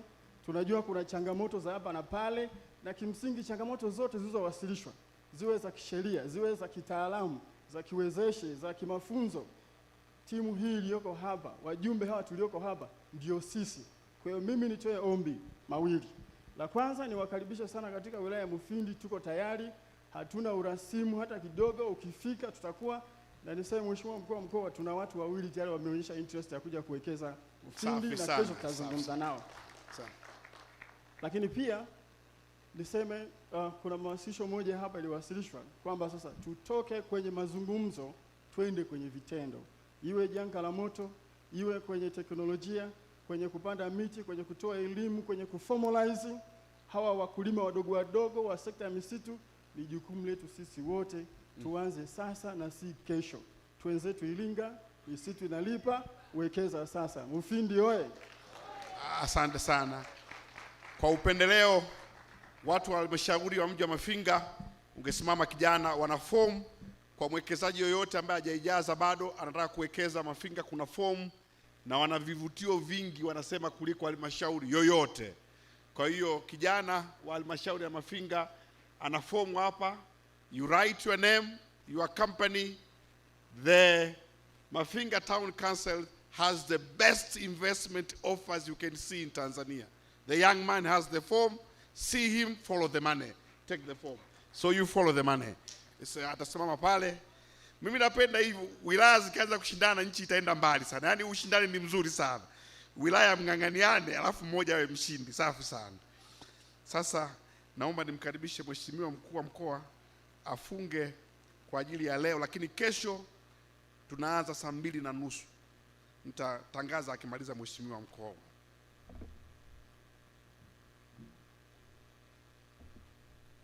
Kongamano oye! Naona hii session ya jioni imekuwa moto. Imekuwa moto kweli kweli kuliko hata asubuhi.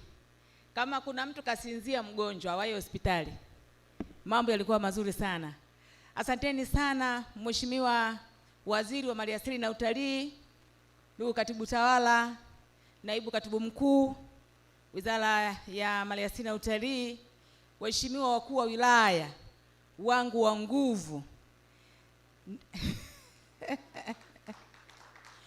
ndugu washiriki, na imani katika Jamhuri ya Muungano wa Tanzania mimi ndio RC peke yake niliyebarikiwa kuwa na wakaka wa nguvu, na marasi wangu wakaka watatu wako madisi wangu watatu.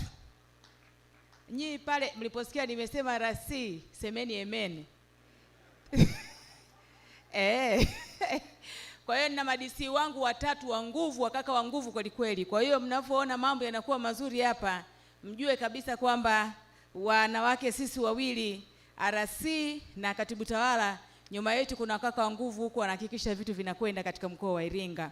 Naomba niwashukuru sana washiriki wote ambao tumeshiriki siku ya leo, watu wa mada, wachangiaji mada, lakini na wengine wote ambao tumeweza kusikiliza. Ndio maana nzima ya ukamilifu wa kongamano. Wengine tunasikiliza, wengine tunachangia, wengine tunapiga makofi, kongamano linanoga. Naomba kwa heshima kubwa kabisa niwape pole ya kukaa kutwa nzima, najua tuna majukumu mengi, na leo ilikuwa ni siku ya mapumziko kwa familia kwa sababu ni siku ya Jumapili. Lakini naomba niwaombe, kesho tukutane tena hapa. Heshima ambayo mmeanza kutupa kuanzia siku ya jana, basi tuimalizie kesho. Ingawa najua tuna majukumu mengi, lakini tukutane hapa kesho kwa ajili ya kumaliza kongamano hili. Na timu inaniambia kwamba siku ya kesho itakuwa fire kweli kweli. Kwa hiyo ukikosa kesho, wakukusimulia hatakuwepo. Tufike hapa kesho mapema saa 2:30, tuweze kuanza mapema na kumaliza mapema. Tutakaobarikiwa tuliokuja kutoka mikoani tukimbie kwenye ajira zetu, tulioko hapa pia tukimbie kwenye ofisi zetu. Kwa kuchukua muda huu, nawatakia kila laheri na jioni hii ya leo ya siku ya Jumapili. Endeleeni kuenjoy mandhari nzuri na huduma nzuri kutoka katika mkoa wa Iringa. Nawatakia mapumziko mema. Kongamano letu la siku ya leo limehairishwa mpaka kesho saa 2:30 asubuhi. Asanteni sana. 8:30 a.m. tomorrow we are starting. 8:30 we are starting tomorrow, and we should close by 12:30 so that people can catch flights or any other means to go back to their destination. We are starting at 8:30 tomorrow. Thank you very much. And tomorrow is fire, but not forest fire. It's fire from the good things we'll get from the forum.